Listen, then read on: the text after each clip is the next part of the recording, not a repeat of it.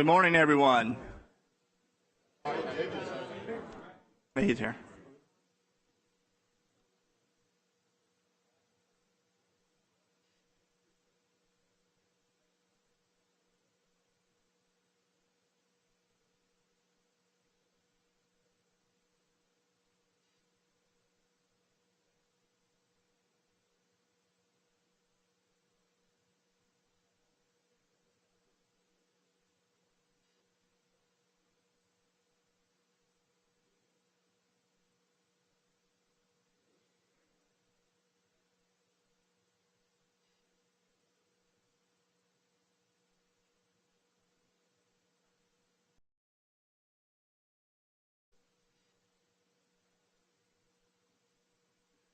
Good morning, everyone. Welcome to the Board of Supervisors meeting. Today's date is January 24, 2023. This meeting is now called to order at 9:01 a.m.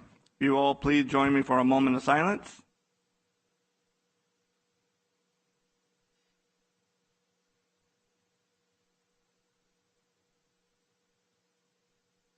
Thank you. Supervisor Canepa, would you lead us in the Pledge of Allegiance?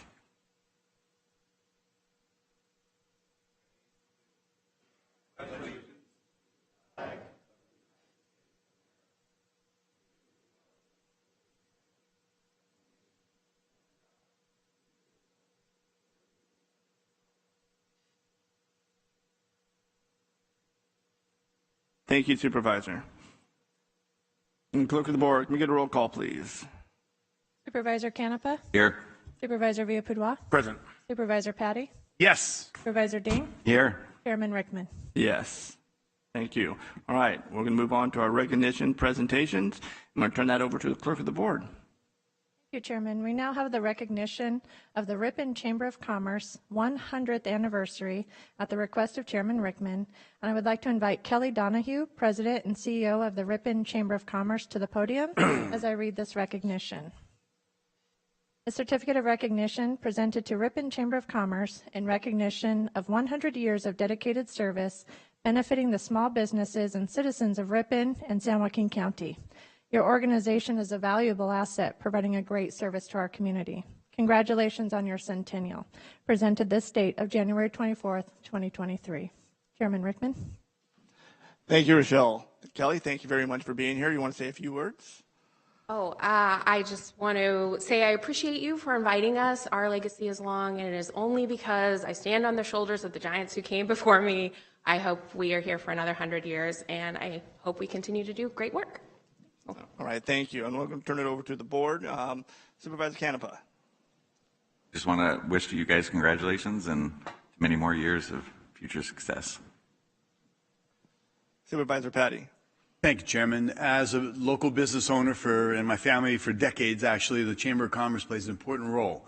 And just to have that continuity where mom and pop shops and businesses can work together and help promote local business is phenomenal. Congratulations on 100 years.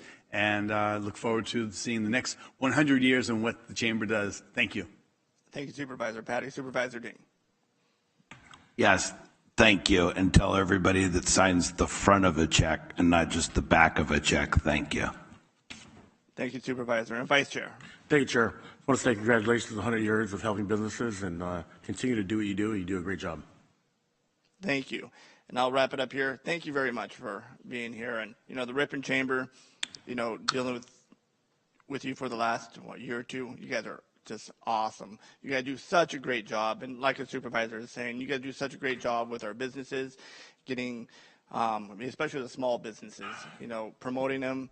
And, we all talk about shop local, and you're doing a great job with that. Plus, all the other events that you guys do and people don't realize, the Christmas parade, which, was absolutely fantastic.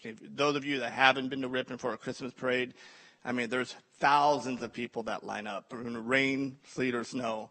And also you have an event coming up here in February. You want to tell us about that real quick? Yes, the Almond Blossom Festival is celebrating its 61st year this year. It is the last full weekend of February. The parade is February 25th. I know some of you have participated before. It's a huge event for our town. In a town of 16,000 people, we get at least that many people in downtown, so it's great. No, if you haven't been to the Almond Blossom Festival, please check it out. Like you said, the whole town comes out, and there's thousands of people. It's a good time. One thing about Ripon, they know how to party, so it's a good time. So if you would please join me up here, and congratulations on your centennial.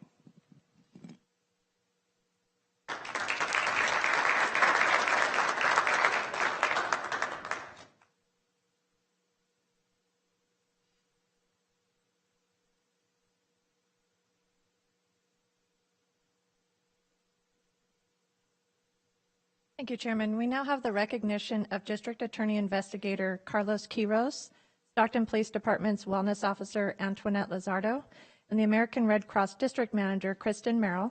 And I would also like to invite District Attorney Ron Freitas to the podium as I read the recognition. This certificate of recognition is being presented to Investigator Quiros, Wellness Officer Lizardo, and District Manager Merrill in recognition of their successful efforts in organizing and participating in the 2023 Battle of the Badges Blood Drive with local law enforcement agencies and the American Red Cross, assisting in scheduling appointments and remaining on site all day for this event, ensuring all immediate needs were met. With 43 members of the San Joaquin County District Attorney's Office, San Joaquin County District Attorney's Bureau of Investigations, Stockton Police Department, and the Manteca Police Department donating blood, the initial goal of 20 units of blood was more than doubled. Thank you for your outstanding achievements and devoted service to the citizens of our county. Presented this 24th day of January, 2023. Chairman Rickman. Thank you, Clerk of the Board. Thank you, Chairman Rickman, County Administrator Will Reading, members of the Board of Supervisors. This is very exciting for me. This is my first official appearance in front of you. So it's my chance to say congratulations to Supervisors Canepa and Supervisors Ding on your election, Supervisor Vilpudua as your Vice Chairman, and Supervisor Rickman as Chairman, and Supervisor Patty, always a pleasure. Right? This is an exciting day in the District Attorney's Office, and we take public safety very, very seriously. And that's why we're embracing a new model in my administration, which is protecting our community since 1850. And I think that speaks to what we accomplish and what we want to do going forward, and it takes many different forms. So with me, we have Investigator Quiros, Wellness Officer Lizardo, and we have Kirsten Merrill from the American Red Cross. And this shows our collaboration of both public and private to do justice in our community and best serve our community. So it's very exciting. Also with me is Stockton Chief of Police Stan McFadden, who wants to say a few words, I imagine also. But we're very, very excited. And when they said, we're going to turn your basement into a blood bank, I said yes and rolled up my sleeve and away we went. So it was an amazing effort, and here to tell you about it is Investigator Carlos Quiroz. Thank you. Yeah, I brought this from my old agency where we were battling it out with the fire department and other agencies, so I thought it would be a great idea to give back. And I love doing this stuff, and I miss when I used to do it as a patrol officer, so we brought it back. So I thank you very much for your time. I just wanted to say thank you for allowing us to come in and host the blood drive, collecting 43 units like she mentioned. That has the potential to save 129 lives. And just placing the emphasis on saving lives and collecting blood and allowing us to come out is amazing. We can't do it without partners like you, and the support and the turnout. Thank you, Carlos, for getting that started was amazing. So we're looking forward to our September event and to keep this going, and thank you for helping us save lives. We really appreciate it. I just want to say thank you very much again for allowing us to be part of this event. The camaraderie between the outside agencies and Stockton PD was amazing, and we're looking forward to September's event. Thank you. And like Officer Lizardo did say, we have another event. So if you missed your opportunity to donate blood, we will have an opportunity in September, and we'll make sure that you are well aware of that. We had over a half dozen agencies that participated with our 41 units of blood. So this was an amazing effort and helped save lives in our community. So a round of applause for them, please.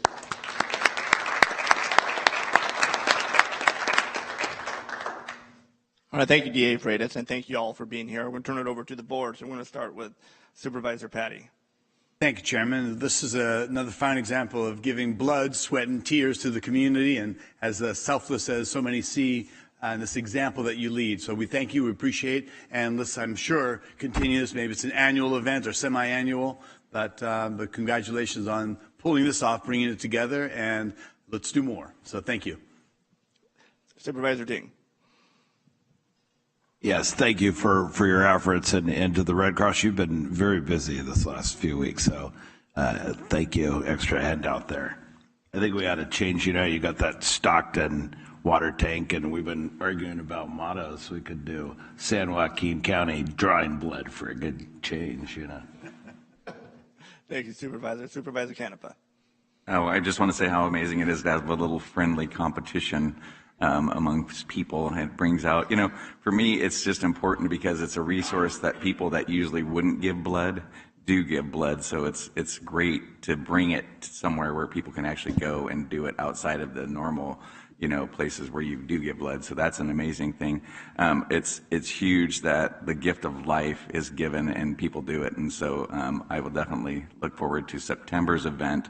And I think if we can get it out more and advertise it more, then maybe we can double that number. So I understand how important it is because there's always shortages of blood, and certain times of the year are worse than others. So wholeheartedly say thank you from the bottom of my heart. So I appreciate it. Thank you, Supervisor. Vice Chair Villapudua. Thank you, Chair. I think it's a great way to raise awareness for blood, and competition is great, and you guys are doing a great job for our community, and thank you all for participating. Right, if the board can join me down here, and in conclusion, thank you all for being here, and thank you for the job that you do and what you have done. I mean, we all know, and we hear about, through Red Cross, that there is a blood shortage, not just here in San Joaquin County, but throughout the nation. And, if you look at past events, I mean, you never know when some type of emergency is going to happen in which our residents are going to need, a blood transfusion or whatever it may be. So thank you for being proactive and protecting our community. We all appreciate it. So God bless you all. And if you all join us up here real quick, I got a couple of certificates.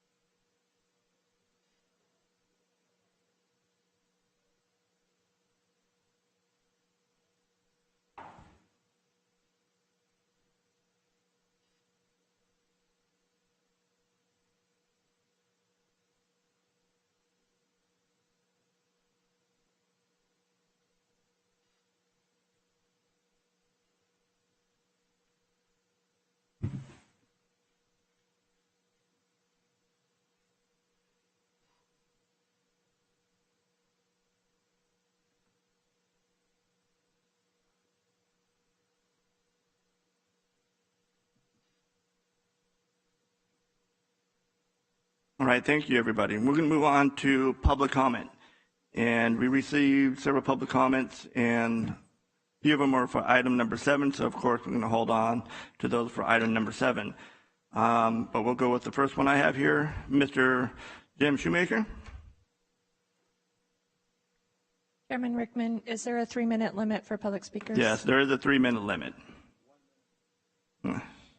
Yeah. And before, let me read this real quick. Are you going grams? Jim, hold on 1 second. From a person wishing to address the board for only those items listed on the agenda may complete the public comment form which you have.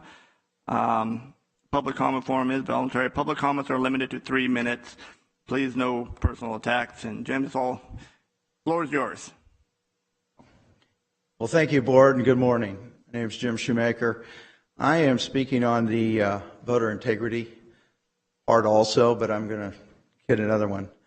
We need to consider the fact that some other states now have shown the way that we can remove voting machines to make our elections more fair and equitable. But at the same time, we need to remember that as a board, you guys serve the people of this county, and your first job is to protect the most sacred thing that we have, and that is our voter, being able to vote, to support our representative government.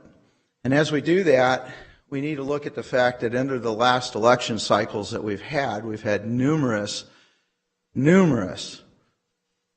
voter irregularities in our system. And we need to clean the rolls up, but we need to remove the machines. We need to go back to what we were doing that was maybe not perfect, but we also knew the outcomes of our elections the next day, not a month later. So I'd like to see that you guys consider that. I know that she's going to be speaking here shortly and giving us an update, but knowing that we've have a number of people throughout the country, the state, and who are working on this subject, we need to consider the fact that you guys do have authority in this county to make changes here. And I would like to see that. You know, now I'm going to change subjects, and that is looking at the fact that the state's still claiming we're in a drought. We just had the most water dumped on this area that we've had in 40 years with no storage, no dams, nothing built for infrastructure here. Our administrative state that we have has taken the authority away from you guys and basically has you guys doing what they want. We need you to relinquish or take away that authority from the administrations and bring it back to yourselves. I think this county should look at the idea of doing something with all our water boards here, and that would be to look at the idea of creating storage ourselves and supporting the water recharging of this district without the state. We should be looking at that. We have enough farmers that can flood their farmland, help with the aquifer here, and during the time when their crops are dormant for winter. So, you know, two important issues here. And you guys, congratulations on the new term, and I hope and pray that you guys will do your duty. Thank you very much. All right, thank you. Tony Shoemaker.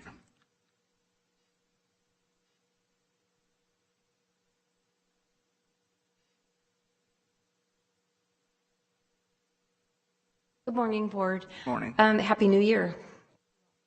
And I am here to represent people who can't make it here and aren't able to speak up, and those who are quiet. That's me. I stand in the background. I'm a cheerleader for my husband, Jim, and I want to be a cheerleader for the community here, for San Joaquin County.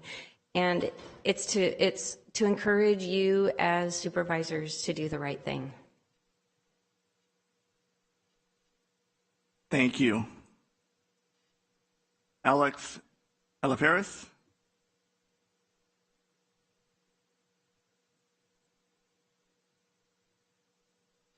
Good morning, board. Good morning. Happy New Year. My name is Alex Elifaris. I'm going to hammer this message again. Of course, I promise I will make copies of this. There was an article July 28, 2007, titled, New York Times, mind you, scientists test hack into electronic voting machines in California and elsewhere. And I'll read the first paragraph. Computer scientists from California universities have hacked into 3 electronic voting systems used in California and elsewhere in the nation and found several ways in which vote totals could potentially be altered, according to reports released yesterday by the state. Heart machines is one of them. It's in the article. Again, I'll make copies because we got some new members here and a lot of good information. Now, there was a lawsuit that was filed in the state of Arizona. And I worked in 2018 in Maricopa County. I was dealing with elections down there, and I kind of saw a little something was going down in Maricopa County, but they didn't know then what was going on. But Carrie Lake had a good quote. Her lawsuit, she actually won the election, but it's being appealed. And this is what she says, quote, this lawsuit puts an end to any doubt that our elections, and especially in Maricopa County, are rigged and massive reforms are needed if the public is ever to trust the results again. Lake continued, quote, our sacred vote was trampled on. Every Arizonan should be furious, regardless of party. Despite the desperate lies by the fake news, my team has filed one of the strongest election lawsuits in history. This has gone into appeals. This issue is not going away. And by the way, the state of Missouri has officially banned the voting machines. Banned. All the counties in Missouri. The largest county in Arkansas has just banned the voting machines. Guys, it's a domino effect. Once Missouri goes, I guarantee you, Florida, Texas, Idaho, Oklahoma, all these states are going to follow suit. And California and this county will not be able to deny the major issue of the voting machines. You have the power to ban the voting machines. Now, I'm going to switch topics. Decentralization. You guys work for the people, not for the federal government or the state. You have sheriffs across all counties in Illinois resisting illegal, unconstitutional Second Amendment laws. They're not going to force unconstitutional laws, gun laws in Illinois. They're saying no. There's other counties, especially in Oregon. There's certain counties that want to secede from the state of Oregon and go to Idaho. San Bernardino County has filed their exploration to get out of California. Thank you. Folks. All right, thank you. Melanie Knott.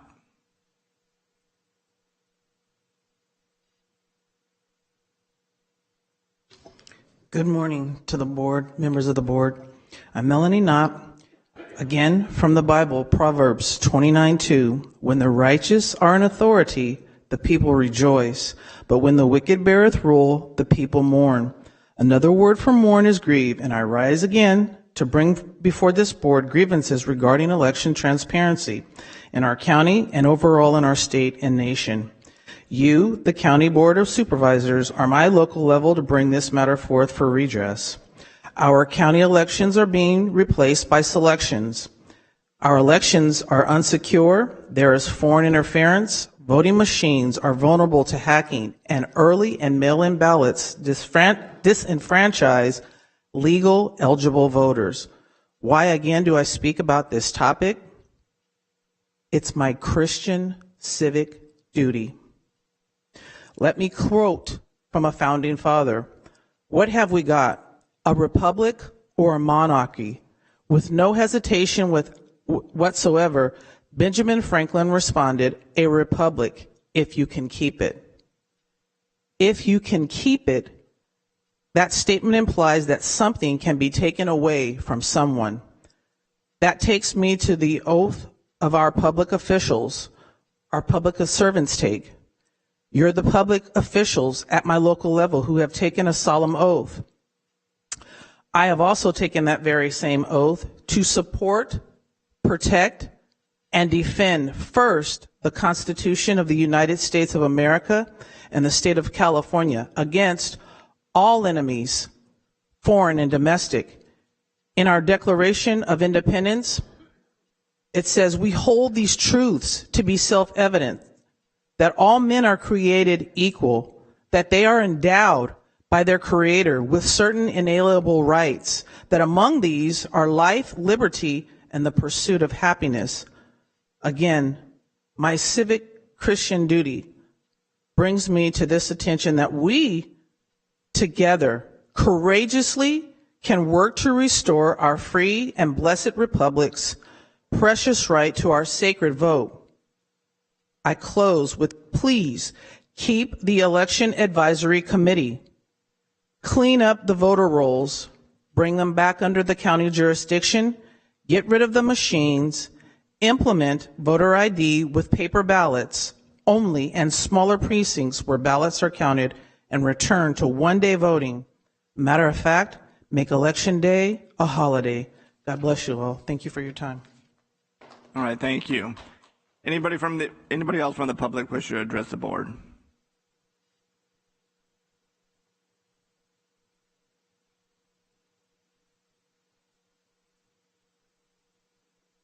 Good morning. My name's Tony Amador. I submitted, I guess you must have called my name when I was using the men's room. My comments are going to be very brief. My name is Antonio Amador. To my friends, it's Tony, so all of you can call me Tony. My brief comments are regarding the Election Advisory Committee, of which I and Tim Loney are appointees of former Supervisor Chuck Wynn of the 4th District, and I guess now we'd be carryover appointees of our new supervisor, who could fire us, I guess.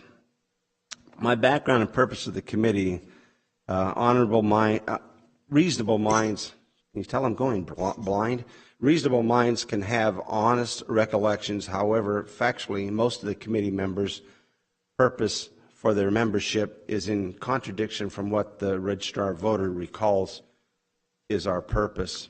In her memo to the members of the committee, canceling the meeting of January 6th this year, she made some assumptions about the purposes for existence and our accomplishments.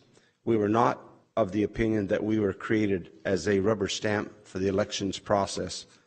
With the elevation of the registrar voters' purpose and function, supported by a liberal increase in her budget as reflected in her salary, and the addition of staff coupled with reporting levels now made directly to the Board of Supervisors and not the division, a low division, lends credence to the board's attempt to raise the importance of election integrity in the county of San Joaquin. You are to be congratulated on that effort. Election integrity and trust in the voting system is of paramount importance in a republic. This is the main purpose of the advisory committee. We are not window dressing and collectively have enough education, credibility in the community, and experience to help in this effort to support the goal of having trust in the voting process. The creation of the committee was the first step. As I stated, we were not created as a rubber stamp for the election process of the registrar of voters, but were created to serve a bigger and more important purpose, and that purpose is to gain the trust and support of the taxpayers of the county of San Joaquin County. As the song goes, we have just begun, but have begun on an important goal of mutually creating trust in the system of voting. It does not now exist. Your mistake would be to disband after 2 ridiculous meetings, wherein the last meeting consisted of 3 members being present, lacking an opportunity to give real input. We should not be at odds with staff or with others about the importance of avoiding the appearances of conflicts of interest, and not rely on actual conflicts of interest to justify receipts of monies, gifts from outside. Sorry, Mr. Amador, your support of our election purposes. I have one paragraph. You're going to extend your time. Yeah, unfortunately, everybody gets 3 minutes. Okay, thank you for your time and attention. I'd like to continue to serve if you are not just a fill-in-the-blanks committee, nor viewed as an assistant of the ROV. All right, thank you, Mr. Amador. I appreciate it. You know, we didn't forget about you. We have you on item number 7. This is what you're referring to. I apologize. I thought we were on item 7. No, this is just public comment right now. They came up here and I thought, oh my gosh, I'm late because I went to the restroom. I apologize, folks. Thank you. All right, thank you. I have several public comments, but they are for item 7. We will be reaching item 7 when we get to our discussion. So you can either speak at it now or on item number 7. It's up to you. So if you want to speak now, yes. You could just state your name for the record, please. Oh, sure. I'm Lauren Cardinale, and I am commenting from the December meeting on the COVID-19 pandemic response, the AAR-IP that was presented. I believe the board accepted it. We'll start with the prayer so I can get through this. Amazing grace. My chains are gone. I've been set free. My God, my Savior, has ransomed me. And like a flood, his mercy reigns, unending love, amazing grace.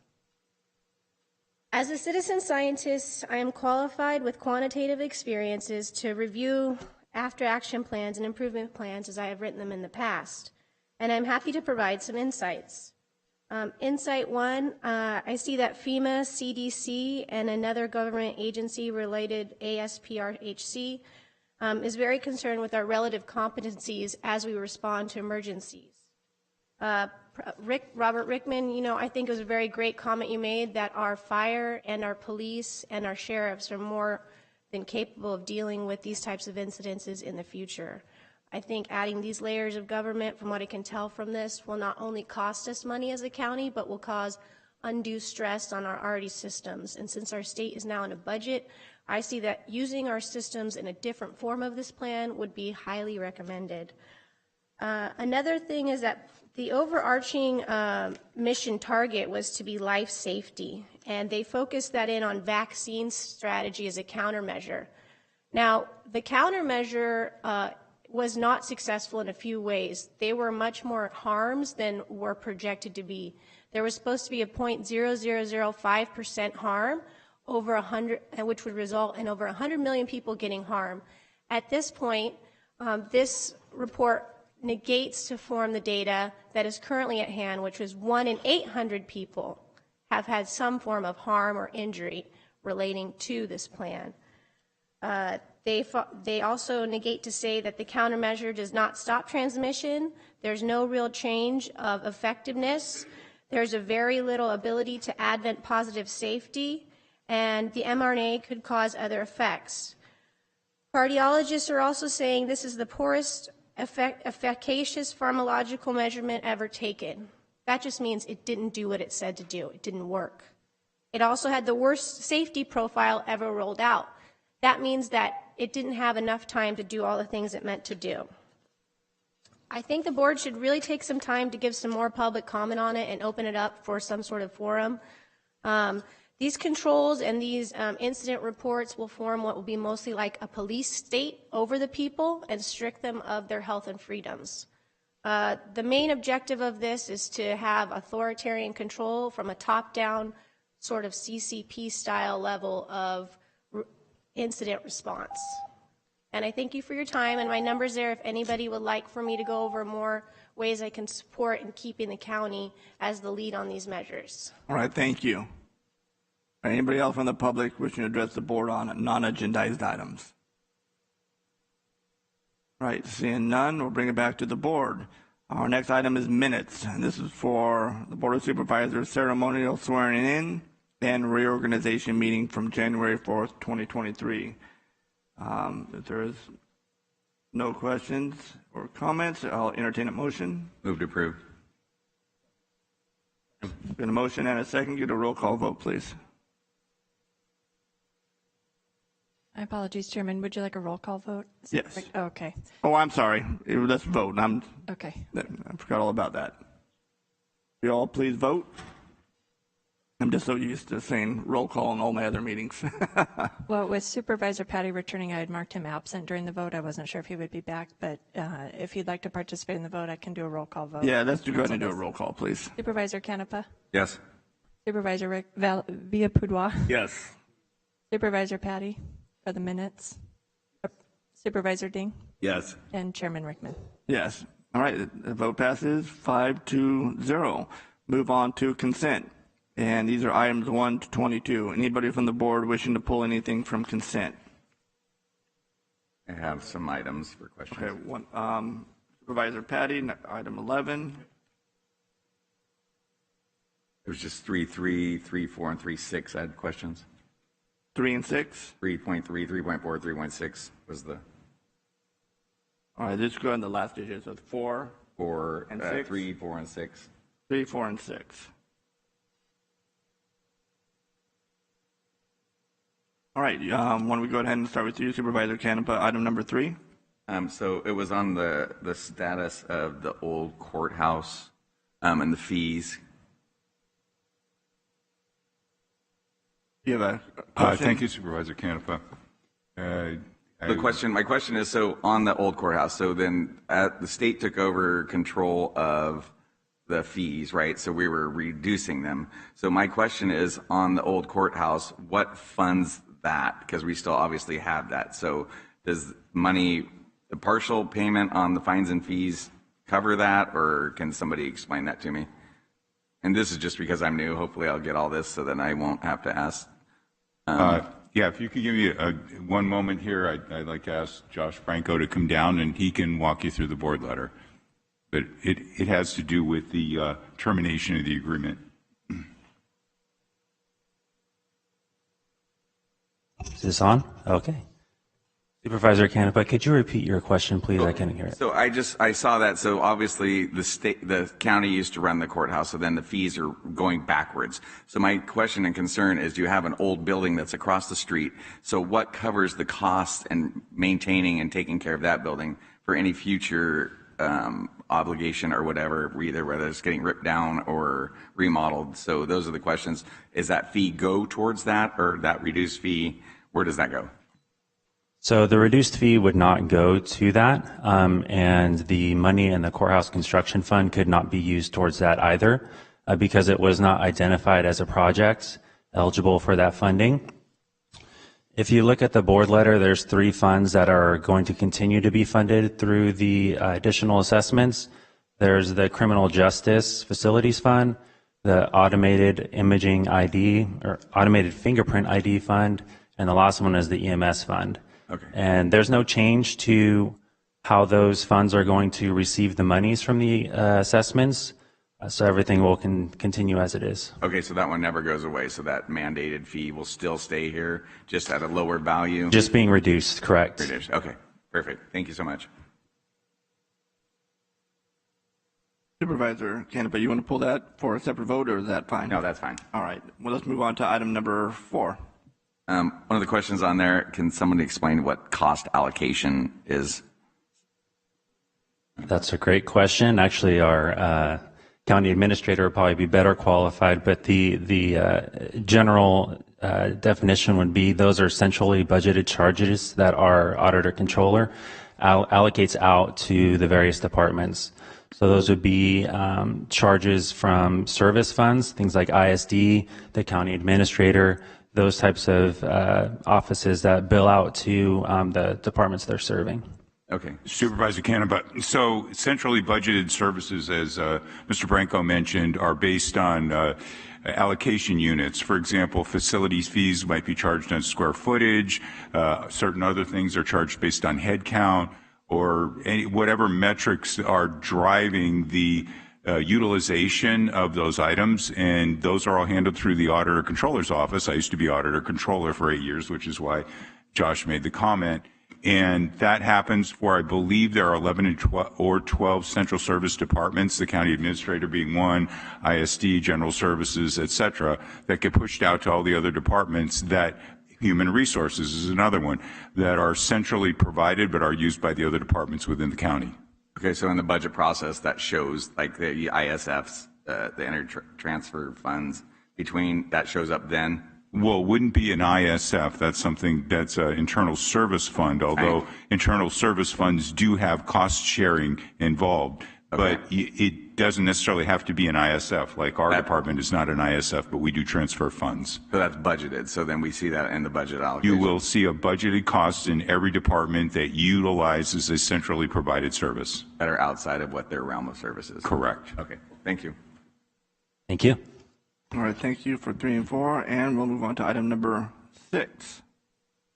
This is just for the question. Costs always go up. So, I mean, is this one of those things that's going to just keep coming back because every process through getting this built is going to need more money, or can somebody kind of explain that to me? Chair, through the chair, good morning, Supervisor Canepa. That is an accurate assessment. This project has been a decade-long prescriptive endeavor for this county, working with the state of California. A significant milestone with getting an approved permit from the state level to construct. However, as you noted, the volatility in pricing in industry is a factor for timing.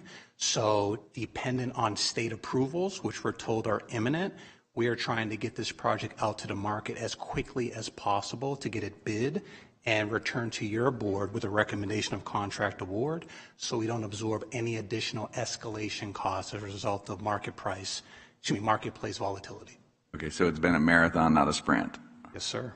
So can we see the finish line, or? Let me say, like, it's been dark and gloomy. It's been foggy. Now we're starting to see the light at the end of the tunnel, and we're trying to push it as fast as we can to get to that light and the pot of gold at the end of the rainbow for the sheriff's office. Yes, because it seems very positive. I mean, obviously we're not gaining, but it's an upgrade in services and obviously facility. So very positive.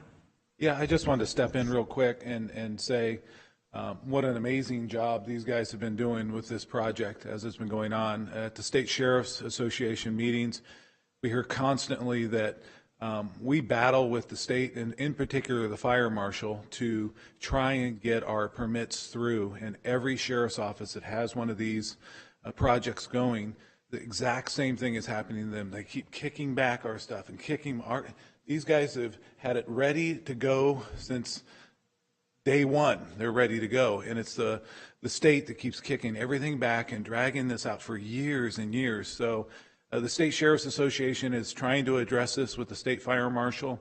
It looks like we're making some headway there to try and correct some of the problems that they have that continually drag this out, and it's costing every county in the state millions and millions in overruns on these projects. So. That was kind of my concern, and just because when you see it from the outside looking in, I mean, we need the facility, the money's there, and then the money just keeps growing and growing and growing. So the bang for the buck just keeps going away as the further it gets pushed out. So that was just one of the questions. I'll get used to this, and I won't ask stupid mundane questions, but I'm still kind of getting my footing. So appreciate you guys coming up and answering that. I don't want to speak for everybody. We'd love to come down and talk. Thank you. All right, thank you. Thank you, Supervisor Canepa. Move on to item number 11 with Supervisor Patty Poole. Supervisor Patty? Thank you, Chairman. I'm wondering if Mr. Terry is in the room, our purchasing director. So I wanted to get a quick review. I've got no particular knowledge of Olympic, if they're a local company or not, but I do have concerns as it relates to our process. Now, I believe we spoke on this subject, Mr. Terry, is that we were going to be, I believe, hiring an outside agency to review our local vendor preferences and or some of the protocols that we are requesting and requiring of our vendors. What's an update on that? We've literally been months since that last discussion happened. Could you give a briefing on where we are in this status? Through the chair, yes. The labor analysis, market analysis RFP went out last year, and the analysis is still being conducted, and it's being conducted by county council is conducting that. So the update will be, I'm assuming, pretty soon coming.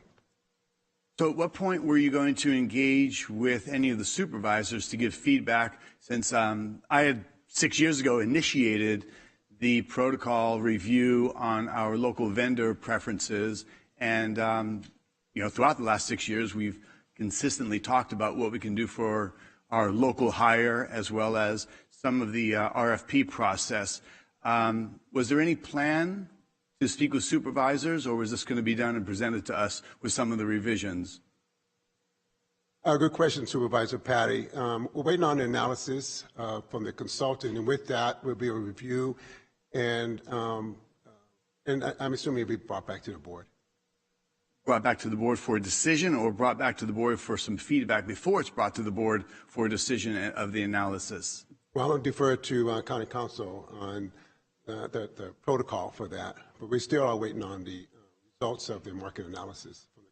Understood. Okay, so I'm going to share with you, since nobody's contacted me, we have a contract going out. It looks like a multi-year, and I've got local companies that will not participate in our RFP process, and they've highlighted. I've got about 15 reasons why there needs to be amendments. I'll just grab just a couple. So, Chairman, bear with me here.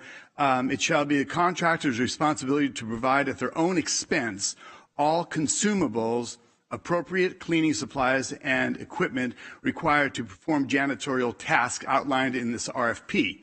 Now, the only problem with that, as experienced by local vendors, county would not give employee population counts per building, making it impossible to accurately estimate the consumable needs. That's just one issue that a vendor has. That seems kind of nefarious and difficult for somebody to put in a bid and not lose money on services when, as it relates to consumables. Then I've got I've got about 15 things here. Another one that was of concern, that's top-loading dual bag vacuums with HEPA filters required. Battery-powered vacuum cleaners are not recommended. So we've got contractors with expertise should have their own determination on where and when you might be able to use a rechargeable battery. So it kind of seemed precarious that we're telling a professional how not to clean or how to clean. There was one area as it relates to penalties, and this will be the last example I point out, that if successful, prosper breaches or habitually neglected and proposer's duties under this agreement without curing such breach or neglect upon 30 working days or written notice, the county may impose penalties commensurate with the monthly value of said location, county janitorial services, RFP, blah, blah, blah. So the problem with that was, from this vendor, is too broad and leaves the contract at risk of penalties per building based on subjective measures. What is habitual? What is the amount of the penalty? In an industry with roughly a 5 to 8% profit margin, penalties can cause significant losses to the contractor. Therefore, local contractors are not interested in doing work in San Joaquin County in many instances. So I'm just curious. I'm glad you gave me an update that at some point something's going to be coming back to us, but nobody yet has called upon me, and I've brought this issue up more than once, and here we are months later and more contracts being awarded. So I just wanted to get that update. I'm sure Olympic's a great company, sure they do a great service. We do know, as it relates to penalties, it's the same workforce. It's not like one company hires exclusively Stanford and Harvard graduates and they perform at a different level. We've got the same level of workers at all these companies. If somebody leaves a paper clip on the ground and a complaint is rendered, that's a complaint, and they may end up getting dinged because a few complaints have happened at the same place by the same person, or a wastebasket wasn't emptied. So we have to be careful about some of these precarious measures and some of these things that are basically built in to almost fail, especially when it comes to things like consumables. So as it relates to local vendors, which looks like Olympic has a local address, that's fantastic. I would imagine their workforce and the owners actually reside here, as would be preferable. But that was kind of the questions I had, where we were, and I look forward to speaking with somebody through the chair, perhaps through county counsel's office. Somebody needs to engage in this question and some of these issues that I've brought up over the last 6 years. So I look forward to the update and the conversation. Thank you, Chair. Through the chair, if I may, we've been in contact with the individual that we've retained to do the research and the data analysis. The update was that the research and the data analysis had been done. They had been sending out surveys to contractors and were disappointed a bit by the response. So I said, keep trying, keep knocking. Supervisor Patty, I will be in touch with your office, because if we've not been at least in contact with those contractors who have contacted you about this particular bid, we definitely want to make sure they've gotten our survey and they want to complete it, but we'll also ask our the person we've contracted with to reach out to you for more additional information and input that you may have. Thank you, County Council. I will state for the record, I know 2 janitorial companies that say that San Joaquin County is the single worst county for them to do. They do bids, they do work all sorts of counties around here, but they refuse and they won't do work in San Joaquin County. These are local companies with local employees, and they said it's a stacked system, and it's not even worth it for them to pursue work. And that's a shame. Thank you. Through the chair, if I may, I'm going to provide some content. Previously, these janitorial, a lot of these similar contracts were based on just a bid. It was just the lowest price we provided in the scope of what they're going to look for, the services needed, and they would provide just straight bid. The challenge of that was the contractors and the vendors didn't stick around very long. We found out that they didn't have the resources, and they couldn't sustain a 3 to 5 year agreement across different departments which have different needs, different requirements. So it was changed. It came back to the board, and there was a recommendation that we issue out an RFP, and we base it on criteria. The criteria is also each department has different needs, different background checks, a different HEPA filter, different green. The hospital, for example, the law enforcement, different ones have different needs and different requirements. And so we go to each department, and we also include a site walk. All the contractors come through, and it's an actual site walk. They go through, they look at all the areas, they're free to ask questions, to voice their concerns. And also, we also ask them, there is a performance bond requirement due to the reasons of not having a lot of local vendors. So we do ask them, I've asked them outright to say, do you have any problem with these requirements? That's due to pre-proposal conference. And I've never received anything regarding that. Now, having said that, I have to say there are some local vendors, janitorial, that sometimes never bid, but they do about 60, 70, around $80,000 a year with the county, different ones that do not require a bid. And so I'd be interested as well as every time the RFP, the departments are notified and we obtain those requirements, and they may change from year to year. But those requirements are stringent based on the department needs. And we have to get viable contractors and vendors that are sustainable for 3 to 5 years. And I know recently a department is having a hard time getting a contractor because of the background check, because stringent background requirements. And so we do need a breadth of local vendors, and we do have a bunch of local vendors that are qualified to meet that need. All right, thank you. Supervisor Pat, do you want to pull this, or? You know, I'm sorry, once again, I can't tell. If you got to hit your little speak button, it's not popping up on my screen. Speak. You know, just get my attention somehow. Right. Hopefully next meeting it'll be fixed. So Supervisor Ding, thank you.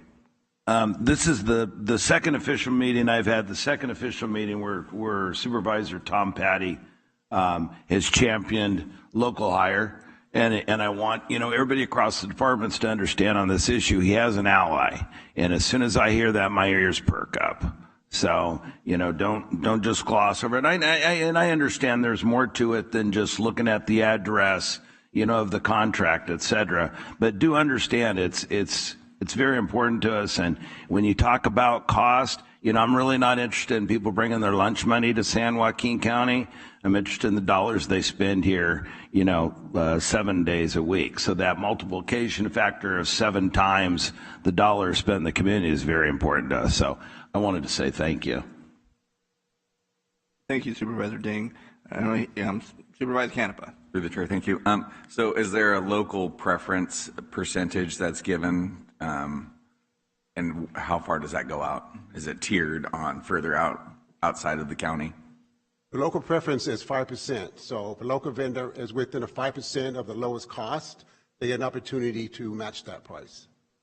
And does it vary outside or no, just inside the county is 5%?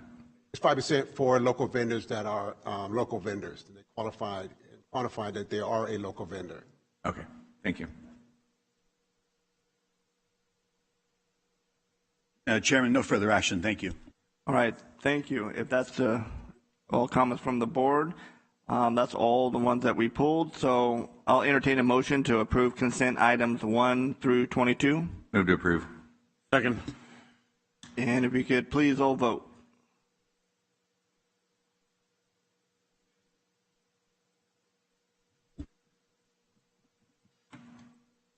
Does somebody, we have a, I apologize. It's still showing Supervisor Patty is absent. I'm going to do a roll call vote again. I apologize for that, and I'll double check, make sure it's not marked absent anymore. Supervisor Canepa? Yes. Supervisor Villapadua? Yes. Supervisor Patty? Yes. Supervisor Ding? Chairman Rickman? yes. Go. All right, passes 5-0. All right, this is the time we can move on to our discussion of general government. Before we get into that, per request from our CAO, we are going to pull item number 5, and it will be presented at a future board meeting. And we're doing 7 first. Yes, and the board, if the board approves, I would like to move item number 7 up, which is the ROV discussion of the state of the election advisory committee post 2022 general election, since we have several people here from the audience on this topic. If there's no objections, we can move that item up to right now.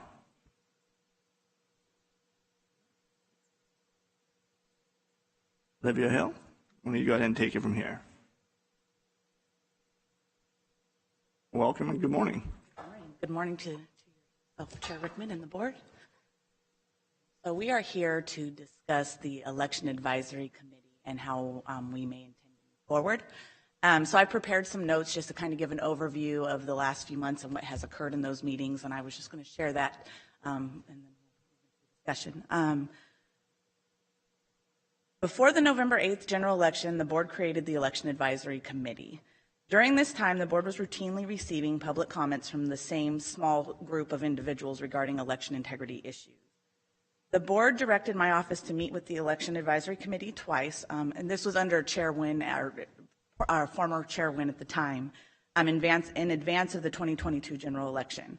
We facilitated those 2 meetings on September 9th and then another one on September 23rd.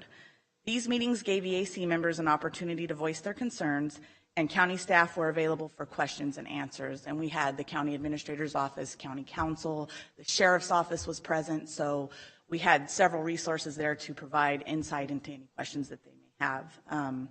I presented a detailed report to the board on September 27th, addressing all issues brought forth by the EAC, completing the original purpose of the EAC for those 2 meetings. This comprehensive presentation on election integrity and administration in San Joaquin County is available on our website. Shortly after that September 27th board meeting, we made sure that that presentation was posted on our website. We also did a public Q&A document, so all the questions that the Election Advisory Committee had asked, we worked with council and we were able to prepare that document and make it public facing. So there's actually a tab on our website that says Election Advisory Committee, and all of that information actually lives there. Because the EAC accomplished the specific tasks as requested in advance of the 2022 general election, and neither the EAC or the ROV were able to identify any substantial concerns regarding the integrity of elections in San Joaquin County, I recommend the board dissolve the EAC. As explained in depth in the comprehensive presentation, a majority of election integrity issues that had been previously raised during public comment were either misplaced as they pertain to issues in other jurisdictions that observe different laws and utilize different voting systems like different states and different countries, or they proposed solutions that were not legal per California election code. And so a big thing to keep in mind here is we are very bound by what California election code requires us to do. So even with recommendations from the Election Advisory Committee, there's only so much that we can do in regard to that. Secondly, the 2022 general election was certified on December 2nd, 2022. The ROV did not receive any requests for a recount, nor has the election been contested in any way. During my administration of the 2022 general election, I strive for transparency. This is in alignment with our mission statement in the ROV office, to conduct fair, impartial, accurate, secure, transparent, and accessible elections, to serve every person with the highest level of integrity and efficiency, and to be stewards of public confidence and trust. In doing so, whether it be with this board, candidates, the media, or a voter, I provided tours, encouraged observation, and responded to individual questions and concerns, even when the law did not require me to do so. As a result, media outlets characterized our administration of the 2022 general election as a very positive and seamless election. Even in the rain. As you recall, that was our first big day of rain on election day, which had challenges, but we still had a successful election, which was awesome. The ROV staff actually has coined this the best election that they've had in 5 years under our current administration. As an alternative in an effort to garner further public trust, staff will incorporate materials on election integrity in the ROV's ongoing outreach and education campaigns, such as billboards, mailers, outer envelopes of the ballots, and voter guides. So we're very grateful that the board allowed us to create an additional section in our department that is just dedicated to outreach. And so we now have a staff that's purpose is to focus on that and to create voter education and outreach across our community and to include this election integrity piece in that. Our materials will tell people what they should look for and how they can report election integrity concerns. We do things like warning them that when they're signing under penalty of perjury that this better be their signature on the envelope and different things like that already. We are going to maintain a permanent election integrity hotline in concert with the Sheriff's Office. I believe we only had one person actually call into the election integrity hotline during the election. Members of the Sheriff's Office came forward and asked for signature verification documents, which I provided to them, and I don't believe they found anything warranted. At least I haven't heard back from them in regard to that. So I think we had no issues as far as there was a call-in number, there was a website or a way to go in, email, call, and address any concerns any voters may have found during the election. An example would be we had the 2020 voter rolls assessed by several members of the public. They actually took the 2020 voter rolls over to the Sheriff's Office. The Sheriff's Office did an investigation. They went out to look at things like voters that were over 90 years old, homeless voters, multiple voters at one address, students with college campus addresses, and nursing homes, just to verify information to assess that our voter rolls are being cleaned and maintained. We are in the process of investigating that in its entirety.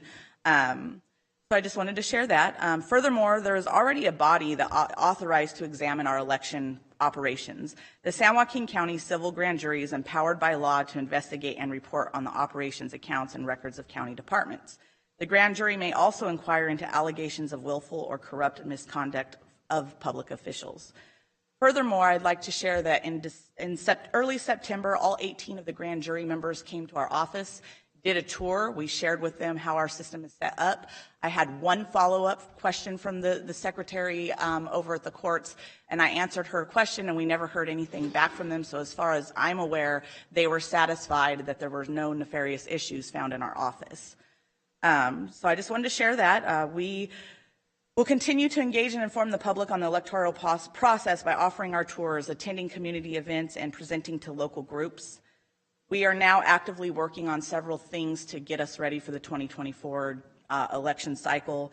We're looking at security receptacle drop boxes. So something that came out of tours is we actually met with folks that recommended, I believe actually Chair Rickman had shared at one time, maybe body cams for those picking up our ballots. We're thinking of a receptacle that'll snap into place and it won't be opened unless there's a key that'll be at our office, so anyone that's picking up ballots for us out of those boxes wouldn't have access to those ballots. So that's just one thing we're looking into.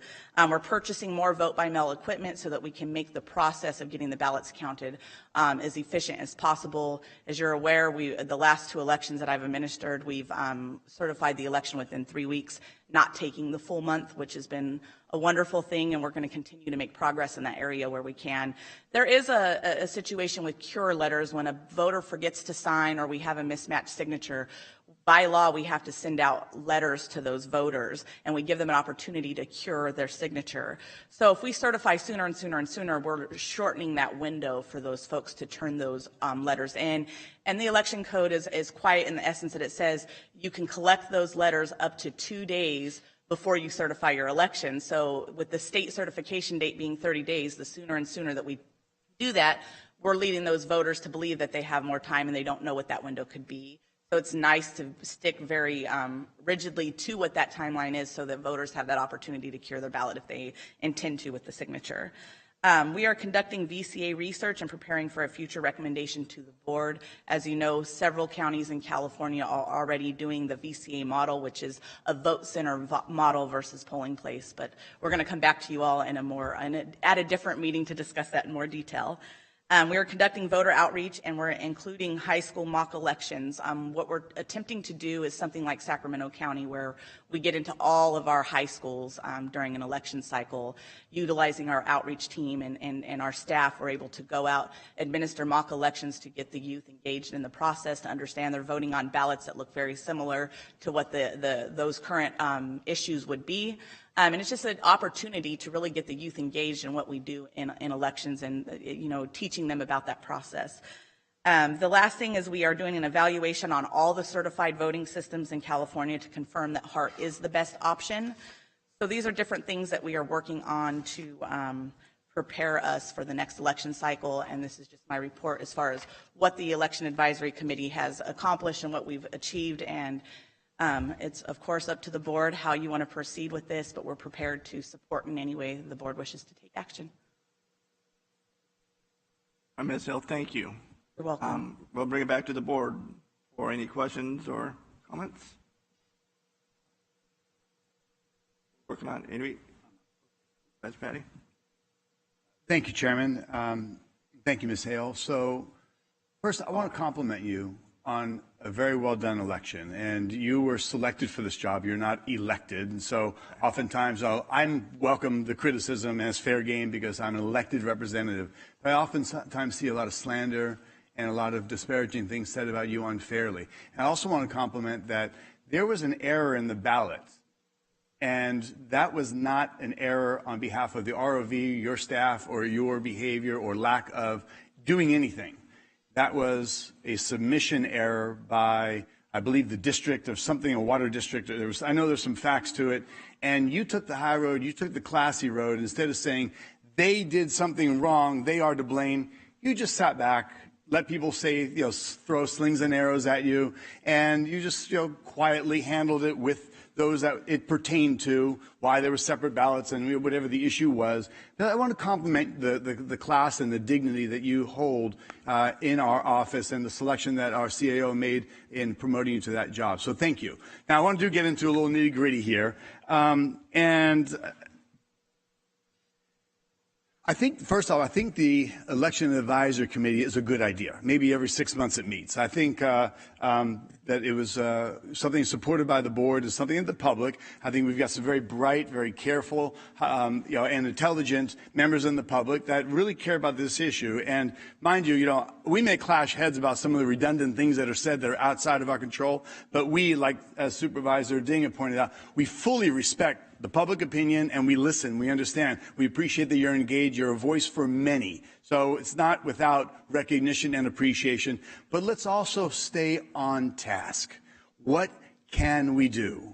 What's legal? Because I fully support, and I'll buy a tank of gas if you want to go up to Sacramento and keep protesting up there. But coming in here and talking about things that we have no authority, or go see your state assemblyman or your state senator and talk to him about these issues. We do not have the authority for a lot of the things that's being asked of us. So you keep coming in, you keep saying the same thing, it's going to fall on deaf ears. There's nothing we're going to do about it. But I do want to ask, do we employ any of the technology that's cited from a 2007, I believe it is, New York Times article that there was hacking into a machine? Did we buy those machines? Do we own those machines? Do we have anything about those machines here in San Joaquin County? Absolutely not. All voting systems in the state of California were updated and recertified in 2019. So anything prior to 2019 would not be relevant to our current systems that are utilized in the entire state. Got it. Okay. And you may not have been here, but I happened to, through my different associations of people I know, I met an individual who's one of the top hackers in the world. Literally, he's got a card, diplomatic immunity. The guy can't be touched for anything. And I called him on the phone and I said, can anyone hack into San Joaquin County? This is post-election. This is 10 days ago, way past elections being certified, since I was just on an election cycle. So I asked him, can anyone hack into San Joaquin County, influence, change, tabulations, reporting, recording, anything to Sacramento? He goes, no. I said, can the system in California be hacked into? No. Dumb question. Why? I said, That's all I want to know. There is no why to it. I'm just for clarity, a person with your expertise, a person with your depth of knowledge and your ability to literally hack anything he wants. I said, nope, not possible. So I don't know how we're going to address these concerns that keep coming up about hacking into machines and stuff, and maybe we can put in monitors. But I do think that we could complete, I want to get your opinion on this, but do a 100% hand count after there's been a mechanical tabulation for reporting. I believe we do roughly a 20% blind tabulation of total ballots. So I wonder what it would take to do the 100%. So we verify, because I believe when we do a blind hand count, we have 100% accuracy with our machines. Is that correct? Yes, that's correct. Okay, so maybe to address and fully recognize the concerns that maybe the other 80% have been changed mechanically and through some sort of hacking mechanism that doesn't exist, but just for satisfaction and certainty, I know that there's other states and cities that do a 100% hand count. If we were to ask that of the ROV's office, what timeline would that take, and is that something that would be feasible and possible to do? I don't know that it would be a feasible thing. I'd have to really look into that, but I think it would look something very similar to the primary election when we were having to duplicate all those ballots. We'd need like 200 more staff. So it's not just counting a ballot. You got to understand there's several contests on a ballot. There's several ballot types. When we report those results, so what you're proposing, we're going to do our tabulation with them. So what the machine also does is it keeps track of, you have to know like how many voted for a particular contest within a certain congressional district, and you have to report the results that way. You have to report it by assembly district. They need to know the breakdown. All the way down to city council districts is how the state takes in the results. So all of those major districts. So if people voted for Congressional 9 and they are in 3 different city council districts, they want to know how many people in this city council district voted for that, and so on. So there's a very complex amount of results that they're getting. So us just counting them ourselves just to verify that the machine did it, we could do that. But I will say, looking into stuff with statistician reports, and if you talk to any statistician, they're going to tell you the random draw of precincts, which is in California election code that we're doing. We looked at, I believe it was 26 precincts in the November election with no issue. We would be really taxing county resources, and I mean, I'm already spending a few $100,000 on temporary staff just to conduct our elections as we do now, and I could imagine that we're looking at a pretty hefty price tag. I mean, just doing an additional mailing to alert voters, we have 400,000 voters, so that is a hefty price tag. So I can only imagine employing folks and having to work overtime to get that done. Now, if we're talking about what we've seen other states do, I mean, I try to stay away from that, but I believe one state took 6 months to go ahead and do a hand count, and they took 6 months and they did it after the election just to show that. But I don't know that it's a great, I would say it would be a great source of our resources in the event there was something we were concerned with. If we had counties around us saying, we're having this issue and this is happening, but we're not hearing that in California. And it's very important to remember, if we were hearing that in our backyard, we absolutely would have something that we would be concerned with.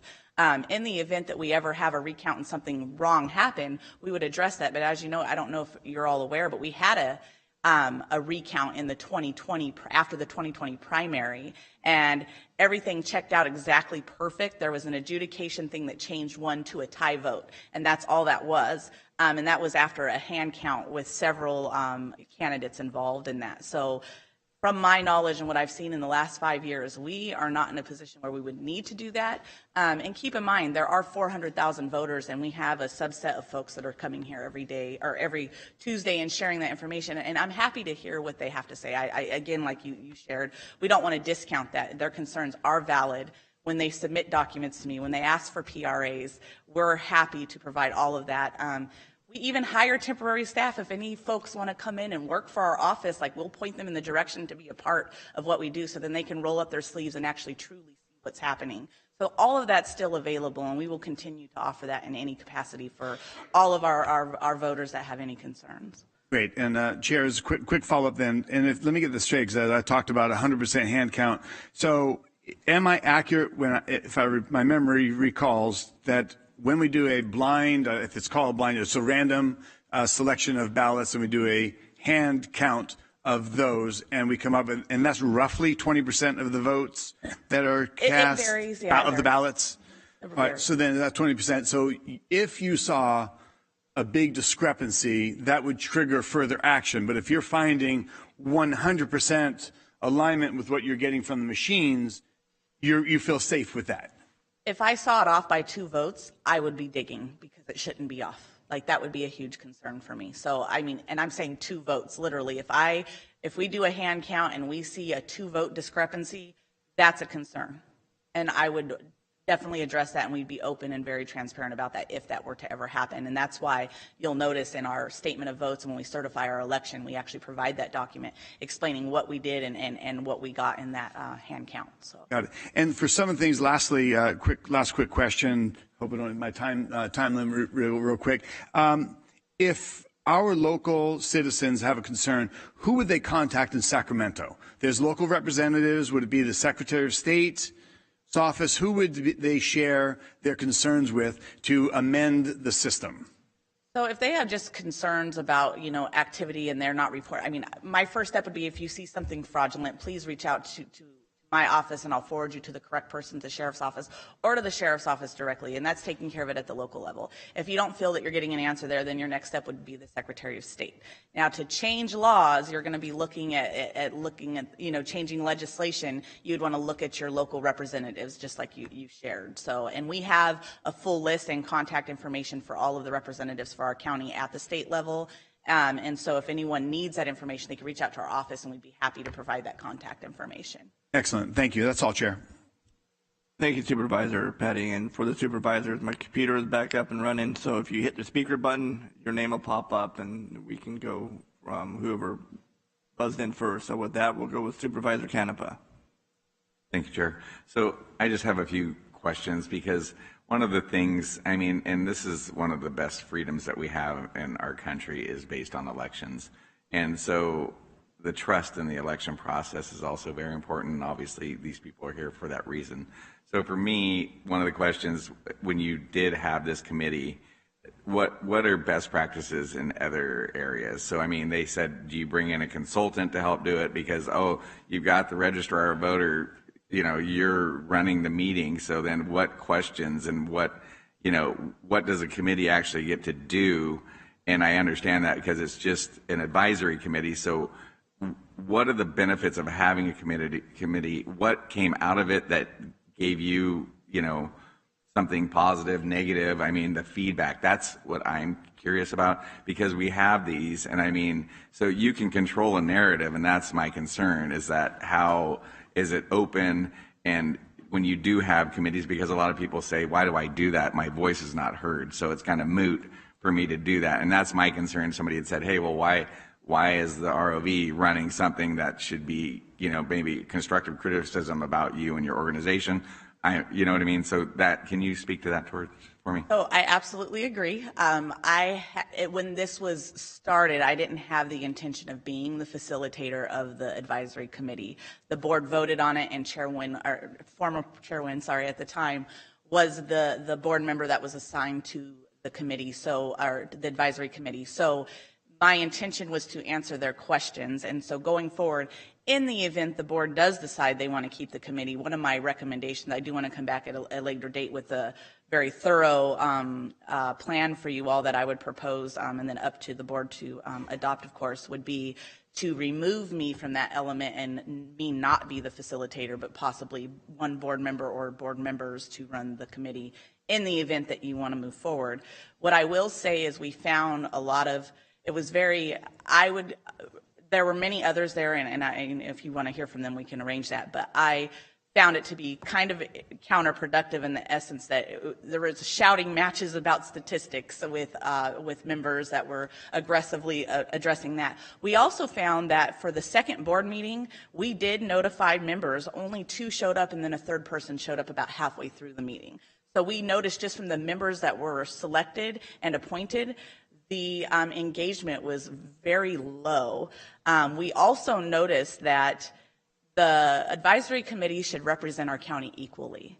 And as of right now, there's 6 members of one party on there and 2 members of another. The 6 members represent the the smaller party within our county, and so it's not representing fairly. You know, there's several other qualified parties that aren't represented. We also have a population of 80,000 nonpartisan voters in our county, and so those folks, their voices, it's not a well-rounded committee that's providing insight from a fair perspective. We want to make sure we're representing every voter within San Joaquin County, and so I do have some recommendations if you all did decide you wanted to move forward.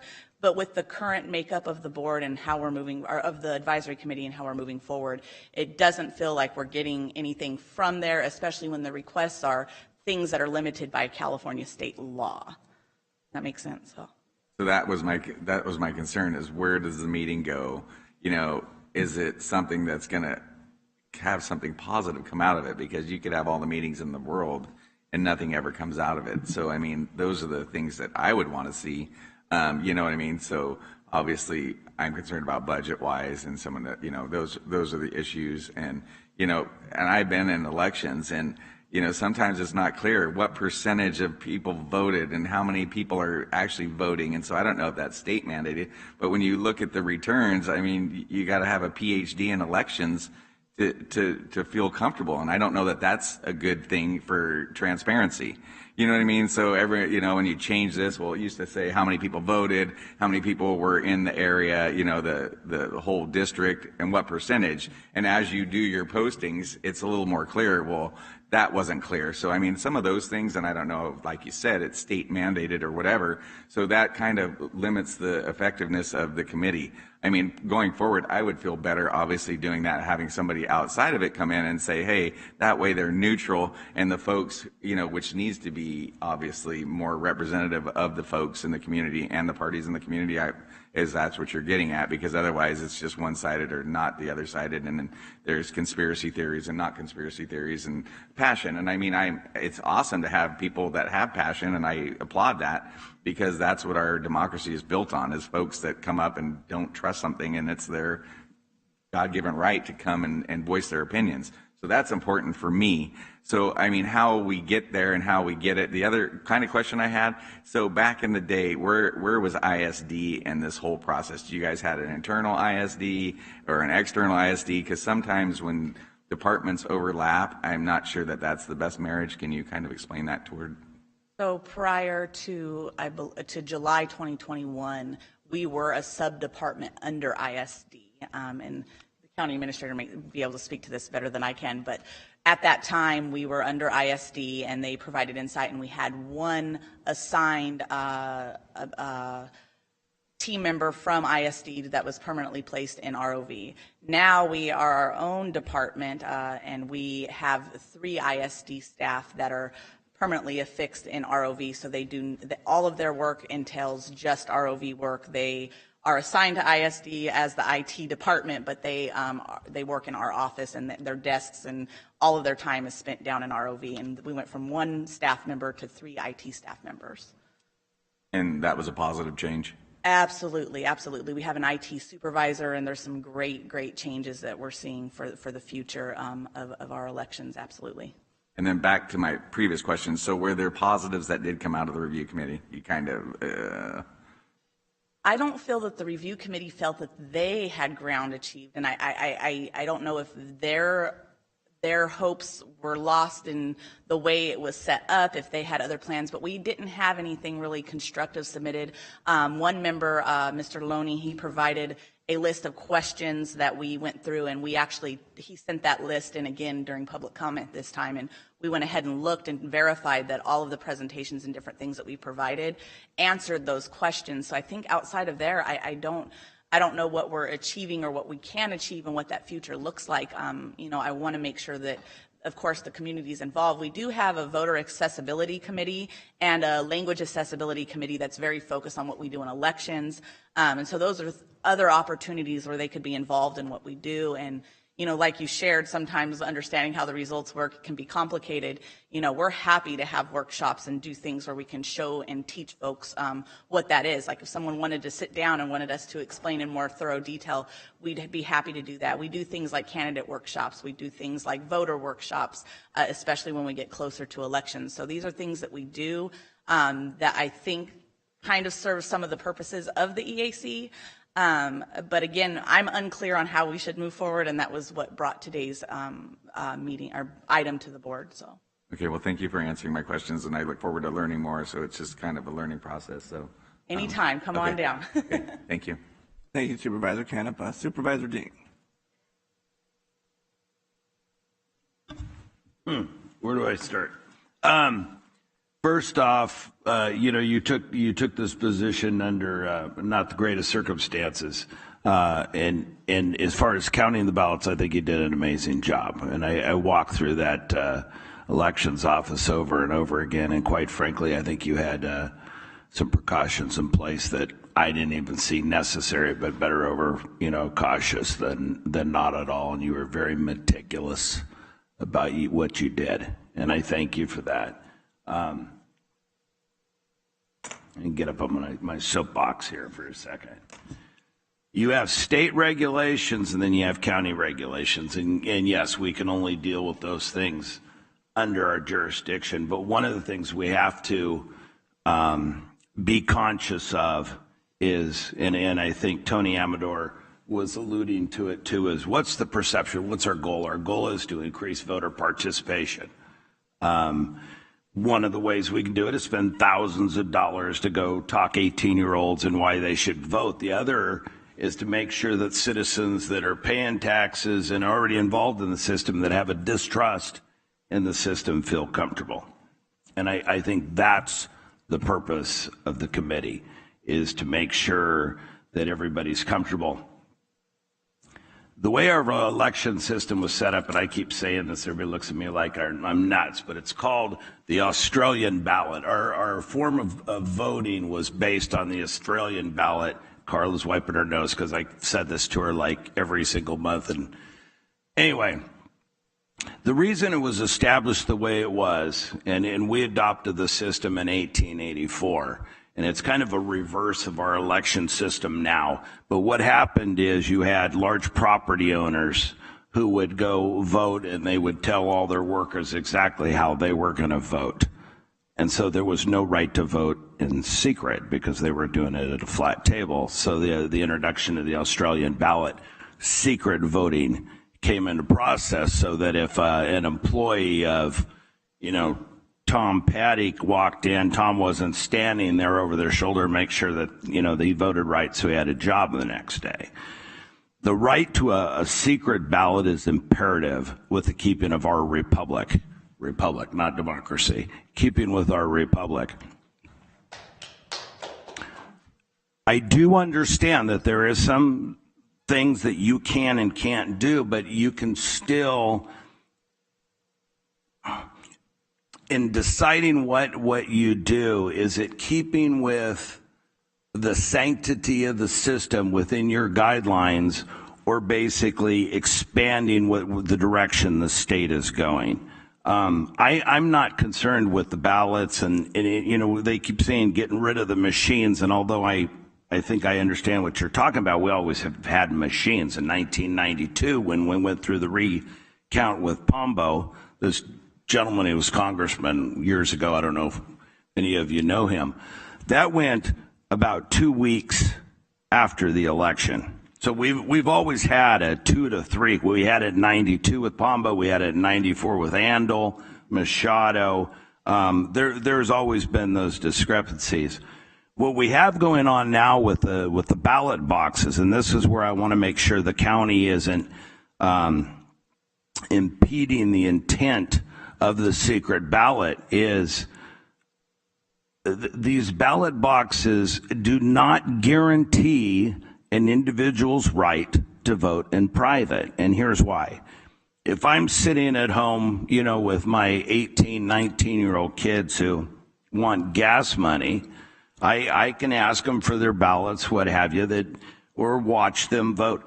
They can't tell me, Dad, I'm going to go to the ballot box and vote in person. We've made it a luxury to just go to these boxes and turn in. We're allowing secret voting. We're not guaranteeing it. And that's what the ballot box does. And I think that's a lot of the frustrations you see. To me, the purpose of the committee is to make sure that the perception amongst voters is that we're doing everything in our power to guarantee that their vote is counted, and they have to feel comfortable in order to do that. So I would like to see this committee continue. You had talked about it's not equally dispersed by, party, well, neither's our water committees and our ag committees. They're based on interest. The way you disperse this equally is by the supervisors. It's geographical by district, and I think the supervisors, in my opinion, would put 1, 2 members, what have you, on that committee. There's a difference between tasks and achieving your goal. It's like me telling, not that it ever happened more than 20 times, but telling, one of my teenage sons, I'm tired of seeing your clothes all over the floor. This place is a pigsty, clean it up. And I come back in about 3 hours later and there's nothing on the floor, but it's all stuck in the closet, under his bed, what have you. But he did exactly what I asked him to do. So when you were going through some of your task lists, on this citizen review panel, yes, we checked the boxes. But did we really do what we were setting out to do, or what Supervisor Wynn, I'm going to assume, was setting out to do, which was create faith in our election system? That should be the goal. Nothing else, not tasks, nothing else. But, the state has got its own political agenda, what have you. I'm not interested in outdoing them. I'm interested in doing what we're required by law for the state of California until that is fixed. But I'm not interested in perpetuating the problem. I'm also not interested in and we don't have to get into it right now, but I would like to hear more about the 501c4 dollars that have been accepted supposedly by the Register of Voters from nonprofit entities, cell phones, equipment, and maybe I dreamt this whole thing up. But if it is happening, I'd like some more information on any outside funding that the elections office is getting. And the reason I bring that up, there's been some, in fact, one of them just came out this morning with a gentleman who spent about $40 million helping elections office with equipment and so forth. Again, it gets into the perception that I'm trying to avoid. Right. There was one grant received in the 2020 general election, the CTCL grant, and we went into great depth in that. I'd be happy to share that information with you to clarify that. Under my watch, there's been no private grants received of that nature as of yet. And of course, if we did, those would always come in front of the board for you all to approve before we take on a grant. So that CTCL grant was brought in front of the board, and the current board at that time accepted that. So we don't just accept those grants without the board being privy to what's going on in advance of that. Okay. Yeah. And just one more comment. I did receive some lengthy correspondence from Tony Amador, Tim Looney. Very well written, thoughtful, professional, and helpful. And I want to thank you for that, and I want to thank the citizens of San Joaquin County for participating. May I also add thank you, because they submitted those letters to my office too. I'd asked them to give, and I was very grateful that Mr. Amador, Mr. Loney both provided that information. So when I emailed out our cancellation letter, I was very grateful that both of them took the time to respond and allowed me to have that information as we presented this to the board. So thank you. Thank you, Supervisor Dean. Vice Chair Villapudua. Thank you, Chair. Ms. Hell, I just want to thank you for running such a nice, tight election. You've been a wide open book. I know people have been scrutinizing you, but I think since you took the position, you've been a shining star in the ROV's office. And I understand that people are very concerned about the election. But as far as looking at options, I think option 2 would make the best sense. And just my thoughts, but I just want to thank you for doing a great job. Thank you, Vice Chair Villapudua. All right, we'll open it up for public comment. I have a couple of public comment forms here, so we'll go on the top. Lauren I know you spoke about COVID-19 before. I mean, okay. All right. Mr. Amador, you already spoke earlier. Mr. Amador, everybody gets 3 minutes. Total? Yes. Agenda item? Right. I'll put it in writing because a lot of things. Mr. Amador, you can come up so we can hear you real quick. But yeah, if you wish to address the board, I went through it advisor, quickly. I didn't know. write it in, and you can write something into the board, and it will go. It'll be delivered to our supervisors and be put on the record that way also. There's a lot of discrepancy that's taken place so far, and I'm going to rectify the file. And we're not trying to avoid actual conflicts. We're trying to avoid appearances of conflicts of interest, which is your duty as elected people. Right. And whoever you put on these committee, I can't help it as a member that I happen to be registered one way or another. It shouldn't be a concern of the board of the office of registrar of voters as to what party they belong to. So I'll leave it with just one thing. I'm going to make it. It's very personal to me. I'm just going to make one comment. I don't expect a response. I have not been to public meetings or done anything for the last year and a half because my wife has cancer. Today, her chemotherapy, her radiation was to take place. We changed it to the afternoon so I could have my ass here on an important subject. I don't have time or concern to go to Sacramento because you are my elected people. You are the ones we're trying to work through. And so I leave that with you. That's how important I think this is. And I think it's total bullshit to tell people they're here because they don't have anything else to do. There's some of us that have some pretty good backgrounds in education, and I'm insulted at that. Thank you. All right, thank you, Mr. Amador. And just to remind folks, if you want something entered in the record, instead of, you can always, we welcome, of course, public comment, but you can also write to the board, and that will be delivered to the board and will be entered into the record also. So that's another way.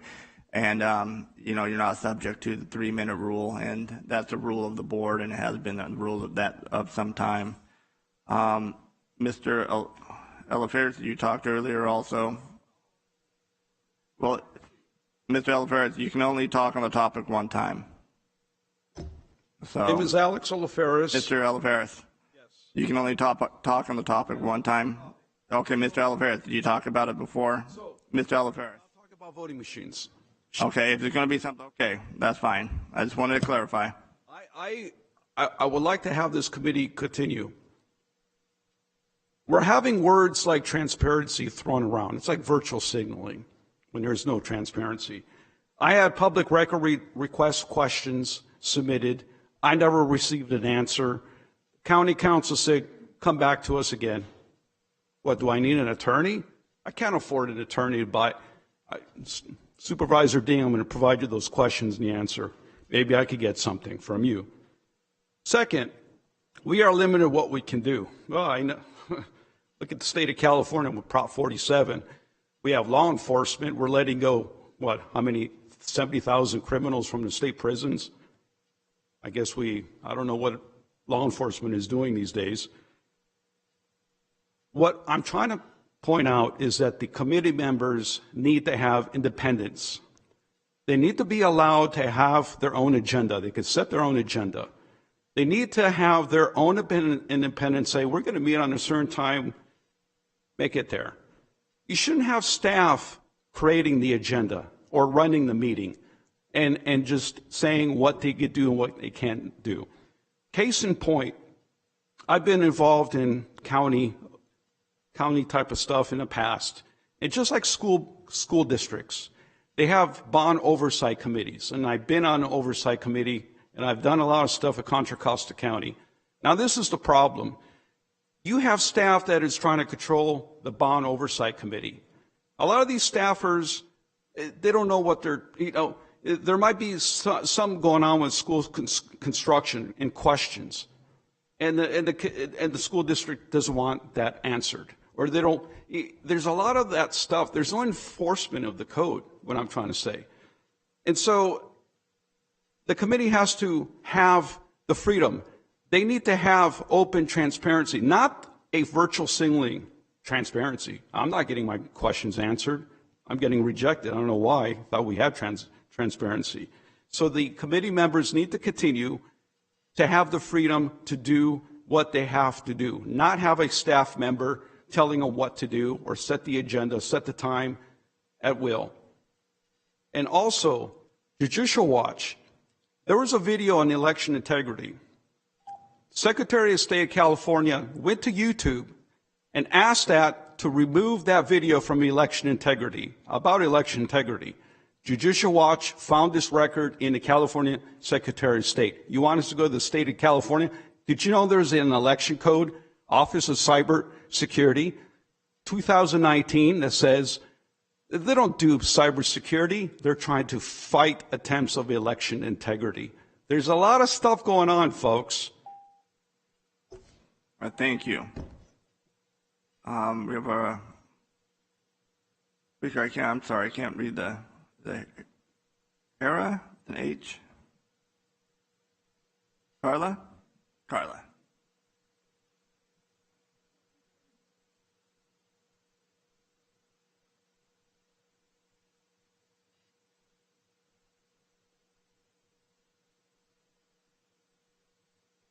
Thank you, Chairman Ricken, and I'm glad to see all of you. Nice board. So I'm just going to speak a little bit about the advisory committee. So again, as has been stated, the supervisors, you guys put out applications, excuse me, Paul and Steve, I know you weren't here, and you selected the people that were on there. And we opened it up to the whole county. You got X amount of applications and you made your selections from there.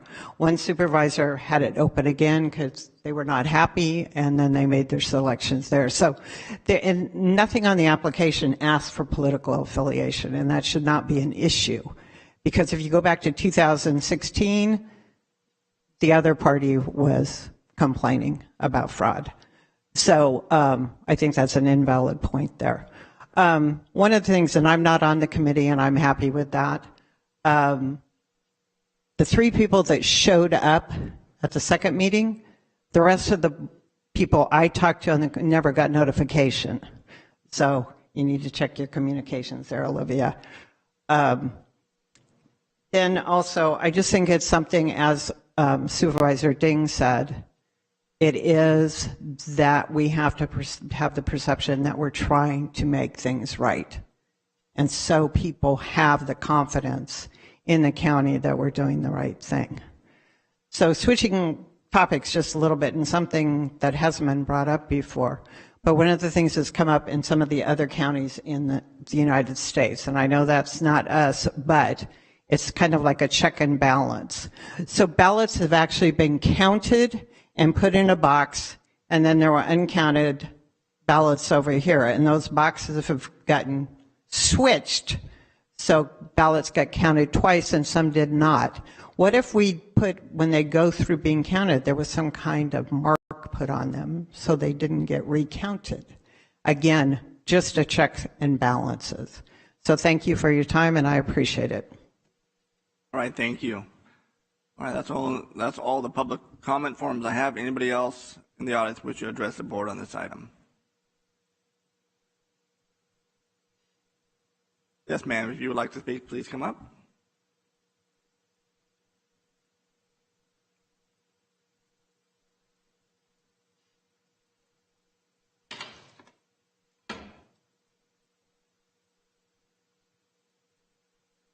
If you could just state your name for the record, if you would. My name is, excuse me, my name is Mary Kenefick.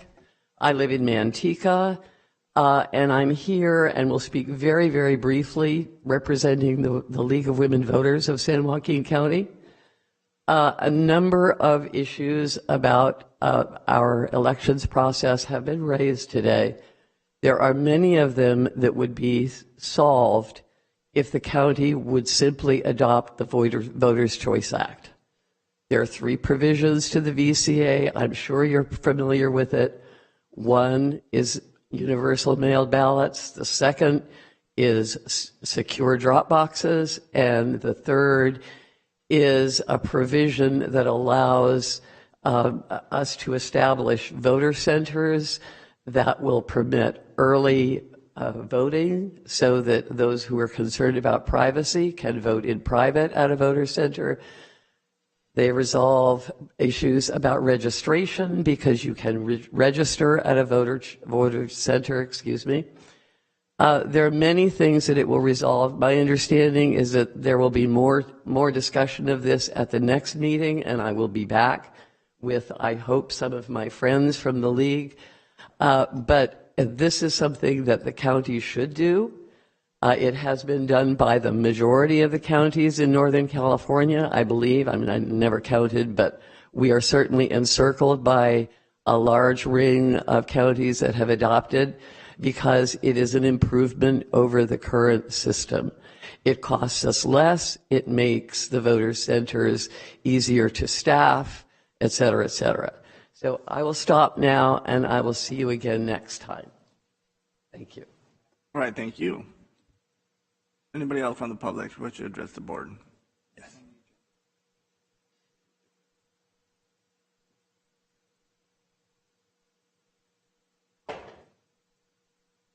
Hi, my name is Rhea Jones. I'm from Lodi. I wasn't going to talk today.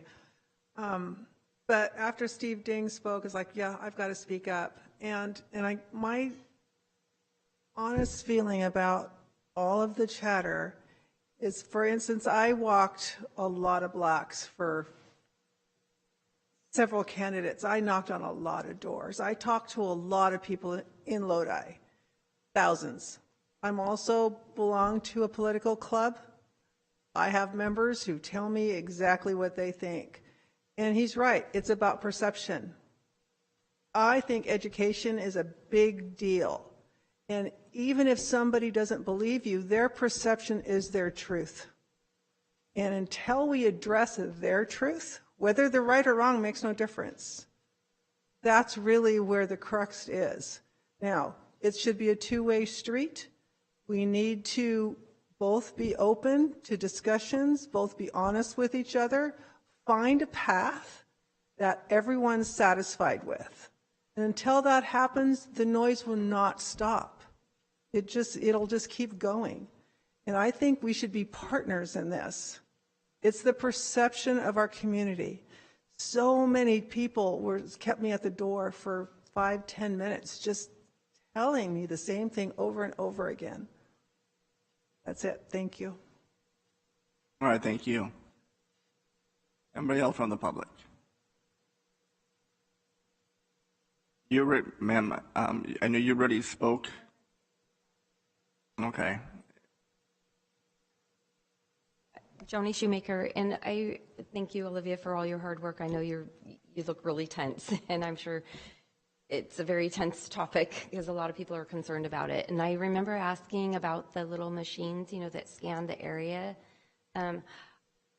If there wasn't a concern about hacking, a hacker would know that there's scanners for a reason, because there are hackers and they are capable of getting into a system if they wanted to. And I was just wondering if there was any follow-up on getting more of those scanners and if they were more used other than one in the voter process with the machines. We, our IT Ms. Hale, can you hold on one second, please? Is there any further questions? No, We can all address them at one time. Compared to that and the expense of getting more of the little scanners, how would that compare to doing counting and counting? I was just curious. All right, thank you. Ms. Hale, yes, please. So yes, we actually did purchase one of those scanners. They're about, I believe, about $800 for one, and we utilized our IT staff throughout the election to confirm that none of the actual voting equipment that's used for tabulating ballots is connected to the internet in any way, shape, or form. I think that's what she was referring to. So yes, we could buy more of those, but if you have 1 or 5, they're achieving the same goal. So I don't know why we can definitely do that if that's something that the board desires. But again, it was just to verify something we already know. There's a state certification on these voting systems that clarifies that they're not connected to the internet. So, my office is definitely concerned with making sure that public perception's there. And so if there's anything we can do on our end to make it more comfortable for the voters, for anyone in any capacity to be happier with the process. We're happy to do that. But I think that's what she was referring to, was those scanning machines, like the bugging machines to make sure there's no connection. Okay, thank you. Yes, go ahead. Yeah, Chairman, quick question. Thank you, Chair. Ms. Hale, explain that again. There's a state certification that prohibits any type of connection to. I'm not aware of this, and maybe the public may find this information interesting as well. So a manufacturer that sells a product in the state of California would be prohibited from having a machine that's able to be hooked up to the internet. Would you explain what you just said?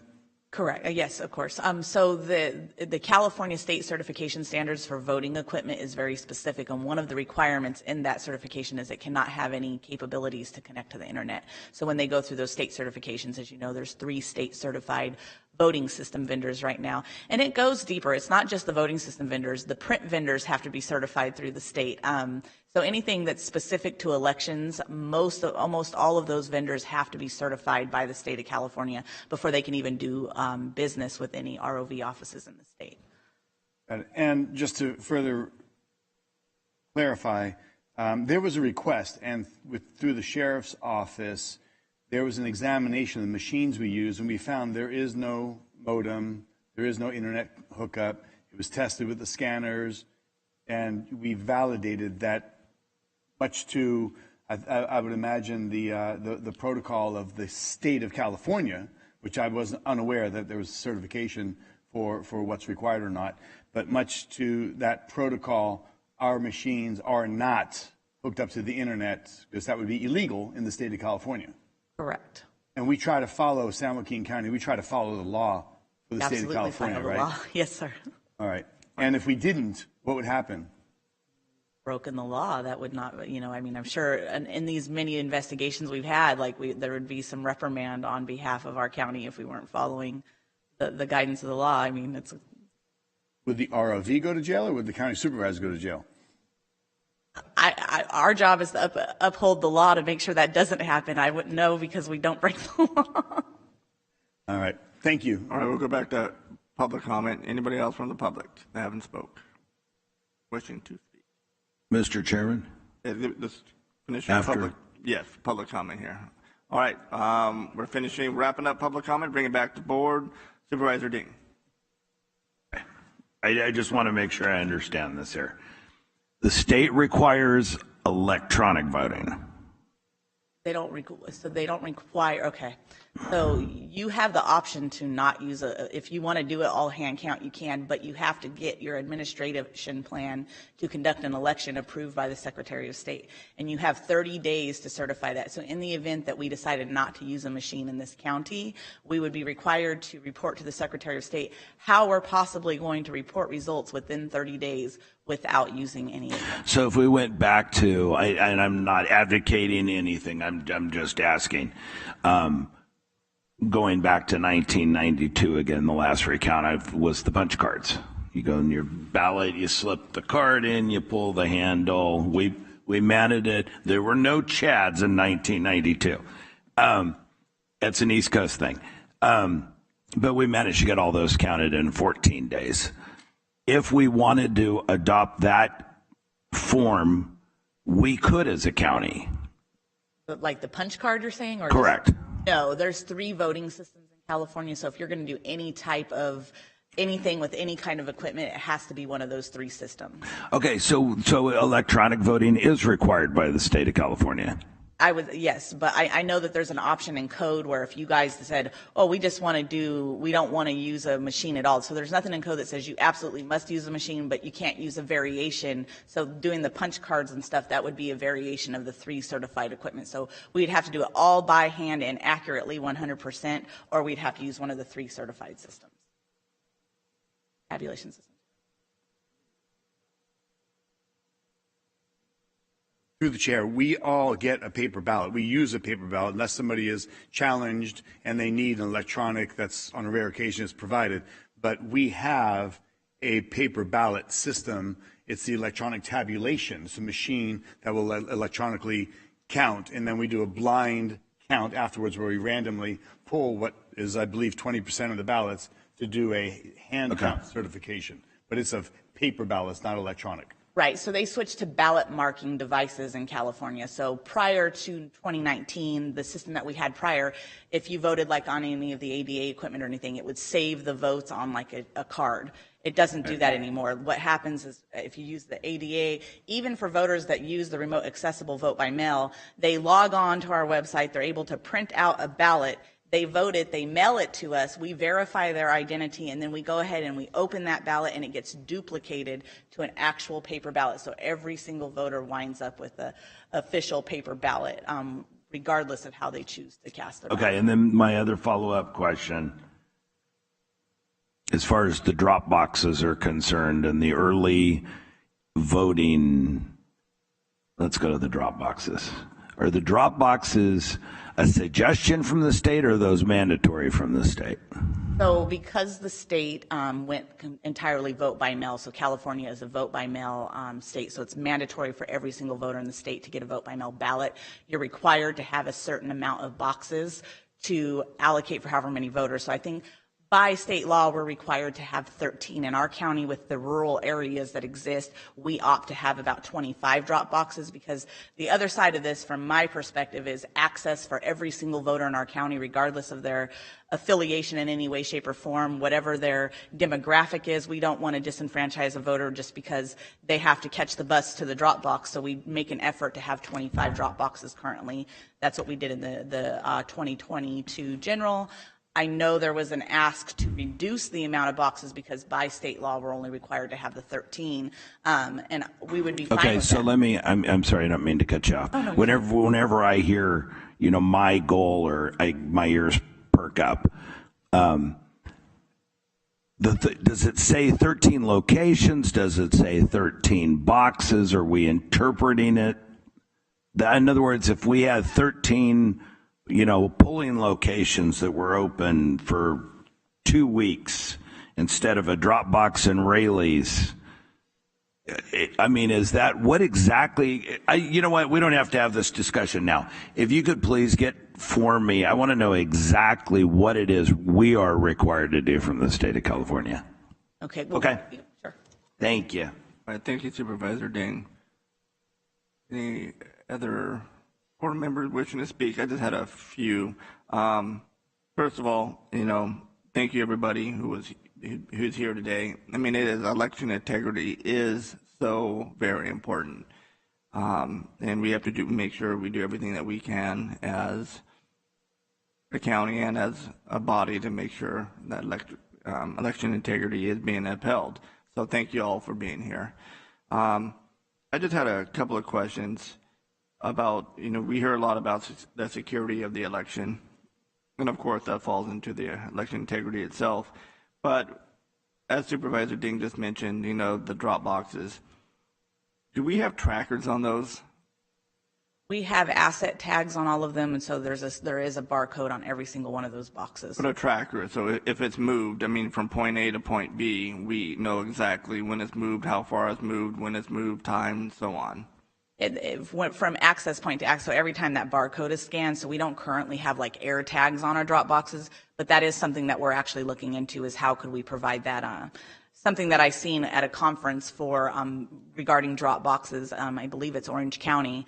They have tags on all of their boxes, so you can watch on an ArcGIS map. You can watch the boxes moving in on election night, and so you can see everything in transit, which could be good or bad, because then that means the public would know exactly where, if somebody was a bad actor, they would know where to go find those people on a map. But it does create transparency, and that is something that we've looked into, and so we're looking at what is out there for all the counties in California that could be beneficial for us to create, a better understanding.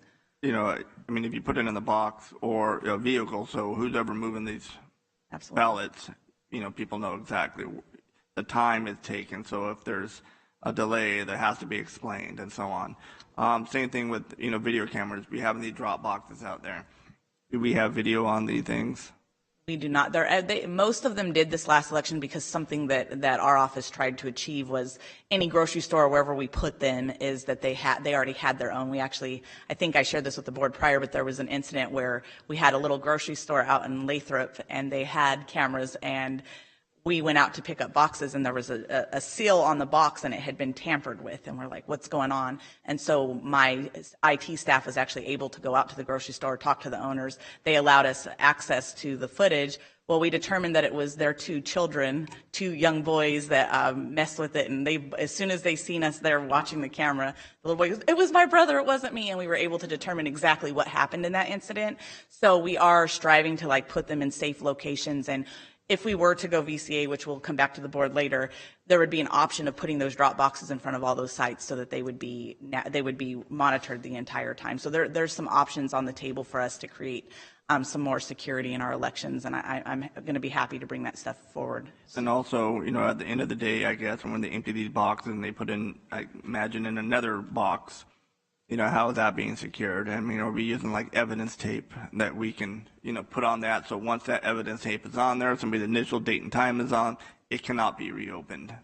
That's, well, we use tamper evident seals, and we have locks and all different things that go on them, and we keep logs of everyone that's traveling with the ballots. The two-person integrity is kept, and currently, because we don't have the air tags, but even still required in the California Election Code, is documenting that transport of those ballots. So chain of custody is required. Right. I mean, just like you would do with evidence, right? Absolutely. So, and my last question is, you know, ballot harvesting. We hear a lot about that, and it is legal here in California. What can the county make folks who harvest ballots register? Like, I know there's certain groups, I believe, I'm trying to think of it, and I'm drawing a blank, that you have to register before election for, I don't know, you know, it's, I don't know if it's a corporate thing or whatever it may be, but those who participating in ballot harvesting, can the county make those folks register so we know who's out there pulling all these ballots? Like pass an additional ordinance or something like that? I can look at that. I don't think so based on the research that we've done on ballot harvesting. I think that's pretty laid out in code, but we can look into that indefinitely. Yeah, that's one of the questions someone was asking me, and I didn't have the answer to, and you're here, so. I think the answer is no, but I'm happy to look into that to confirm. Off the top of my head, I'm not 100% sure. All right, that's all I have. Mr. Chairman? Yes, Supervisor. Just a comment.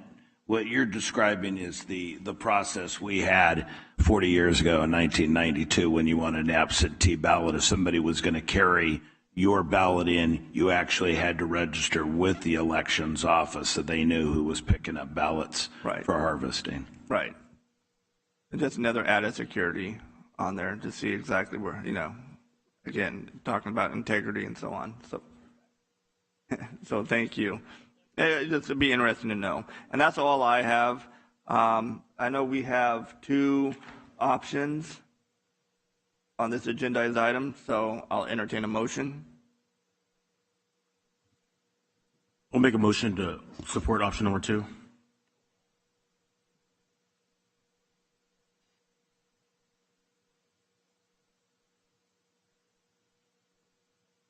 Oh, it's on the agendized item.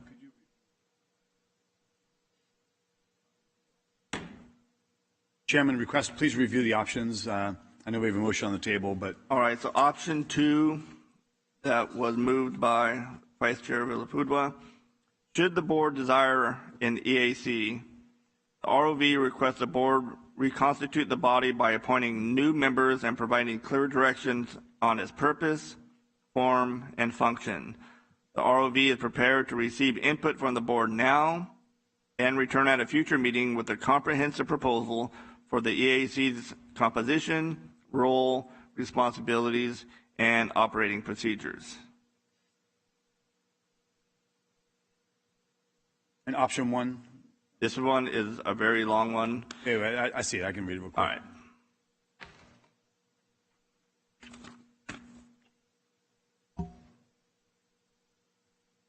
While we're waiting for the board to be familiar with option 1, Ms. Hill, do you have any clarifying questions for the board? I mean, you know, we have a motion for option 2. So is there any clarification that you want to get from the board before you leave here today? What exactly members of this board want? If you go with option 2, just clarification, like what my role is, do you even wish to have me prepare, the layout of what it should be? I mean, at this point, and also hearing from the members of the public, it sounds like there might be a preference from the members to have the board give direction, a board member take over that role and maybe report to us, and then I present a presentation later. I just want to clarify on, do you have an expectation that I lay out a foundation for this, or would you prefer to take it from my reins as a court? I'm hearing the public. I want to make sure that we're, achieving the goal here. All right. Chairman, I'll second the vote for option number 2. All right. So we have a motion and a second. Before we get a voice count,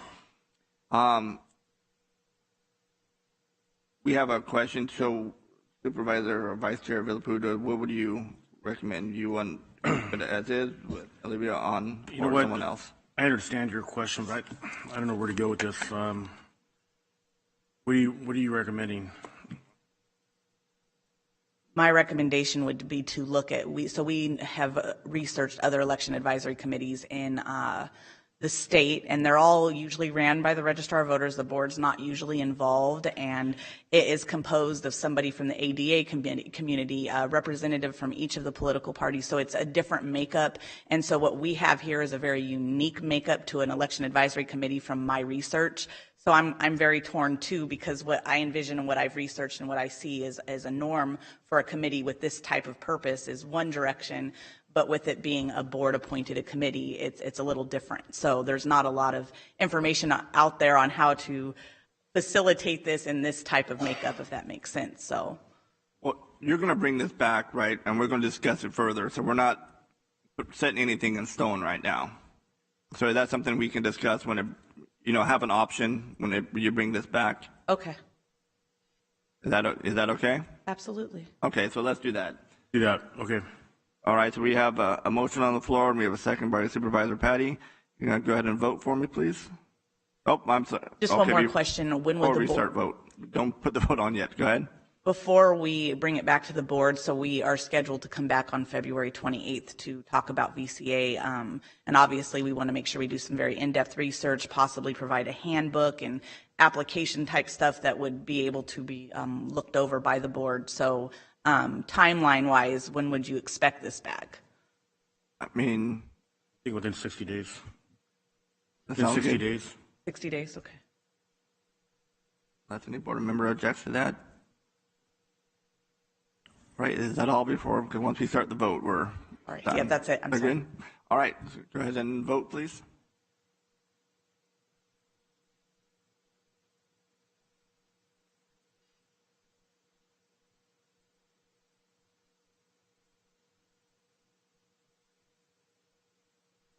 Vote thing coming up. Yeah, my vote's not coming up. Okay. So let's go ahead and do a roll call. Supervisor Canepa? Yes. Supervisor Villapadua? Yes. Supervisor Patty? Yes. Supervisor Ding? Chairman Rickman? Yes. All right, so that's unanimous 5-0. So thank you, Ms. Hill, for being here, and thank you all for being here, and thank you all for speaking up today. We appreciate it. All right, that was item number 7. We're going to move on to item number 1, the top of the discussion. So that comes from Supervisor Patty's office, and it's a board discussion and consideration of creating a supervisory district community development fund. Supervisor Patty. Thank you, Chairman. I wanted to bring this to the board to review. I was talking with some of our counterparts in different counties as nearby as Stanislaus and Sacramento in recent meetings. They seem to have what I would define as community development funds. And as recently as just a few weeks back, the board members in Stanislaus each received $3 million, respectively, to be utilized within their own districts for projects and for some of the community development needs. So I thought it would be important. This is something that used to be present in San Joaquin County.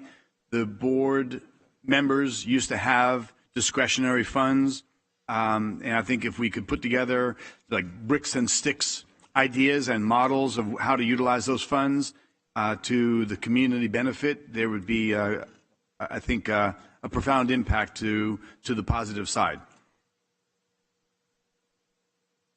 Did you two catch any of that? I read the agendized item. Thank you, Chair. So I thought it'd be nice to bring back, we have a new board here.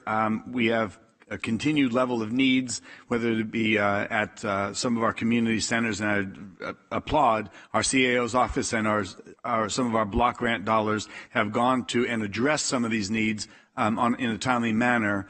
But we also know that there are times that we are contacted and there are needs that serve many throughout the community, but they go unmet. So I wanted to bring to the board and open up for discussion. If we're in favor, then we would task the CAO's office to come back with parameters similar to what they're doing in other counties already. I also know, speaking with other counterparts in the Bay Area, they've got some $2 million annually allocated to each respective district. So we would be very much in alignment with practice, policy, and protocol to other counties throughout the state of California, in addition to Sacramento and Stanislaus, which we are bookended by.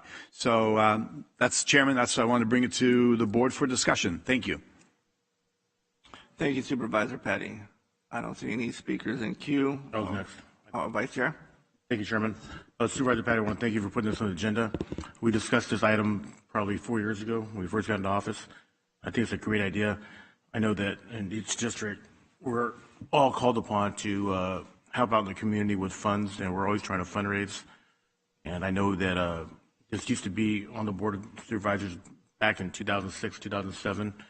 It was a great asset for the supervisor to, in his district, to help out in the community and so forth. So I would love to see this. I know we discussed it 4 years ago. It didn't pan out, but I'd like to see it happen this time. Thank you, Vice Chair Villapudua. I don't see any other speakers. Through the chair. Okay. My button's not. Go ahead. My button's not working in. So this is kind of one of those double-edged swords. So I'll be the devil's advocate in the room. So a lot of people see this as kind of a political slush fund. You know what I mean? So those are always the questions that come up. I mean, there are needs in the community. At the city of Stockton, we had it, and so those are what's most interesting to me is what parameters they would come under. I mean, because everybody knows that you get invited to go to a lot of things, and a lot of people are nonprofits are trying to get those monies so that they can run their organizations. So I know sometimes that a lot of folks try to get the block grants and aren't eligible. So not only are those people competing for those kinds of monies, but they're also competing for people to come to their events and obviously elected folks to come to their events. So that's one important thing. The other thing that if we do this, what are the stipulations? The city had an allotted one at the city of Stockton for which you could use. So then how much do you possibly leave in an election year for the folks that possibly would come after the middle of the year? So, I mean, those are important aspects of it, that what the stipulations are. Number one, obviously, how much you would leave, because obviously the person that's there, that's at the end, end of a term, could spend all the money and not leave any, of which I just did at the city for Michael Blauer. So I had some money there, and I used it to try to do the fence along Swenson Golf Course, because so many trees have fallen on it. And so I also had to ask staff to come up with the other amount of money. So it was for 1,800 feet of fence. It was $35,000 was, you know what I mean? So some of it we used for beautification. Another one of the accesses was that we used 209 Cares, because Nancy Lamb's folks would go out and pick up trash. And it was another tool in the arsenal to actually help get folks, you know what I mean, that were homeless jobs to go pick up trash. So, I mean, there's tons of different things that different people use, and it is discretionary money. But in the eyes of, holding people accountable is really important for me, so that you don't have the appearance of a slush fund and, hey, this is helping me get reelected. So those are my concerns, and They can be helpful. What's the dollar amount? What's the dollar amount per district? And I don't know with the ARPA money. I mean, that's a lot of dough, $2 to $3 million outside of the budget process. So I think it needs to be a number that's tangible, that everybody's comfortable with, because some of these things that you do get roped in, and how do we get pulled and what way are important to me. So what controls are in place? Thank you. Thank you, Supervisor Canepa. What else? Chairman, I'd like to say something real quick, because words were just used. I know Supervisor Ding would like to speak. If I may? Yes. So I'll call to task the term slush fund. It's the definition of slush fund is oftentimes thought of as a reserve of money used for illicit purposes, especially political bribery. Nobody here would be proposing or utilizing that, and of course that's illegal. Also, there's a further definition and common belief that a slush fund is otherwise called a black fund. It's a type of fund not properly accounted for, but hidden in a reserve for specific purposes. In the political sphere, slush funds are used for illegal purposes such as bribery and other corrupt agendas. Now, I'm certain when you reference slush fund, because unfortunately, when I brought this up last time, there was another supervisor, long gone and forgotten, that at this point, not soon enough, but I was publicly accused of proposing a slush fund. And that's not anything close to what we're proposing. So when you look at bricks and sticks, you look at the parameters of what you can use it as so that it's approved. And if you're doing something illegal, you'll be held accountable. So I would trust CAO to look at and bring back parameters that the board would vote on so that we do not have illicit use of money purposes for political bribery, because that would not be legal. So, the word slush fund, unfortunately, is not applicable in any capacity, but more discretionary or community funds would be most appropriate. And I can think of a multitude of local nonprofits that, whether it be roofing, a vehicle for their kids going to and from local nonprofit or sporting events, as well as upgrading a bathroom for handicap before they shut down different buildings that are serving the public, including veterans. So that's the type of ideas, again, bricks and sticks. So that would be my thought, and glad that we have a conversation on it. So thank you, Supervisor Canepa and Chairman. Thank you. Supervisor Ding, did you? Yeah, my philosophy is all money spent at the smallest unit of local government is best. In Congress, we called them earmarks, and they got us things like runway extensions at the Stockton Airport, Archbury Road, dredging at the Channel, things that probably the normal committees and governments wouldn't have been paying attention to. So this, in fact, the dollar amount in 2008-09, talking to some of the past supervisors, was actually larger than this. So, no, I'm in full support of. You know, and it goes back to, and I respect what you're saying, Supervisor Canepa, but that's what the ballot box is for. So, if some elected official is stupid enough to spend these monies unwisely, I'm sure there's a website that'll let everybody know about it. So, thank you. Thank you, Supervisor Dean. Anyone else? Supervisor Canepa? Yes, it was the term because it's the perception. So obviously back in the day when this did get voted on, it didn't approve. So somebody obviously had the opposing view. So regardless of whatever word I chose, it's the gist of it. It was what I was getting at. So thank you very much. Well, thank you, Supervisor Canepa. All right, seeing no one else from the board, we'll open up to the public. Anybody from the public wish to address the board on this item? Seeing no one, I'll bring it back to the board for discussion. If not, I will entertain a motion. I had a question. Vice Chair Villapudua. Thank you, Chairman. So if we were to approve this item, how would we go about where the funds come from and how much are we talking per district? I'll direct that to the CAO's office. Thank you, Supervisor Villapudua. Through the chair, from what I heard from Supervisor Patty is we'd be looking at, the board would be looking at bringing back parameters to your board that you all could vote on, and we would need to do an analysis to see what that would would look like. Okay. My understanding was that this discussion was just to bring about whether or not we would be involved in doing that. Great, thank you. And with that being said, I'll make a motion to approve. Do we have a motion on the table? Can I get a second? Or is there a second? So, sorry, just for clarity, I think what we were looking for on those lines is to task this to the CAO's office to bring back a parameter for the board to approve, discuss, amend. And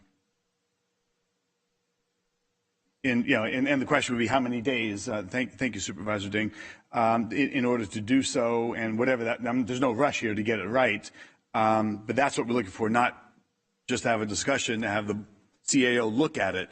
We're looking for to give direction to the CAO to bring back to us approval, and I see our county council nodding that that's this agenda item. Through the chair, if I may, that is the agenda item, and as part of the recommendation, it looks like the timing is to make it a part of the 2023-2024 budget process. So this would be targeted for June. Funding for June, but approval prior. So so we can get some clarification here. So we're approving the concept here today, and then funding wouldn't happen until June. Is that what you're saying?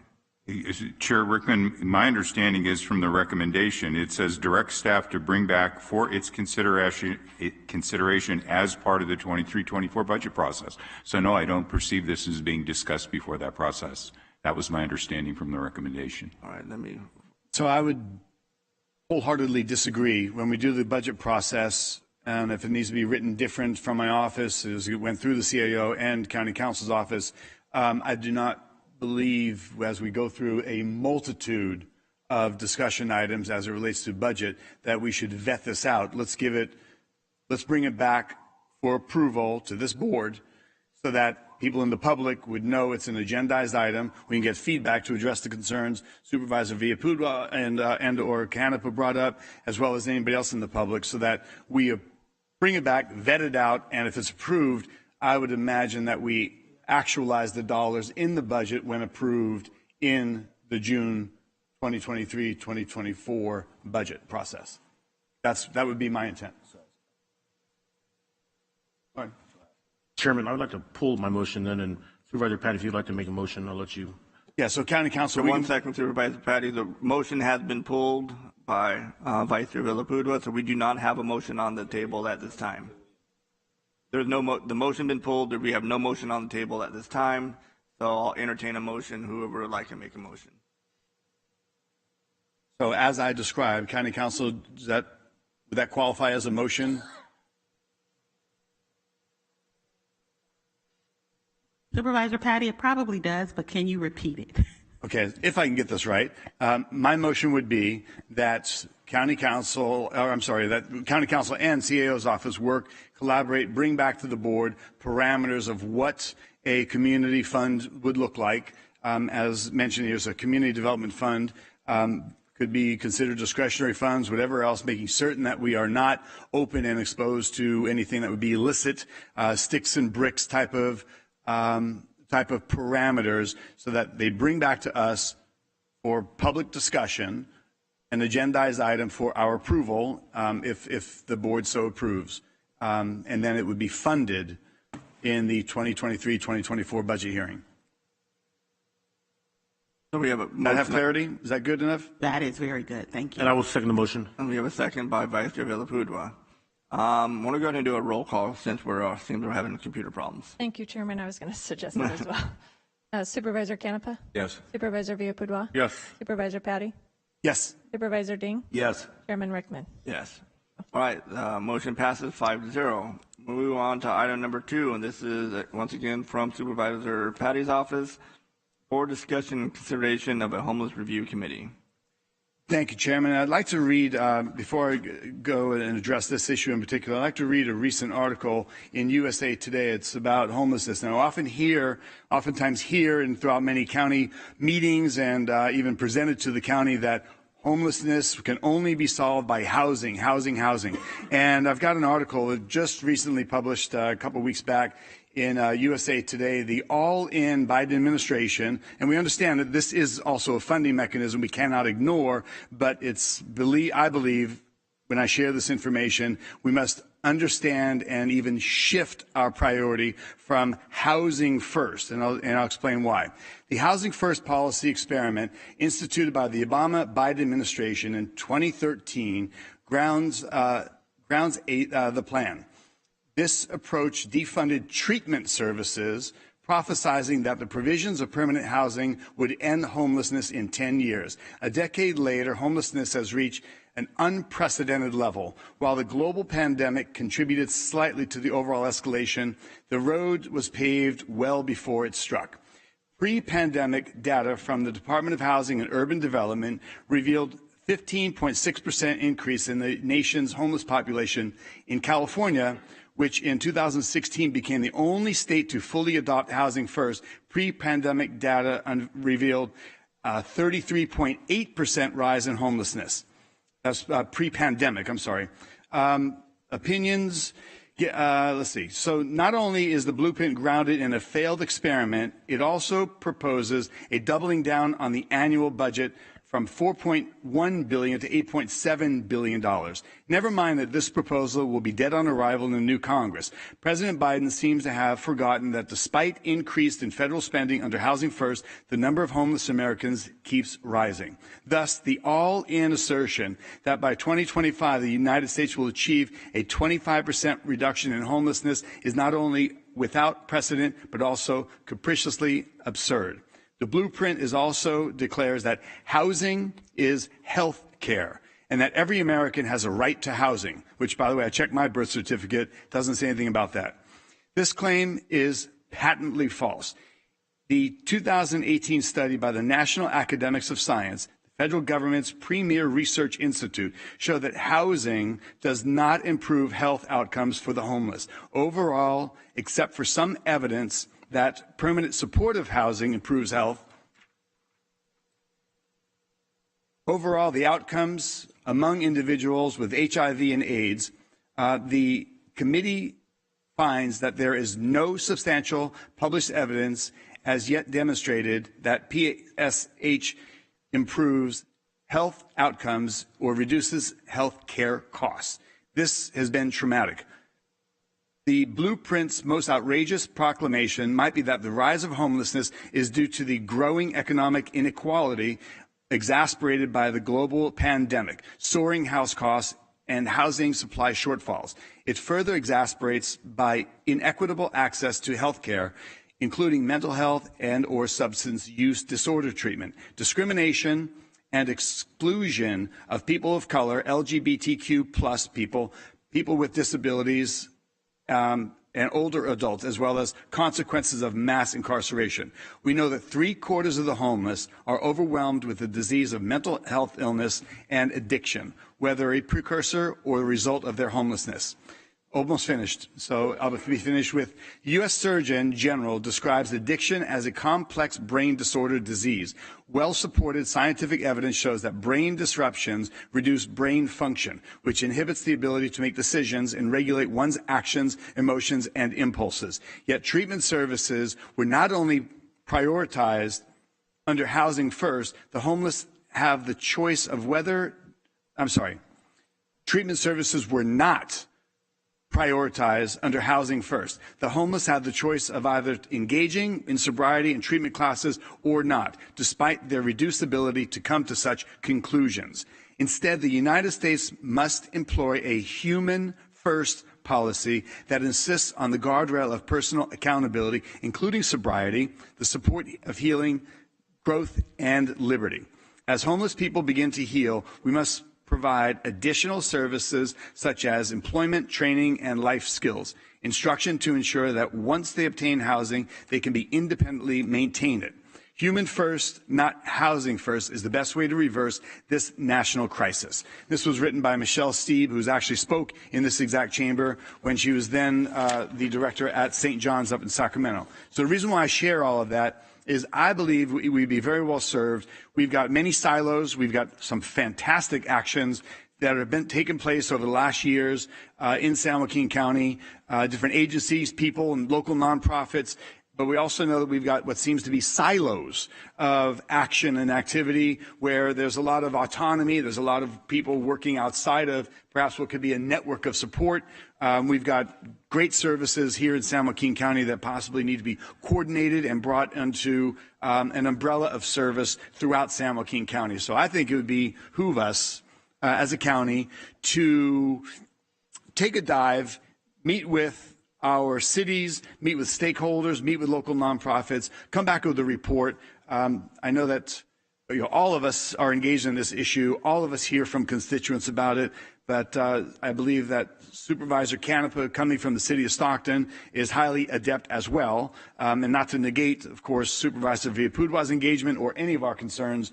But I think it'd be great to bring back to the board a report working with our county agencies and, again, stakeholders throughout the county to get a grasp on what we're doing, not only the services that are offered, a coordinated effort, but where are the gaps?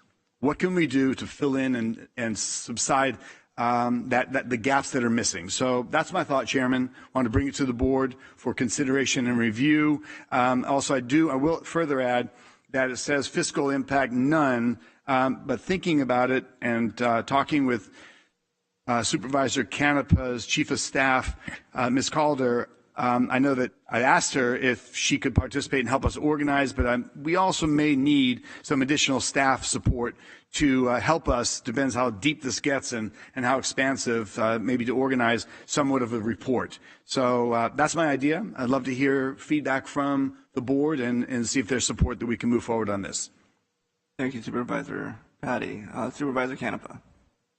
Thank you. So it's been kind of a whirlwind 3 weeks since becoming or getting sworn in.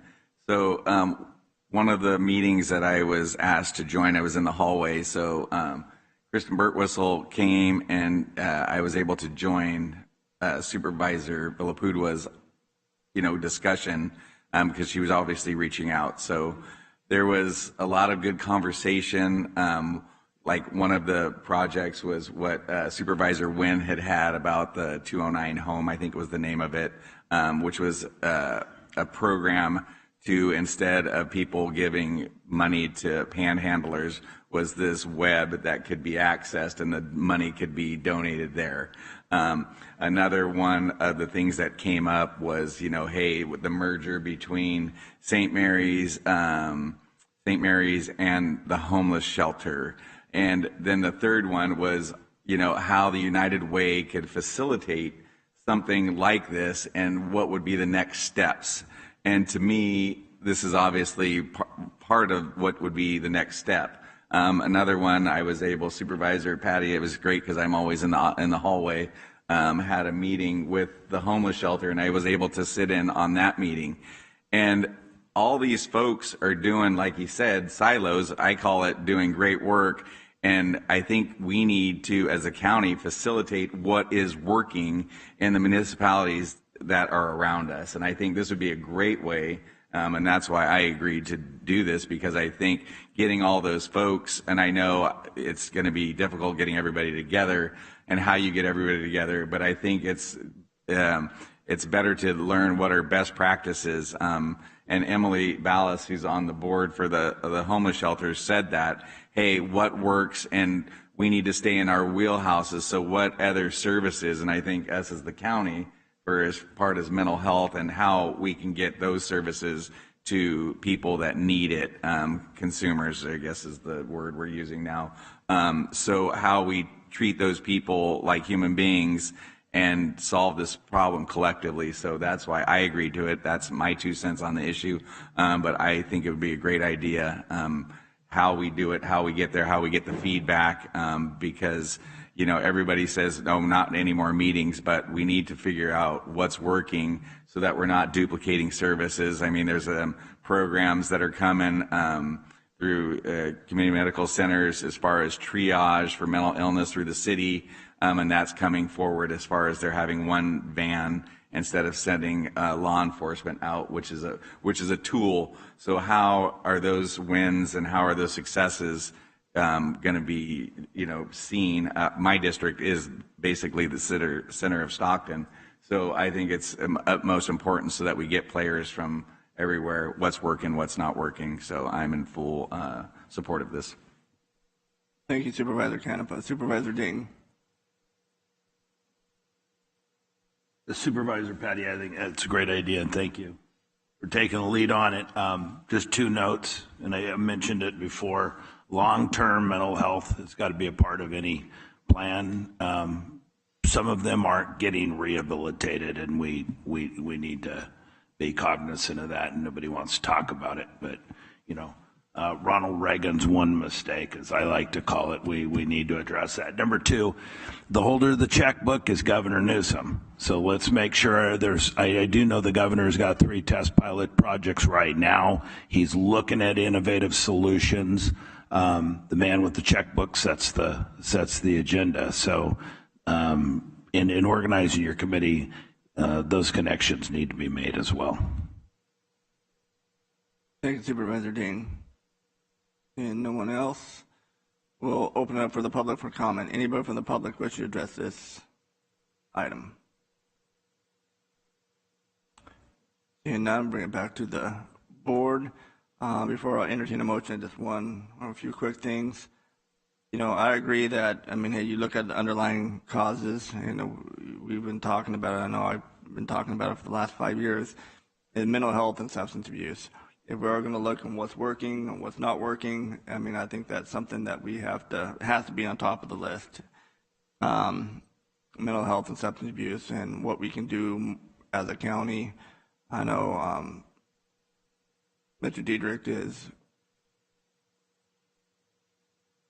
very astute to what this board has requested. So the second is, only concern that I have is that if you start coming into other supervisors' districts and, just be aware that you come into other supervisors' districts and there are things that are already in place or moving. And again, this committee is not forever. So if you're coming into another supervisor's district and then you leave, that supervisor who's already there, be it myself, Villaput, or Supervisor Ding, is the one that's going to have to follow up with it. So just pretty much, just don't go over there and create false expectations or promises for that, the supervisor, whoever district that is going to have to deal with. So I'm always cautious when another supervisor starts going into another supervisor's district because we know it better than anybody else, and then you have somebody who doesn't know the community as much, and they start stirring up things, and then that supervisor has to deal with it. So that would be my only caution on that. Chairman, if you will.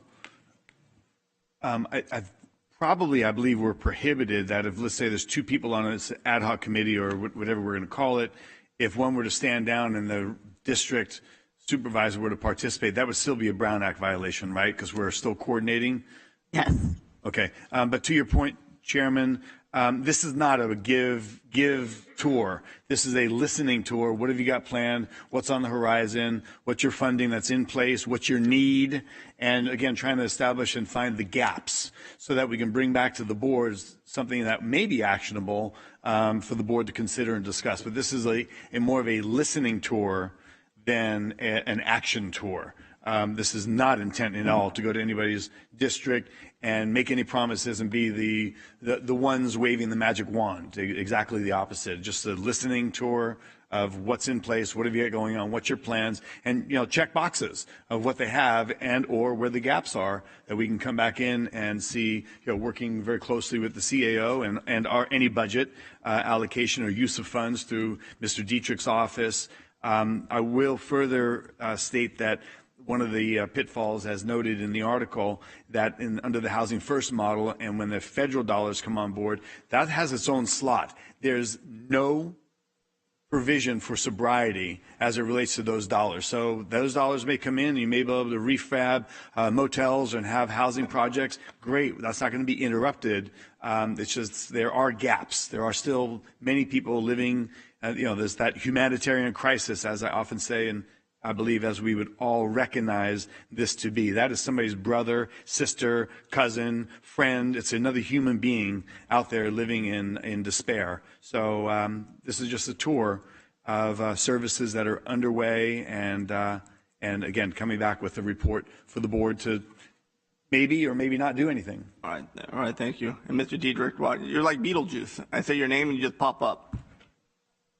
All right. So with that being said, I don't see any other board members. I'll entertain a motion. I have prior to a motion, I have a question for a CAO through the chair. As I mentioned, there may be a need for, and I think we need to be, outside of our current agencies, but there may be a need for some to, outsource and bring in somebody that can help coordinate maybe that report, because we're going to gather a lot of information from a lot of different resources. So we could do some pre-meeting parameters of the things we want to ask and maybe get it in order and not need any additional resources.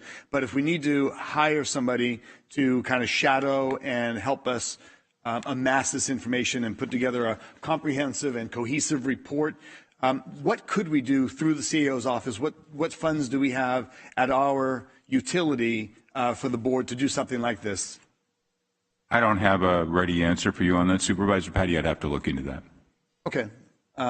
So through the chair, County Council, if we needed some additional funds, could we make a motion that if funds are available through the CAO's office, and we could be allocated to this and approved, but we could put it in the motion so we don't have to come back to the board to reintroduce it?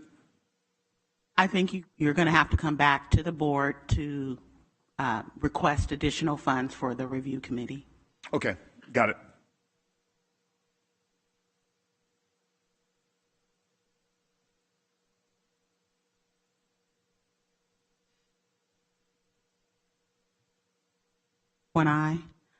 Thank you. When I look at the recommended action, it indicates that staff is supposed to come back to bring a proposal for the review committee. And if that's the recommended action, I see Mr. Diederich is here, and maybe we have him in mind as staff, but if we could give a little bit more clarity about who staff may be who are going to bring back the proposal for the review committee. Yeah, I was traveling. I'm unaware of the following discussion: staff to return to the board with a proposal for a homeless review committee. The intent, and I know this went through CAO and through County Council's office, but the intent is for us to move forward with a homeless review committee, not come back with a staff recommendation for a homeless committee. So based on the letter submitted, are we prohibited from appointing myself and Supervisor Canepa? Could we finish this and do it now, or based on this submission, it has to come back? I think the board could establish a homeless review committee and appoint you and Supervisor Canepa. However, I think your committee needs parameters. Are you and Supervisor Canepa the only members of this committee? Or are there other individuals who are going to be a part of this committee? Is there going to be, similar to what this board did with the Election Advisory Committee, is there going to be any advertisement for community members so that members of the Board of Supervisors have an opportunity to perhaps choose individuals from their district who may participate on this committee? And then likewise, is there any funding allocation needed for this committee? Is this so I think you can establish this committee, but when I look at this letter, There's a lot of loose ends in terms of committee for me. Yeah, understood. Yeah, the idea is that, and this may evolve, we may bring in someone like a Ms. Birtwistle from United Way to help participate and amass her information, so we may not need any additional staff, but that's to be determined once we actually start working on it and constructing and meeting with Mr. Dietrich and maybe getting parameters of what we're going to review. So Supervisor, Patty, if I hear what you just said, you've indicated that at least you're going to be working with Mr. Dietrich, and you guys are going to be establishing. When I hear you just talk, yes, you've kind of indicated that you're going to be establishing some guidelines. In my mind, that sounds like a proposal for what the Homeless Review Committee is going to be doing. Mm-hmm. That you might want to bring back to the board to get the other board members to determine that, yeah, that's where we want the Homeless Review Committee to go. So Council, you need an amendment to the underlying question? Can we make an amendment to? We don't have a motion yet on the floor. So. I thought Miguel had one. No, there's no motion on the floor yet. And if Supervisor Patty, do you still have the floor or do you yield? I yield for any discussion and suggestions on the construct going forward. But to me, it's pretty basic that myself and Supervisor Canepa will have discussions. We'll be engaging with many stakeholders. They may volunteer. They may want to participate. They may work for part-time. They may stay with the whole time. They may volunteer resources to get there. We don't know that yet because we've not taken the initiative to formulate the entirety of where the parameters would go.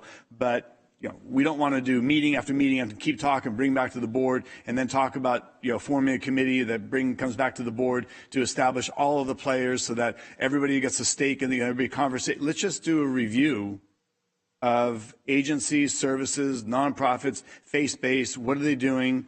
What's in motion? How many beds are planned? How are they operating? And it will evolve as we go along. So I'm not sure if that's complicated or we could simplify what it is. But clearly the intent was not to have staff return to the board with a proposal for a homeless review committee. Strike that in its entirely, no basis or foundation of interest as I proposed this. Or any board members? One of my concerns is, I see where our counselor is coming from, and if you look at the other committees that we've had, there has been some guidelines. I think there has to be some kind of guidelines in place. So on the transparency side, I'm just looking at what we've done in the past with other committees, and there has been, several, guidelines. I agree with your concept. And I don't have any issue with, setting up the committee. I just think there needs to be some guidelines. So when, the public comes over here and asks, what's going on, I will be able to address, hey, this is what the guidelines are, and this is limitations and so on. Chairman, we have that in the proposal, I believe it's outlined, reason for recommendation. Right, but not the guidelines itself as we see in other committees. Well, if you will, Chairman. Yes, go ahead. The proposed committee will be responsible for gathering information, reviewing plans and best practices, services, and gaps with local agencies and entities assisting the vulnerable, unsheltered population. The committee will also review policies and procedures from the various agencies and nonprofits to bring back to the board with recommendations. It's pretty simple. We're not promising anything. We're not going anywhere, just fact finding. So, listen, we can keep doing nothing. We can keep talking endlessly. We can keep waiting for the housing first to house our way out of this for all of eternity. And 6 years later, we've got an escalated homeless population, and we're still not able to decide that, yep, we can move forward on a committee to review and try to amass information and bring back to the board. So, we can pull this and someone else can come forward with it. I really don't care. All right, thank you, Supervisor Patty. And hey, like I said, I like the concept. I think it's a good idea. For me, I just want to see more guidelines. That's all. That's just, again, that's just one person. Well, if somebody else wants to make a motion and move this forward, so be it. But I'm doing my best to try to work on the homeless issue. All right, anyone else? Supervisor Canepa. So we need a motion? Yes, we would like to push the motion forward. So then I make the motion that we go forward with this and that we do the recommendation. So, I mean, the question is if we have stakeholders that are, and I think that's the goal, is the folks that are providing the services. So, I mean, I would like to get input whether everybody wants to appoint, because then if we do that, then it does get bogged down. So I understand the importance of that. So I make the motion that obviously we go forward with this and figure out the parameters shortly. And I don't know if Jay would be willing to do that, the parameters to the committee, so that we don't obviously, number one, step on other supervisor districts. And we definitely don't want to duplicate services. But I think we're trying to do is figure out best practices going forward. So, and the whole thing of, I don't know which department, I don't want to encumber a department. And obviously then if it's budget, it's got to come back and we have to do 4/5 vote. So where that would come from in a timely manner before June, I mean, that's the question. So my motion is obviously to go forward, figure out parameters so that we're not obviously encumbering staff time and budget time out of the budget process, and going forward with just the stakeholders would be my motion. Now, Supervisor Canepa, that parameter is coming back to the board to discuss, or to Yeah, let if us you know? want that, I mean, I think, you know, how we do that, so in a timely manner. So you're saying to come up with parameters and bring it back to the board? Yes. Okay, Supervisor Dean. Oh, I'm sorry. You were there and now you're gone. Are you back again? No, I don't see you. Sorry, but there's a motion. Council, does Supervisor Canepa already have a motion on the table? He does have a motion. Okay, well then, see what happens to that first. Do you need a friendly amendment? I've got a suggestion.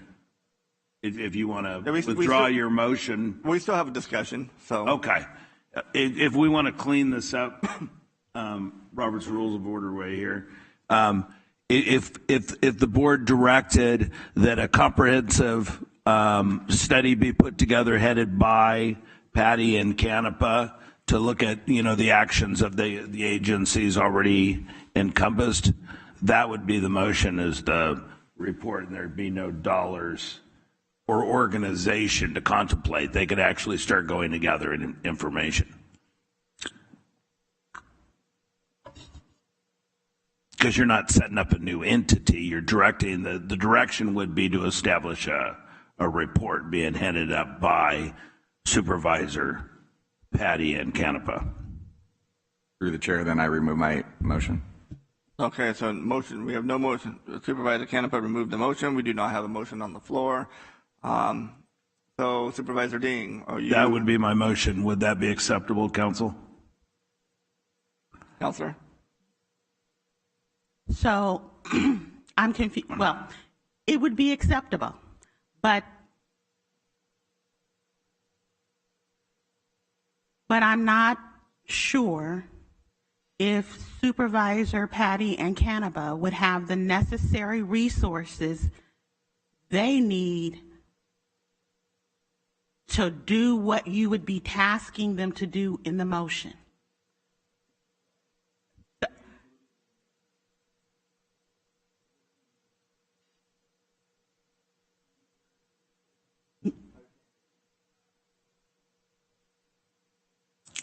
So I guess my question for council, what do we have to insert into that to make it relevant? Working with a specific staffer or a specific agency to make sure that, basically, if I hear you correctly, Supervisor Patty, we need a snapshot of what's going on right now, what's working, and we don't want to wait 90, 120, 150 days to figure out how to just go gather information. You're looking for a report. That would be correct, as it says. Anything discovered by the committee would be brought back to the board for discussion, for review, along with any recommended courses of action. And really not that complicated. Thank you.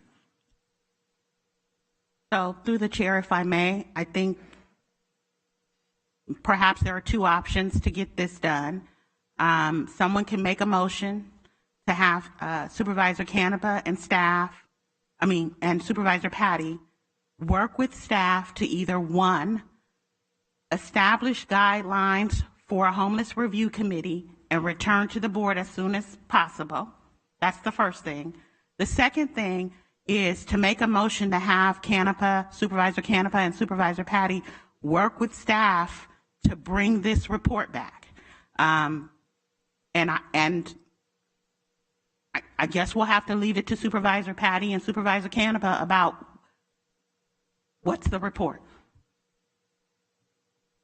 So we have our counselor suggested two different, you got supervisor, what's in the report, and our counselor recommended two separate motions that could be done. So any questions on any of those?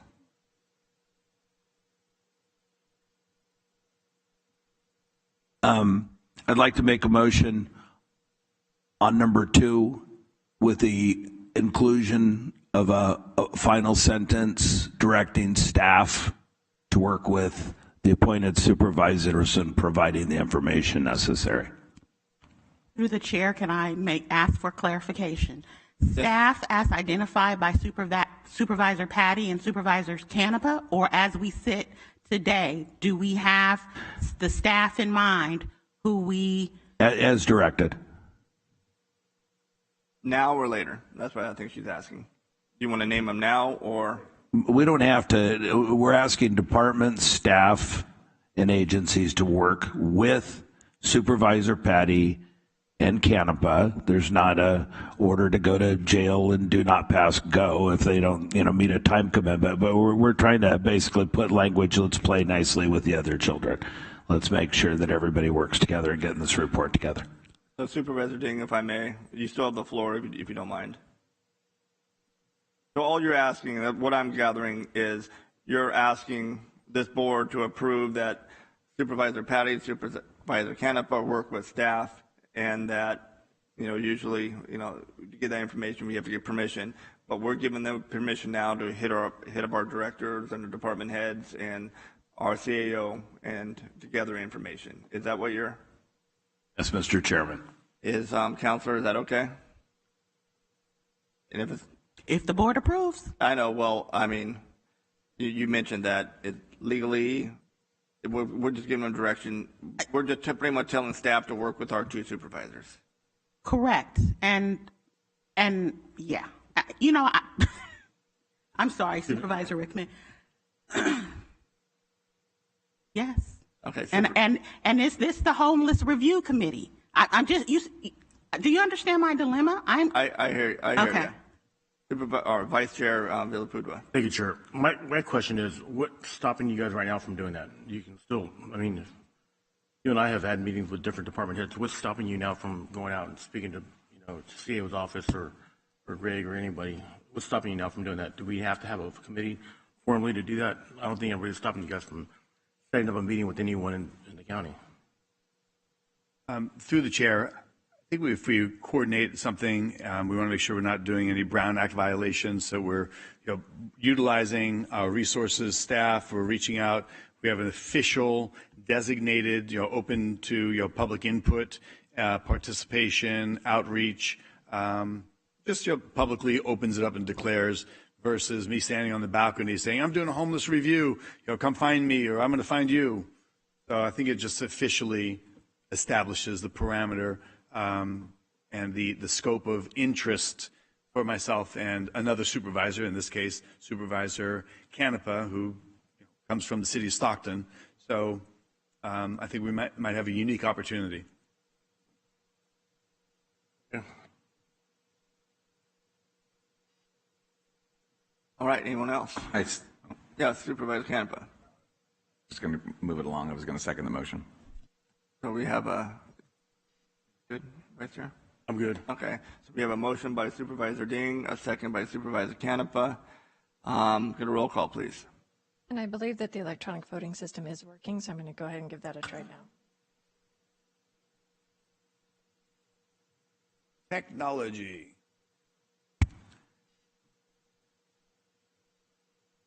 I don't know where mine went. Okay, somebody voted. 5-0, we're good. Yay. Thank you, everybody. You made the motion, so that goes in as an automatic yes. Right on. All right, so it's, item number 2 is 5-0. Move on to item number 3 by Supervisor Patty's office. Board discussion and consideration to extend the Stockton Port Commission application deadline to February 1st, 2023. Supervisor Patty. Thank you, Chairman. It's a brief request that we extend the application process for a seat on the Port Commission. The main thrust and reason behind it is we have 2 new supervisors that were sworn in. We had made a decision, the board, through consent, to close out the application process on January 6th. They were sworn in on January 4th. I'm unaware, and I believe, based on some feedback I had, that they would have. It would have been beneficial if they had more foresight and knowledge on the application process. That seat that's being replaced and the gentleman that served 20 years and held that seat. So this is not a, you're in and out for a term or a couple of years and serving in on a committee. This is coveted. There are people that I believe our 2 new supervisors may want to have apply. So opening it up and extending to the general public that also may want to apply, especially paying attention to the meeting now, and perhaps they were unaware that the position A was available to apply for, or B, when the cutoff date was. So I think for the board, it's perfectly within our legal realm to extend the application process in consideration of those factors. Thank you, Chairman. Thank you, Supervisor Patty. Supervisor Ding. Yes, clarification. We have 5 applications right now. That's correct. Okay. Seeing Supervisor Ding, seeing no one else. We'll go to the public. Anybody from the public wish to address this board on item number 3? Seeing none, we'll bring it back to the board for discussion. If there's no discussion, I'll entertain a motion. Chairman, just for clarity, I believe we've got, following the discussion, staff would re-advertise for the Stockton Port Commission position to include the new application deadline as decided by the board and agendize the appointment for February 28, 2023, the regularly scheduled meeting. Through the chair, County Council, anything further need to be clarified, or clerk of the board through the chair? Do we have everything we need here? Do we need a cutoff date on the application process?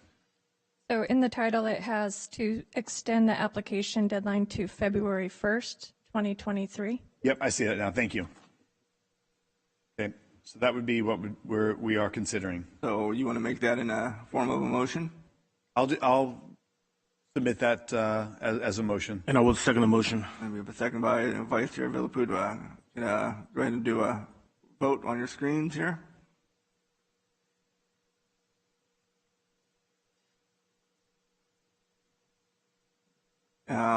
It's 5 yeses, so unanimous decision for item number 3. Move on to item number 4, and it will be Supervisor Ding.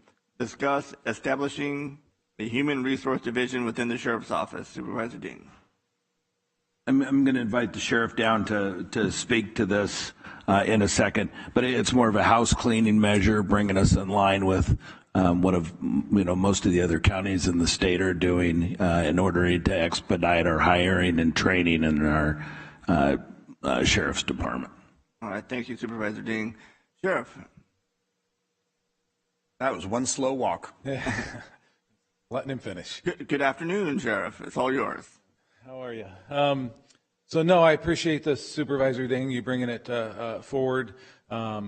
This has been something we've been talking about at the Sheriff's Office. As you know, we've been working very hard and with your assistant, the CAO support and HR support, we've been doing everything we can to expedite our hiring, and we've been so far somewhat successful on our operational side. We're still struggling on our correctional side.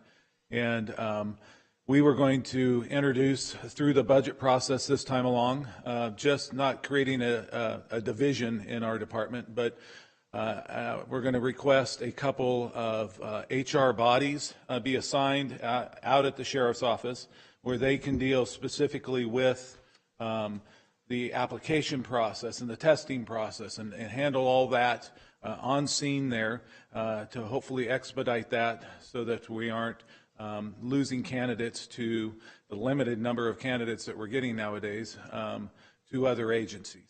So I have Captain Petrino with me who may want to touch a little bit on what they would be doing. They'd be assigned down in PSD in his area, and so I'll let him touch on that a little bit.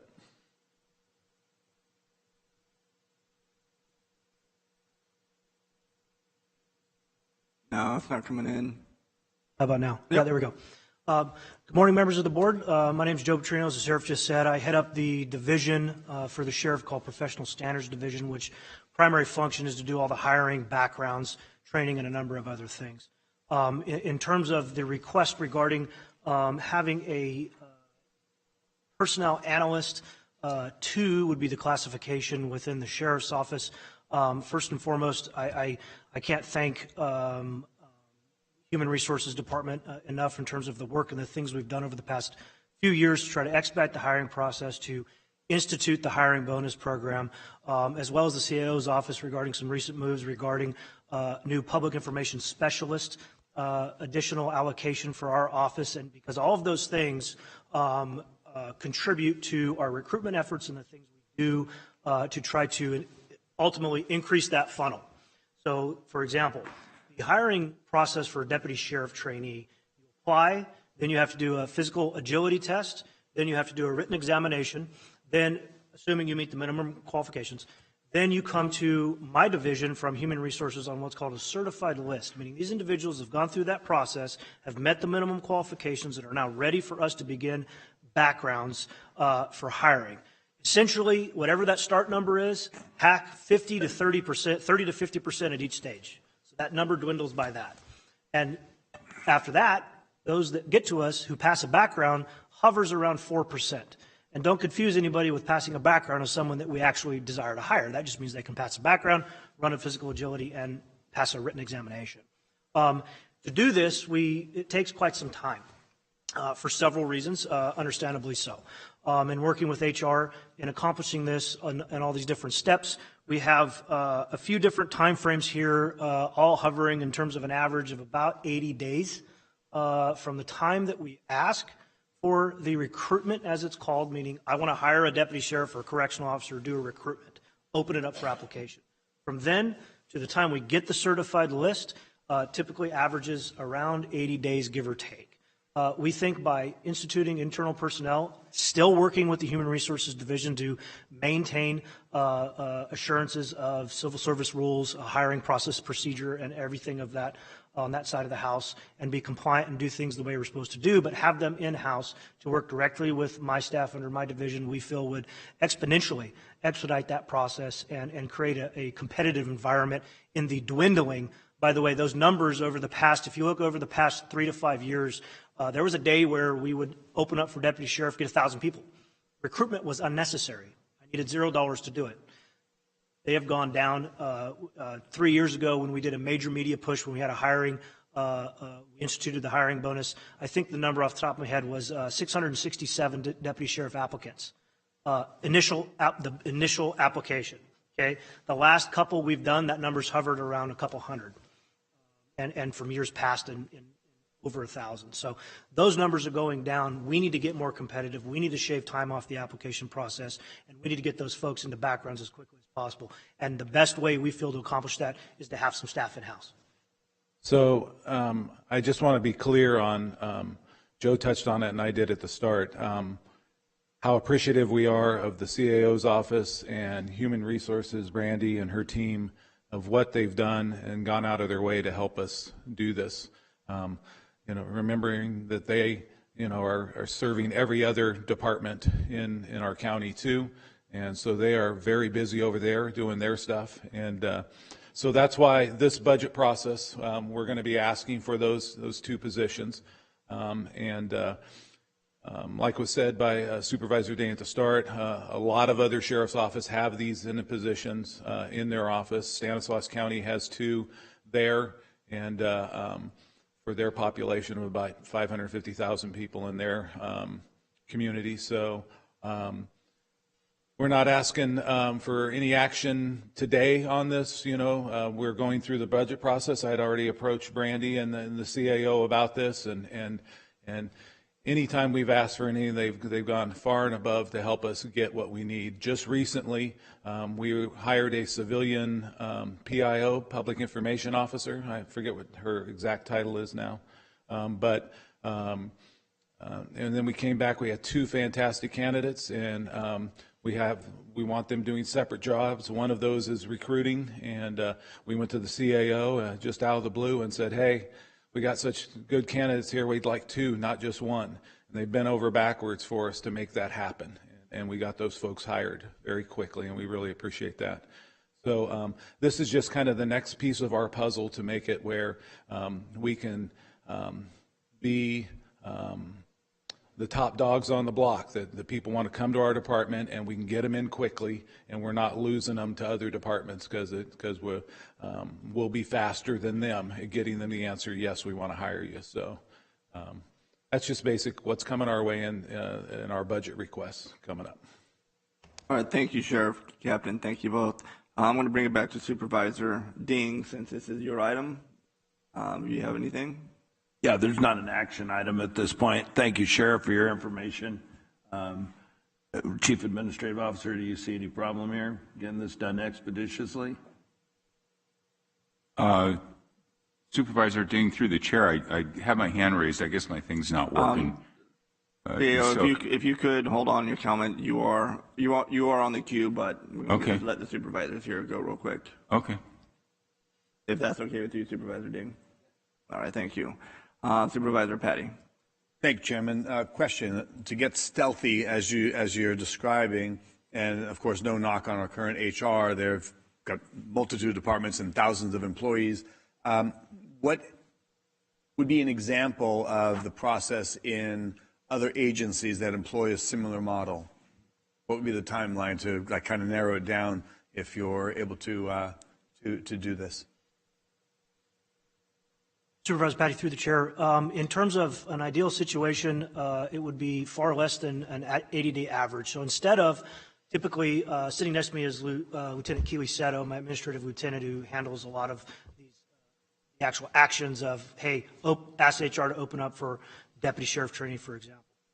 Instead of contacting another county department to take a number of actions and go through a process where we're now kind of out of the loop until we hear back from them, and then they take a test, and then we're out of the loop until we get the results, and then they take another test, and then we're out of the loop, and then that would be all done within the Professional Standards Division and facilitated through the Professional Standards Division through the same classification in terms of personnel that currently do it over at the Human Resources Division. So in terms of a precise number of that 80-day reduction, I don't know that off the top of my head. It'll be dramatically less. I envision to give you an example, in 2020, of course, with the pandemic and our hiring issue, I did what typically takes 2 to 3 months in 3 days.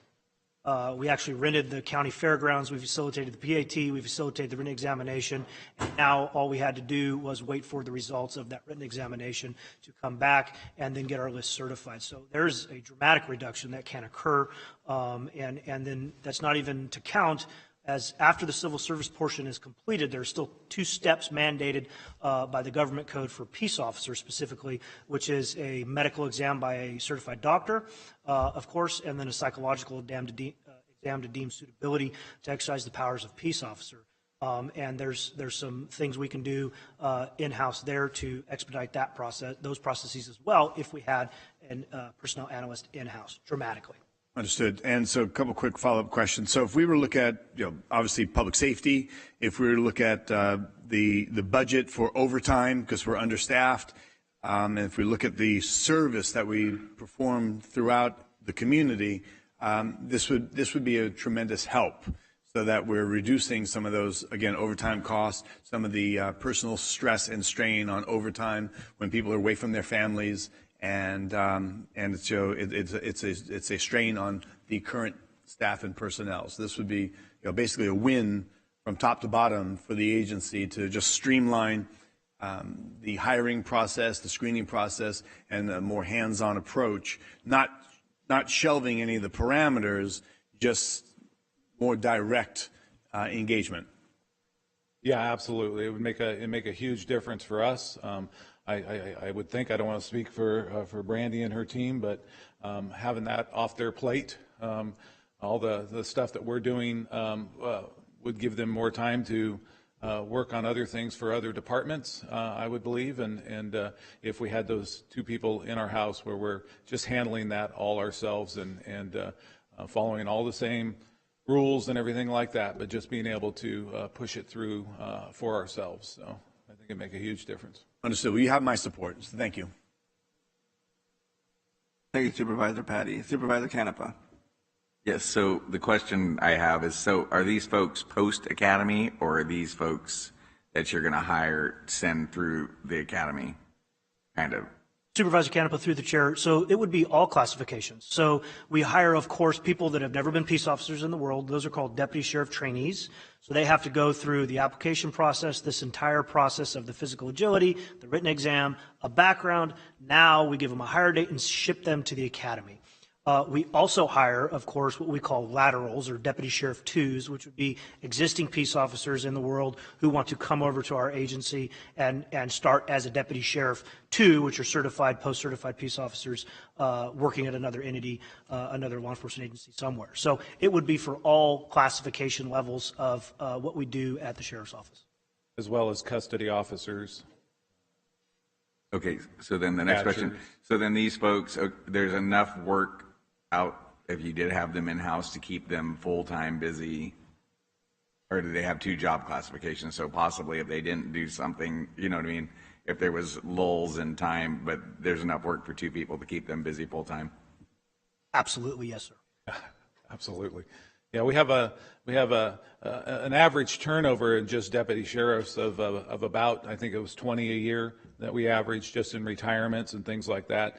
And then we start talking about people who get injured and have to retire out, or people who just leave to go to other jobs or other reasons. So even once we start, like we're down almost 35, 40 people in custody.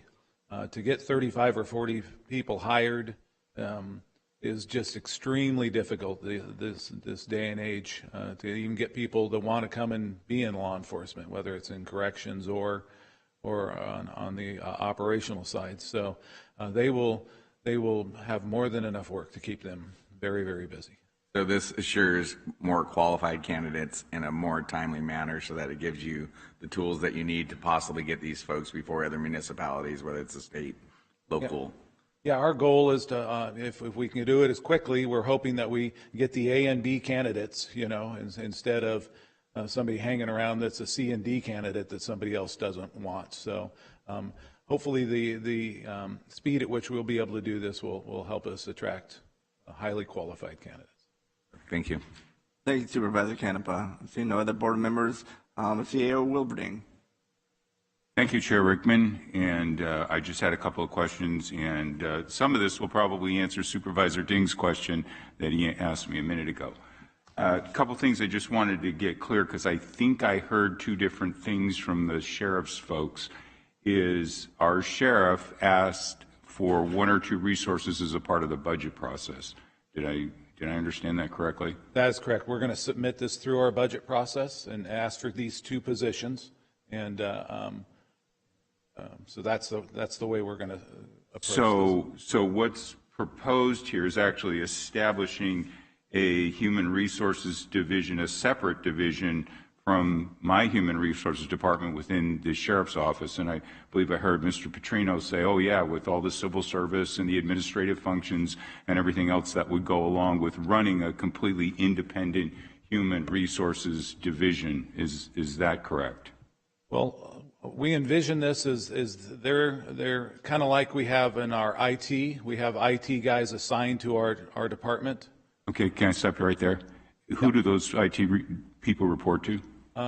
They're still under the director at IT. They're still his people. They're just assigned in our office. They report to work at our office every day. They have a supervisor there that supervises them, and they handle. And that's so they don't report to the sheriff's office. CEO, if you can ask some questions, let our sheriff speak, please. They report to duty. They come to work at the sheriff's office every single day, but they're still technically under IT, the county IT. They get like if we have an opening or something like that. They're still under IT, but they come to work every day at the sheriff's office. All right, CEO, since he's done, you go ahead. Okay, so would you envision these one to two new folks that you're discussing reporting to our HR department in the same fashion, or something separate from that? Go ahead. We have one there assigned there right now, Pam Watson. So if you want to, I understand. Yeah. CEO Wilverding, through the chair, we would envision, and the goal here would be to alleviate some of those issues in terms of communication and lag time that are associated with working under divisions to accomplish ultimately an expeditious and competitive hiring process for the sheriff's office. To do so, I feel it necessary for those individuals to report to sheriff's personnel.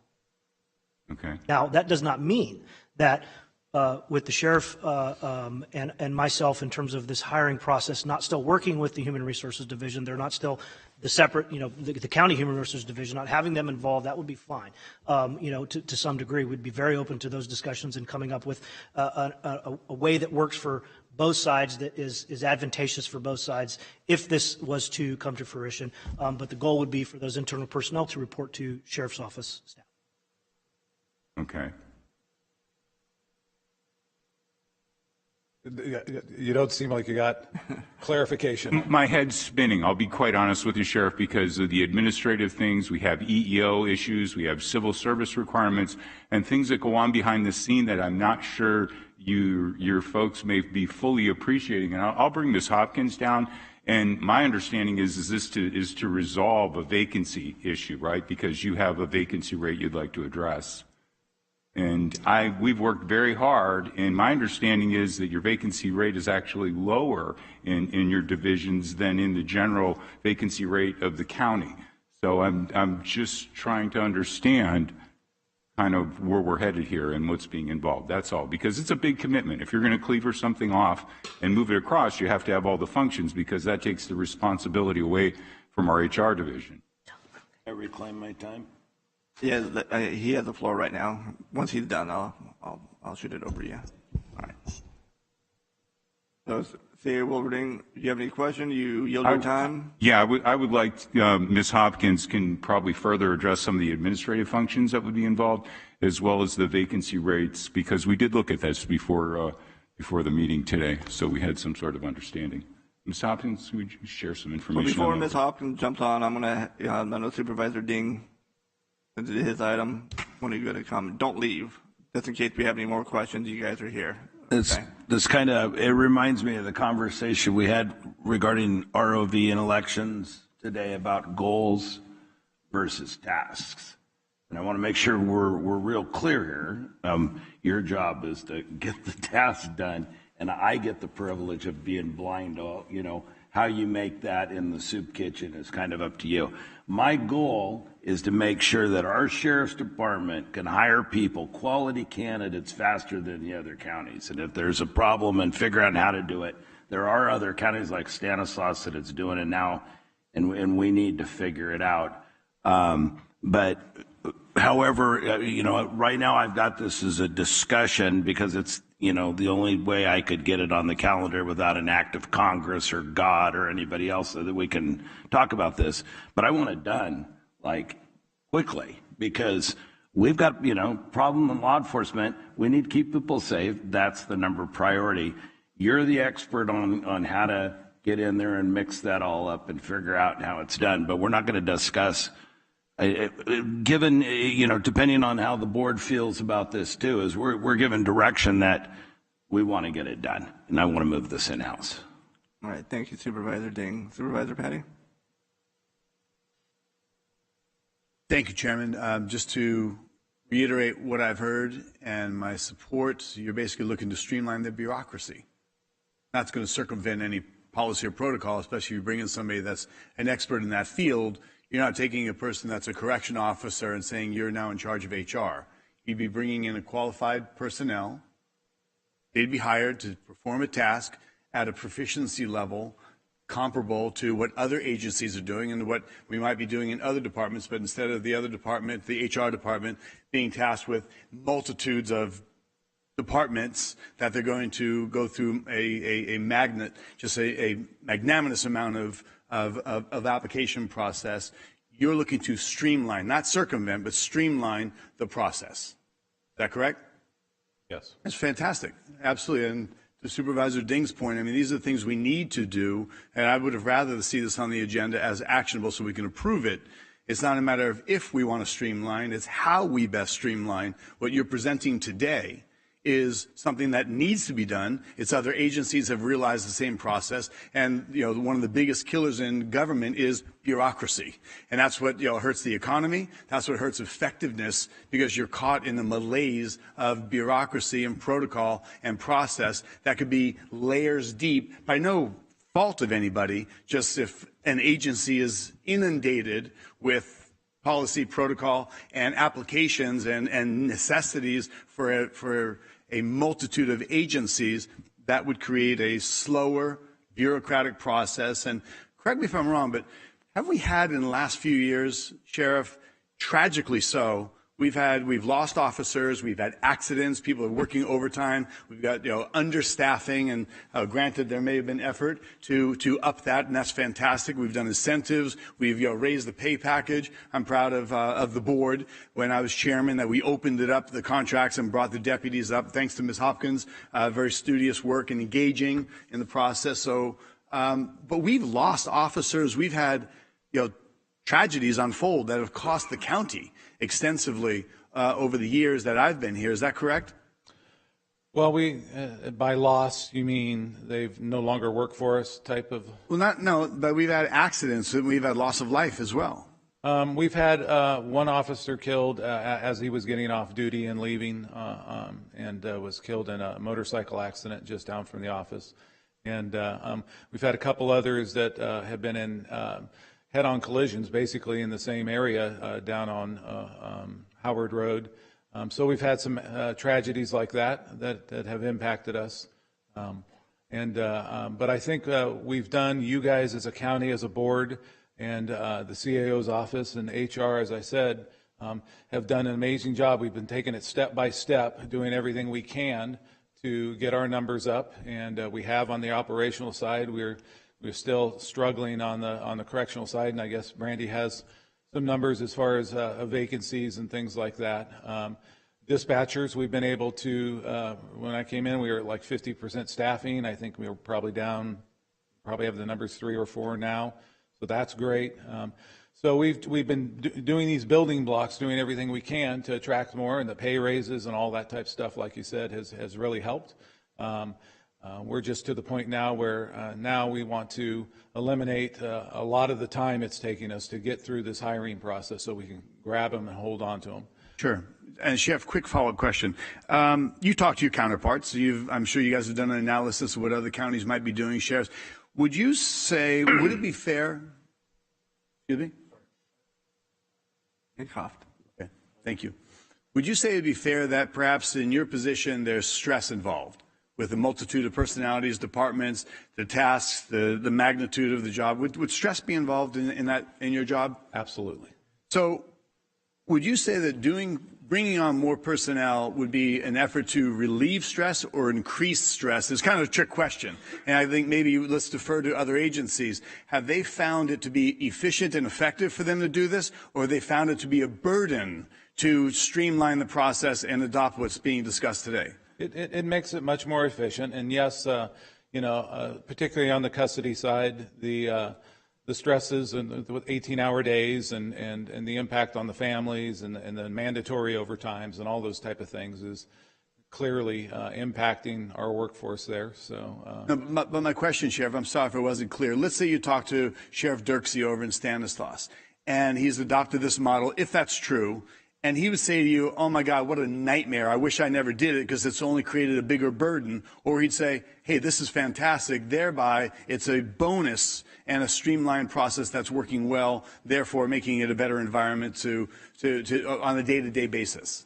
I'm not sure how long he's been doing it, but he never misses the chance to brag about his staffing levels at Stanislaus County when we go to our meetings every few months. And so it seems to be working very well for them.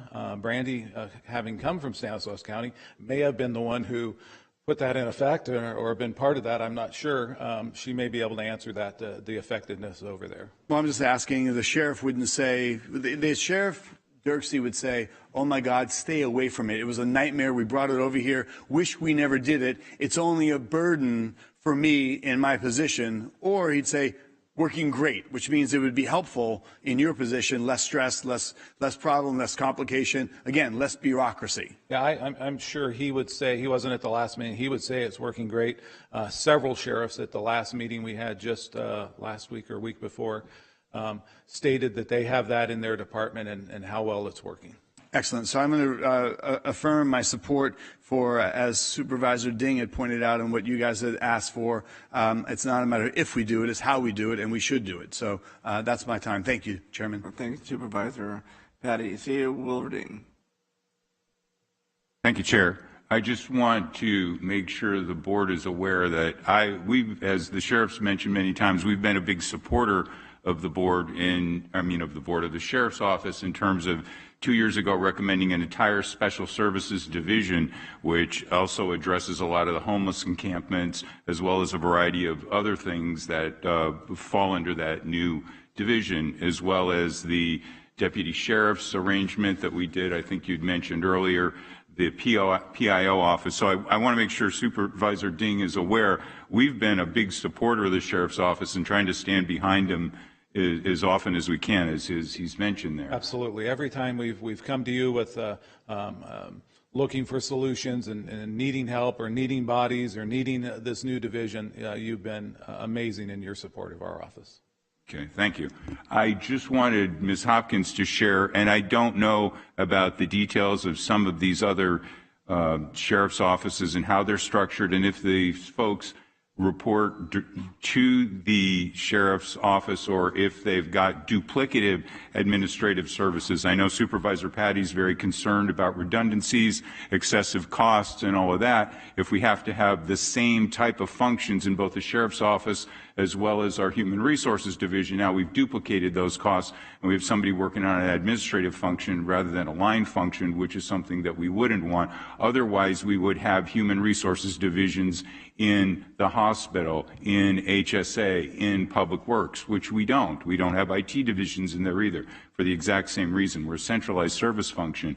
I believe Supervisor Canepa asked earlier today when he pulled one of our items about the cost plan and how we allocate all those charges. The human resources charges are allocated to you based on the fact that they come through that cost plan. We're now going to have to deconstruct that and have those charges handled differently because you will not be a part of the central service function. So while it may sound like a little bureaucratic, and I get that, there are a lot of very intricate administrative functions that are tied into making a separation like that. I just want to make sure that people understand why I bring this up. And I'd also like Brandy to talk about a few things that I'm not intimately aware of, like the administrative functions that would change, and also the vacancy rates that you all have, because I believe, if I heard correctly, that's what you're looking to address. If I may, just a clarification. Yes, CEO Overding, through the chair, the immediate and always ever existing issue in many law enforcement agencies and domestic law enforcement in the United States of America is vacancy for a number of reasons. That is always something that we're striving to accomplish and would be hopefully a direct result of making this change and improving efficiencies, which has been discussed. But the bigger goal is not just to address vacancies, that's a product of this or an outcome, but would be to establish a more efficient hiring process for the sheriff's office, period, despite current level of vacancies. Because 91 days, 101 days, 53 days, 77 days, average of 80.17 days. That's what I'm after dropping. Does that make sense? Mm-hmm. Thank you. Mr. Wilverding, are you done? You waive your time? Or are you still? I would like to have Ms. Hopkins, as I requested. Pardon me? Hold on. Okay.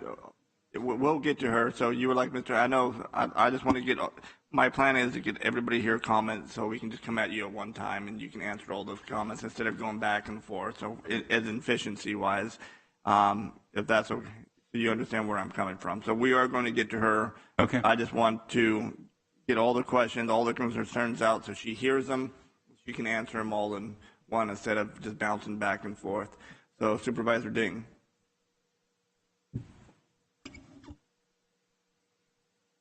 And I understand where you're, as you know, a staff director that had 32 members in DC on my committee, and they say, I just want this, you go do it. So I understand. But I'm actually enjoying this position better because I don't have to actually do it. The goal is not to do this to save money. It's not that you figure out how to do it financially responsible. The goal is we are going to put more sheriffs on the street. This is going to be, a county that we can be proud of, and we can honestly say that we've given them all the resources they need. That is what I'm asking the board to direct. I know it's not that easy, and you've got things to deal with and, so forth. But those are tasks, and I'm not interested. I'll hear you out, and we can talk about it, what have you, as long as it doesn't get in the way of the goal. And the goal is we're going to shorten this process up. We're going to do it efficiently. We're going to move it from 80 days to 3 to 7 days. We're going to be able to go reach out to candidates, put more officers on the streets so people are safe. So we could take care of the homeless problems and everything else that we keep talking about. What are the tools that we have available to us? This is just a small little one, and I don't want to see a bureaucratic nightmare slow it down. Thank you. Thank you, Supervisor Ding. We have Supervisor Patty. Thank you, Chairman. I recently traveled to Arizona, where now former Governor Ducey had gifted additional dollars and opened up the parameters for charter schools and in and throughout the state of Arizona. And what we find with charter schools is, unlike the large schools, the charter schools are able to, be actually doing micro schools as well, so a smaller version of a charter school. And they're finding the GPA, the graduation rate, is exponentially higher for some of those, areas that are at risk and in need. I cannot think of another agency that's more at risk than those serving the public and every day. Leaving your family, leaving your home, and just saying that prayer, and hopefully you do come home and you can serve the community in a manner that's to the benefit of all citizens, including your safety of citizens and yourselves. So some people might think that bigger bureaucracy is better, like the big school system, and you have teachers unions opposing it, that it's not going to serve the community as good as it can, when we know scientifically proven that when you cut through that layer of bureaucracy, you cut back that administrative cost, and you streamline down to the classroom, and you have more hands-on in the smaller classrooms, and there's a better dollar per student result versus the bureaucracy. It's just a streamlined process that's been very effective. So I don't know, I'm sure, Brandy, you're going to have lots of statistics, and I'm glad. I know that the sheriff said they've enjoyed working with you, but we have empirical evidence that we can do it better. Now, the hospital, CEO Wilverding, if the hospital wants to come forward with a plan and say, hey, we can streamline our process, just like with another charter school, doing it better in-house, God bless them. Let them come forward with it. But we've got agencies that see a better model and cut a bureaucracy and maybe even help lighten the load in the HR office as they deal with, I'm sure, thousands of applicants in the course of a year. So I'm fine with this going forward, and this should be coming back for approval if, unfortunately, we're not able to approve and put this mechanism into place today. So, again, I'm in support of it. I don't know why we're going to keep talking about it. Thank you. Thank you, Supervisor. Vice Chair Villapudua. Thank you, Chair. Sheriff, I just want to let you know, if you think it's needed in your office, I support you 100%. I know you're short-staffed on certain levels, so whatever we can do to make your job easier. Thank you. Thank you, Vice Chair. All right, Ms. Hopkins. And now we got all of us. You have all the questions, all the concerns. Now, all in your court. Maybe not. I thought I broke the microphone. Good afternoon, Chair Rickman, members of the board, CAO Wilverding, and our sheriff. Thank you for giving me a few minutes to speak. Along with the comments that Supervisor Ding made, I think our goal really is to put deputies on the street and have correctional officers in the jail. It's a commitment that Human Resources reaffirmed to the sheriff 3 years ago when I started, and it's a commitment that we will continue. HR has a variety of ideas. This discussion has been very helpful today because we were not exactly sure of what an HR division at the sheriff's office would look like, but I think I hear from the sheriff that we're really trying to strengthen the recruitment and retention efforts, and HR can meet with the sheriff's team and help determine what staffing is available and needed to do that, and that can be delegated to the sheriff's office. We are committed to doing that. Again, this is a very helpful discussion. I'm not going to throw out a whole bunch of statistics, but I will share under the efforts of the CAO's office from the board's direction, working with the sheriff. Currently, the county's vacancy rate is about 17%. The sheriff's department overall is at 13%. But I think what the sheriff and his team, Petrino's team, should be most proud of, along with HR, is that our deputy sheriff vacancy currently is at 9%, and our correctional officers has dropped significantly. It's still at 14%, but that's a significant improvement from where it was a few years ago. So we want to continue those efforts with the sheriff's office and support them in having officers where they belong, which is serving the community. All right, thank you, Ms. Hopkins. All right, seeing nothing else from the board, we'll open up for public comment. Any from the public wish to address the board on this item? And now bring it back to the board. Just real quick on my part, I don't see anybody in the queue. We've all seen the news and the news articles, and listen to the sheriff and police chiefs and so on from all throughout the country. And there's no question that there is a police shortage here in not just San Joaquin County or the state of California, but in the entire nation. And one of the reasons they have these shortages is, lack of applicants. And, the sheriff, I believe, hit on it head on, was that you have an applicant who applied for the sheriff's department, and he's also applying for 3 or 4 different agencies at the same time. And whoever gets that background done and offers that individual a job, more than likely he's going to go into that agency. So now just one less applicant for us at San Joaquin County. So if we want to have the retention and getting people in the uniforms, in the cars, or in the jails, we have to be competitive, and I believe this is that one way to be competitive. But also, you talk about vacancy rate of 9%. I don't know, how many people are going to be retired or are going to be out on, retire either through years of service or through disability, because it is a tough job. So we have to take that into account too. Unlike, other jobs that you have in government, it takes, a year pretty much, one through the background, through their 6 months academy to get somebody on the road or on the streets. So if we can fill that up, the applicants, and get their backgrounds done, offer them a job, and put them through academy or their laterals, I think it serves this county well. And if you look again through the state of California, our crime rates are up. And, one of the concerns I hear out there from residents throughout San Joaquin County is, they want less crime. They fear for their safety. So what we are doing, I think we've done an excellent job here in the last 2 years, getting more bodies on the streets. And, I think the sheriff promised me, didn't you promise me you're going to get a lot more bodies in South County? I give you, put you in the spot. But hey, to that extent, I think it's a good idea. It makes us efficient, makes us competitive, and whatever does that, I think it's a good idea. So, Councilor, this is just a discussion item. There's no action to it. Do we need anything from this board?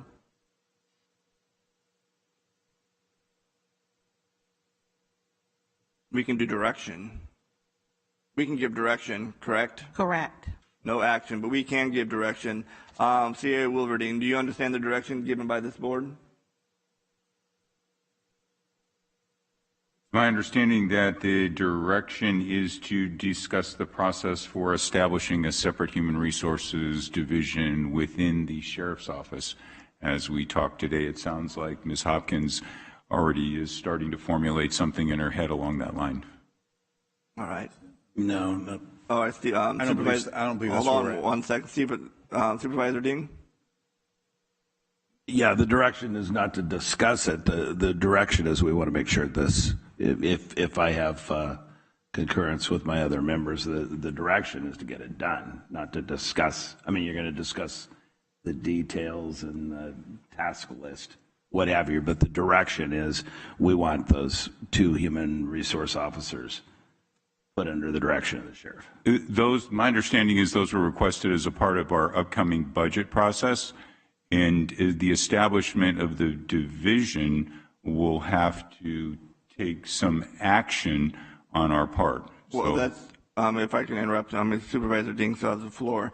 Supervisor Ding, do you want to, it's up to you. You're making this discussion. This is your item. Do you want to come back before budget? Those positions, you want to wait until you get the budget to allocate those positions? What do you want done? A sheriff clarification. It's my understanding that I got a little out front. You're not trying to create a new department here. Right. I appreciate that. Yeah, we're just want to go through our normal process, our budget process, and we'll request these positions, and we'll work with Brandy and the CAO and figure out a way if we can afford it, and if the county can afford it, and if we can find the way to make it happen, then I think it would be great for our department. If for some reason that there is a glitch or something that we can't do it or we can't afford it right now, we understand. It's just something we're going to be asking for through them, and I think we can just take it through the budget process as we would. It's just a few months away, and everybody's working feverishly on their stuff now. So I think if we just take it through the natural process, that will help us, and if it comes to fruition, it'd be great. Thank you. Thank you. Sheriff, I think the sheriff's being a gentleman here and playing nicely with everyone. I want direction from this Board of Supervisors that, we can't afford not to do this. It's not always about, pennies, nickels, and dimes. We'll have to make other allocations, but the direction is we want to see this happen because we need to eliminate any bureaucracy in this county we can to make it more efficient. And this is just a small little measure that is pretty obvious to the outcome. So, Supervisor Ding, what I'm hearing from you, so per your direction, would you say direct the CA's office, the HR, or the sheriff to allocate 2 positions as described, and this agendize the item to the sheriff's department? Yes, I concur. Without a motion, we could direct Right, staff. we can direct staff on that. I agree with that direction. All right, CAO, we have direction. Majority of the board. So what? Go ahead. You're up. Yeah, Chair Rickman, I was going to suggest that if it's just a matter of adding a body or 2 and shuffling some administrative functions, we don't have to wait for the budget process, although an appropriation for the additional positions, I believe, would require a 4/5 vote. I'll be happy to do whatever the board wishes. I just want to make sure I understand what that is. We could certainly add those positions and start recruiting for them as soon as we could get authorization from your board to take that path. I have a concern. We have Supervisor Canepa. So my concern is the process that we're going down. Obviously, HR is a central role. So that it just seems easier to loan them to people because there's already somebody doing it now there. Is that what it is now? And you need 2 more people, or you need the equivalent of that person that's doing it now full time there? I'm kind of confused. Somebody said, oh, there's already somebody doing it. Well, if there's already somebody doing it, who's... They're HR person, but they're doing different HR work. It's not having to do with the hiring, Joe. You want to? So they're dedicated to you guys then? Or that one person is at your facility? I'm kind of confused, so... Thank you. Supervisor Canepa, through the chair, I certainly don't want to speak for Director Hopkins, and she can correct me if I misspeak, but our HR analyst that we contact, they've had some movement in human resources recently. We contact an HR analyst, personnel analyst, my lieutenant, and we say, we would like to recruit for blank, and then they facilitate that process. My understanding is that person who is not physically at the sheriff's office, they are here in the human resources department downtown, they have other duties as assigned regarding other county departments that they do. What we're trying to accomplish is having that function solely dedicated to the sheriff's office hiring needs based on the numbers and the current reality of how long things take, particularly for peace officers and correctional officers, and have them in-house at the sheriff's office to even more expedite that process. No, that makes more sense. So they're onboarding me up here in my office as well as doing other things for everybody else. So they're wearing multiple hats. So, I mean, and I get it, the economy of scale is what Jay is talking to. It's like, hey, you know what I mean? When you do that, you kind of are, and I understand the bureaucracy, but I mean, it's there for a reason. So, but I mean, I'm for streamlining it. So, I mean, the question for me is, does it stay an HR person staying out there full time, and who do they talk to all the time? Would be my only point of contention here. And I mean, the 4/5 vote out of budget would be the other point of contention. So if you do want it immediately, then we need to do that outside of the budget. And when does that come back? It would be the question for me. So those are the two things. How is it done? How does it get peeled off of HR? And I mean, is it, you know what I mean, kind of a management nightmare, opening a whole nother part of the sheriff's department is my only concern. You know what I mean? Are you duplicating services? What is the procedure to do at a new department? That's just me being a newbie. So those are my concerns. Mr. Chair, if, Joe, will you clarify what Pam does at our office now, the HR person we have there? Yeah, so we have one personnel analyst, Pam Watson, who is a phenomenal employee. However, her function is all of the workman's comp side of the house, 4850 claims. She processes all those claims and all that paperwork. If you get a paper cup in the San Joaquin County Sheriff's Office, that goes to Pam Watson. She also does a lot of policy-related work, which is, given legislative changes seemingly daily, a huge undertaking regarding the entirety of the San Joaquin County Sheriff's Office policy. She facilitates a large portion of that. So she is very busy, and her plate is full in terms of that classification of personnel analyst. Yes, we have one, and that's what she does. It has nothing to do with the hiring so it's process. A total different animal that she's dealing with. So, okay. So you don't have this person currently doing it there. They're in this building doing it here. Chair. Okay. Thank you. 1 sec, Supervisor. Canepa still has the floor. Let's see. Yes, I surrender the floor. Thank you. All right, thank you. Yes, Brandy. Thank you, Chair. Hopkins. When the board considers direction today, there are a couple different options that the sheriff's office would be able to consider, and HR would need some time to discuss with the sheriff. All of those options and the pros and the cons, so that he can weigh out how much administrative work, and the CAO and HR could weigh in, is that office willing to take. So there are several different types of classifications that perform what I'm going to categorize as a somewhat decentralized work when it comes to human resources, and each one of those departments has to accept a certain level of responsibility or leave a certain level of responsibility with HR.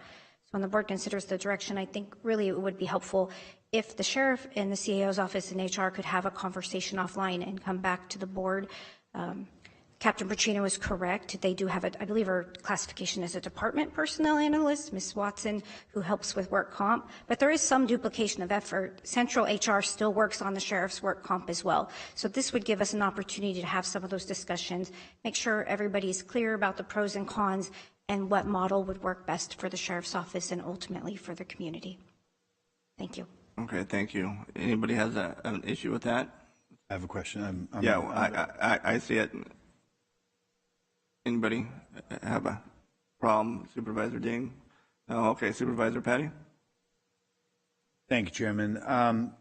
To answer where Ms. Hopkins just went and our CAO a moment ago, was, I think we've really validating exactly what Supervisor Ding is proposing and what I've said I support, and Supervisor Villapudua is for autonomy, for what the sheriff wants, because we just saw the CAO asserting over the IT position who has authority, who they answer to, and kind of really posturing the position and the rank and file of the order of accountability. So I believe what you've talked about, what we've talked about, is establishing in-house services as it relates to HR, hiring in particular, so you can cut the vetting process down. Granted, again, with compliments, I've always heard you say, Brandy's been fantastic and helped out in comparison to what it may have been in the past. Nobody's saying anybody's wrong. Nobody's saying there's an error, there's a failure. You just identified that we can do it better, faster, easier, more efficient. Maybe lighten the load of the current HR department, because apparently there's, I would imagine hundreds and thousands of applications at any given time in process. So what's wrong with evolving? What's wrong with moving forward to the next level of efficiency, which would be cost effective to do more than anything else? So I think that's where Supervisor Ding is. That's where I've said I support. That's where Supervisor Villapudua is. And if there's clarity, understanding from everybody, and direction to whatever behest, it's so whatever your needs are, you go ahead and direct HR and CAO so that they can fulfill what we need in the department in its entirety. I think it's pretty clear. All right, Supervisor Petty, you done? Yep, I am. Thank you, Chair. All right, we've been discussing this for like an hour now. It seems like we keep going around in circles. So I'll get to you Supervisor Canepa. Is that okay? I know Brandy was talking about, Ms. Hopkins was talking about getting with the Sheriff's Department, getting with the CAO, and discussing exactly what'll work and bring it back to the board. Yeah.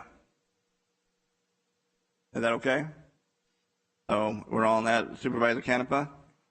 That's what I mean. If they're agreeing to figure this out amicably, then we really don't need to get involved. And if it doesn't, then it can come back in front of us. And I mean, it's going to be a budget item anyway. So then someone's going to have to mention it, because if it's not, then we have to come forward and give you the money before June. So then that is something that in your guys' discussion, if it needs to be done more, expeditiously, then that's what we need to do. So I'm all in favor of letting you guys amicably figure it out. And then if not, then we can come back and get it done with a 4/5 vote out of budget. That sounds like a plan. You guys good with everybody good with that? I take it. Yeah. So we're good. Everybody good. All right. So we're done on this item. Thank you. Thank you. Thank you, everybody. It's 1:00. We have one more item, and I was going to take a lunch break at noon, but this took a little longer. So what do you guys want to do? You guys want to push through? Push through? How long is this next item, you think? Ms. Cunningham?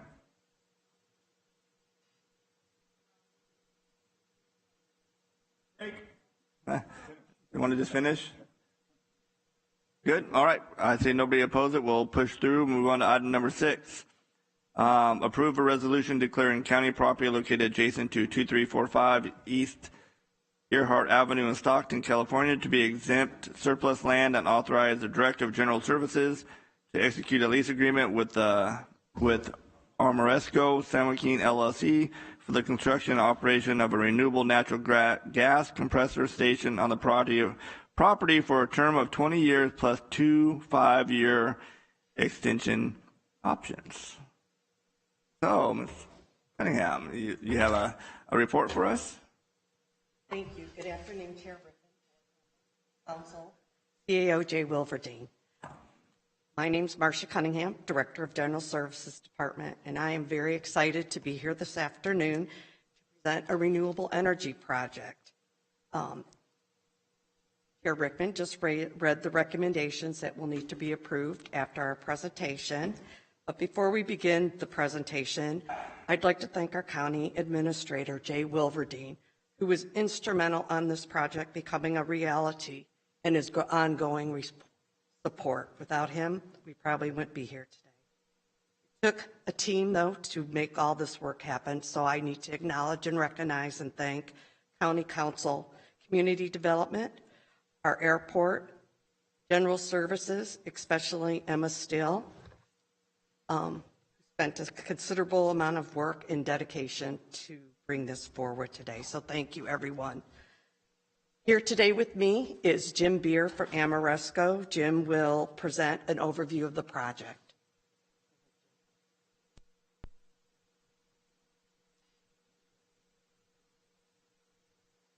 Chair Rickman and other distinguished members of the board, it's a pleasure to be here this morning in front of you again. I see some new faces. I think this is, I don't know, I think I'm going on double digits now on times I've presented before the board. And I'm really happy to talk about this renewable energy project. It's been a long time in the making. And I know our time is short, and I was joking with Marcia that I enjoy going last because everybody's too hungry and too tired to fight. But all joking aside, this is not controversial at all. I mean, this is a green energy project that's going to benefit the county environmentally and financially. So there's nothing really too controversial here.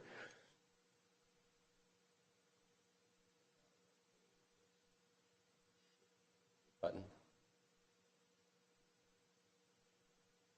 You break it, you buy it. I haven't dropped it yet. That's so good.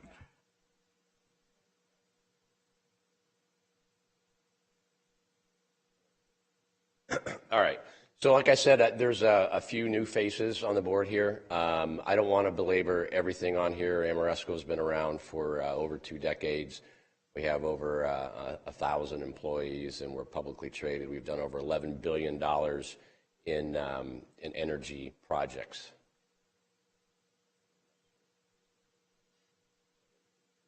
Slide.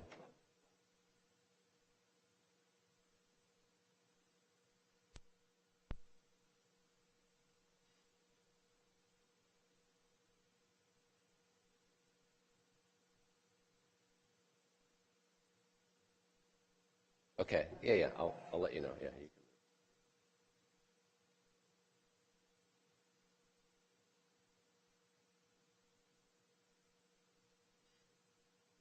It sounds like the presentation is completely frozen at the moment. Oh. Well, I can go ahead and just kind of walk you through. I think the pictures are worth 1,000 words, but really, Amoresco is a renewable energy developer, one of the biggest biogas developers in the nation. We have 10 projects in California. 2 of them, well, actually 3 of them, are within the county board of San Joaquin County. 2 of them are actually owned. The facilities are like the landfill is owned by the county. So we've done 2 projects, one at the Foothill landfill, turning landfill gas into electricity, and then also a solar project where we're taking some unused land at the landfill and turning it into renewable energy as well. The project that we have before you today is a renewable natural gas project. It's taking the landfill gas that's generated in a landfill within the San Joaquin County. It's owned by Republic Services at the Forward landfill over near the airport. And the gases that are generated in that landfill naturally by the decomposition of organic material produce methane, carbon dioxide, and other impurities. So we're going to take that gas and we're going to remove all the impurities and turn it into renewable natural gas. At that point, it's indistinguishable from natural gas. And we're going to inject that gas into a pipeline owned by Pacific Gas and Electric onto, if you can roll through, going, the 2 projects we've done with the county, the solar. We've got a long history of doing work with municipalities. San Joaquin County is obviously at the top of that list. This is the basics of, scroll through all this. Going. So again, this is the money part of the project, where you have a piece of land near the airport where PG&E has a pipeline that we want to inject to. We want to lease that piece of property so that we can inject into that pipeline. It'd be a minimum of a 20-year lease, a one-time upfront payment of $175,000 when we meet COD, means commercial operations, After that, we would pay you $2,000 a month to lease that property. It's about 120 feet by 120 feet. And then over the 20-year period, we were approaching $1 million that we would pay the county. There's also property taxes that are associated with this project. Somewhere between $650,000 and $800,000 a year would be paid, at least in the first year would be paid. We're working with Treasurer's office within the county to figure out that exact amount. I may be in front of the board in a few months to try to resolve what that exact amount would be.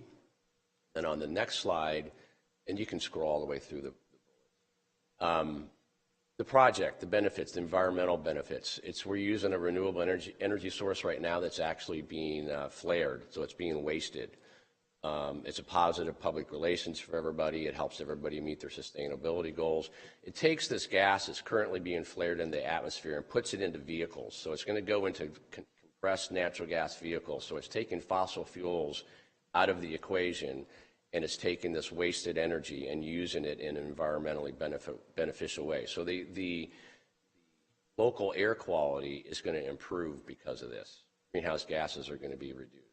There'll be hundreds of construction jobs that are going to be created from this as soon as we can start, and then a minimum of 3 full-time people for 20 years. And these are all very highly skilled, high-paid jobs that everybody should be excited about. This depicts the pipeline routing. On the bottom right of the slide, you can see the forward landfill. In the top left, you can see the airport, and then some arrows that are pointing to where PG&E property or PG&E pipelines run. And the next slide is a blow-up of that particular area where it's 120 feet by 120 feet where we'll locate our facility.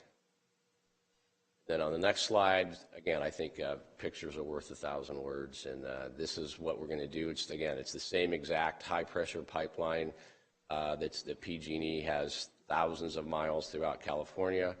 So we'll be installing that. On the next slide, you'll see some examples of how we can make this 120 by 120 foot section look, and we've been working with Marcia and her staff and Jay and his staff, and everybody's been great to work with.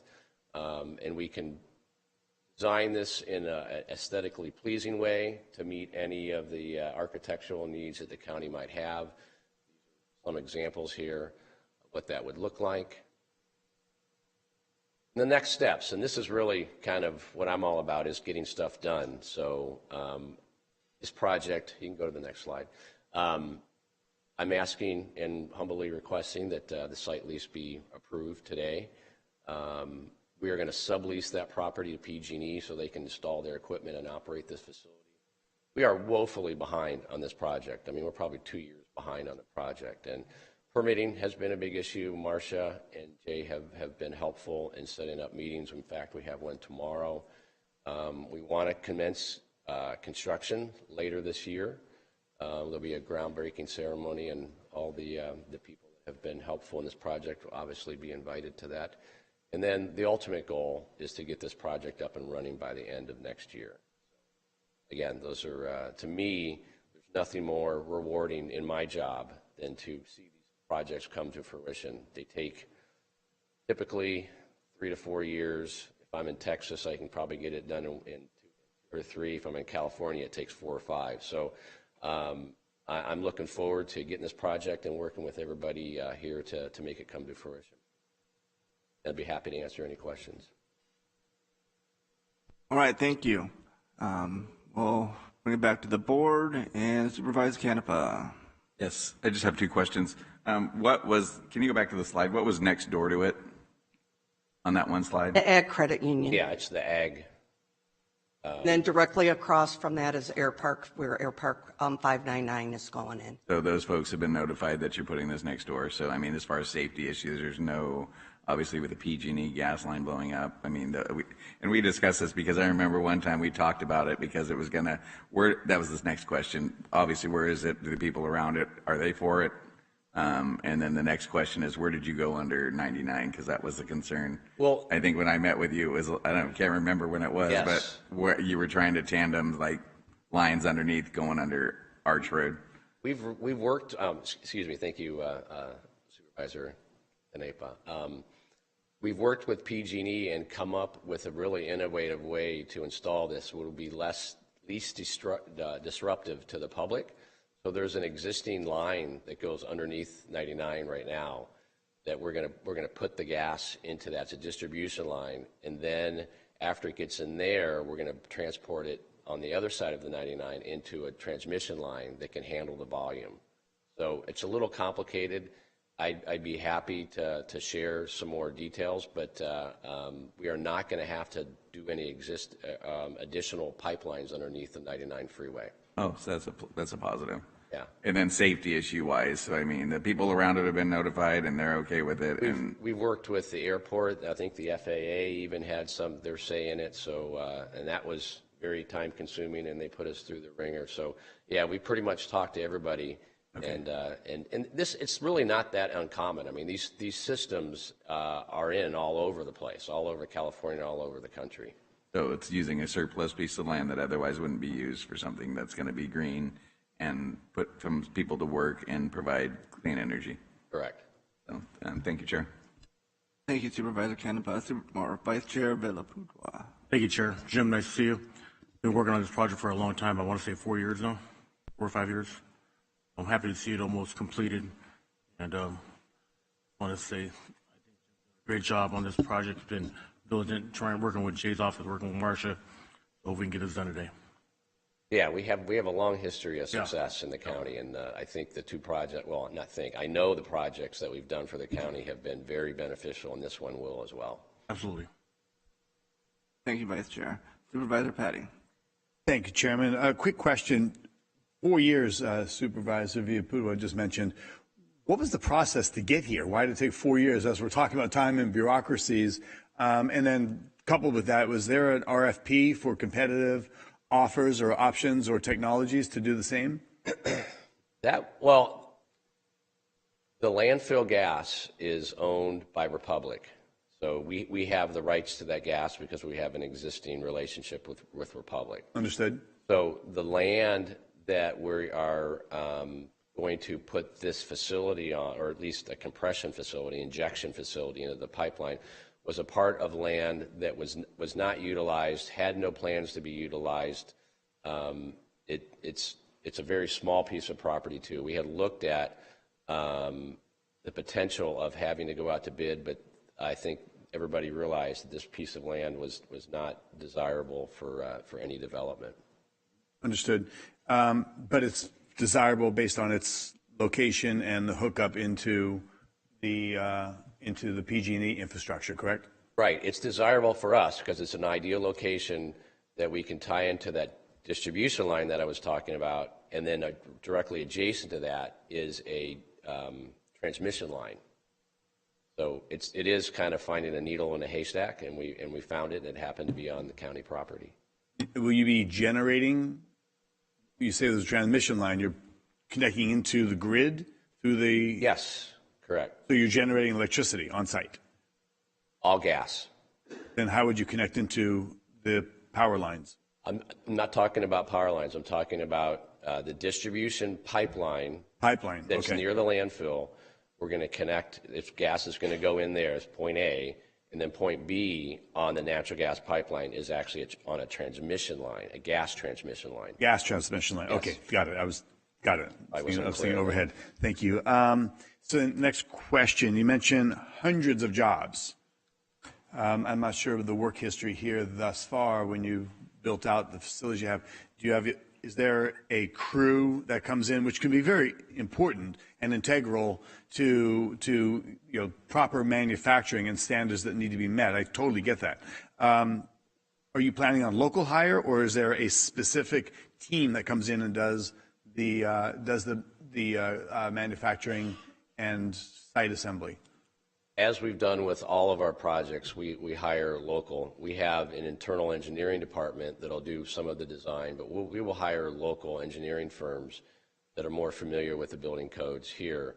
And then locally, we've worked with the trade organizations and unions, so we'll be hiring local union workers to build this project.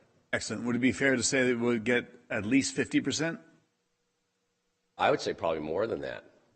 As far as the construction, for sure. Understood. The design work might be outside of San Joaquin County. I totally understand that. Yeah. But the construction work would all be sourced locally here.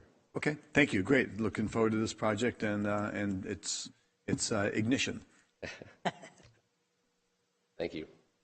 All right. Anyone else? We'll open up for public comment. Anybody from the public wishing to address this board? All right. Seeing none, bring it back to the board. If there's no further discussion, I'll entertain a motion. Chairman, I'd like to make a motion to approve this item. Second. All right. Go ahead and vote.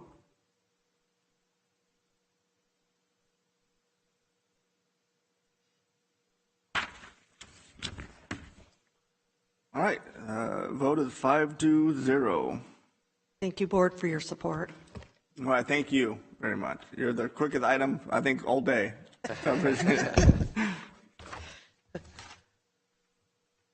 All right. We're going to move on to Board of Supervisor comments and committee reports. Anyone would like to? Or Supervisor Canepa, all yours. Just one request that I would like to have.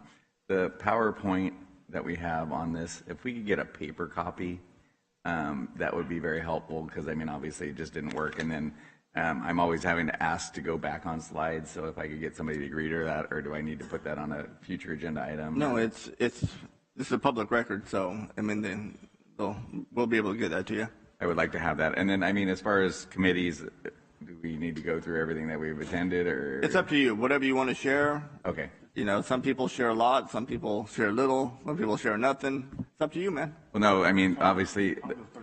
Yeah. Well, I won't be 30 minutes. No offense. I got till 4:30. No, but the ag commissioner, the deputy ag commissioner came in, and Chair Rickman and I were there, and it was a very informative. They had these dogs that would sniff parcel.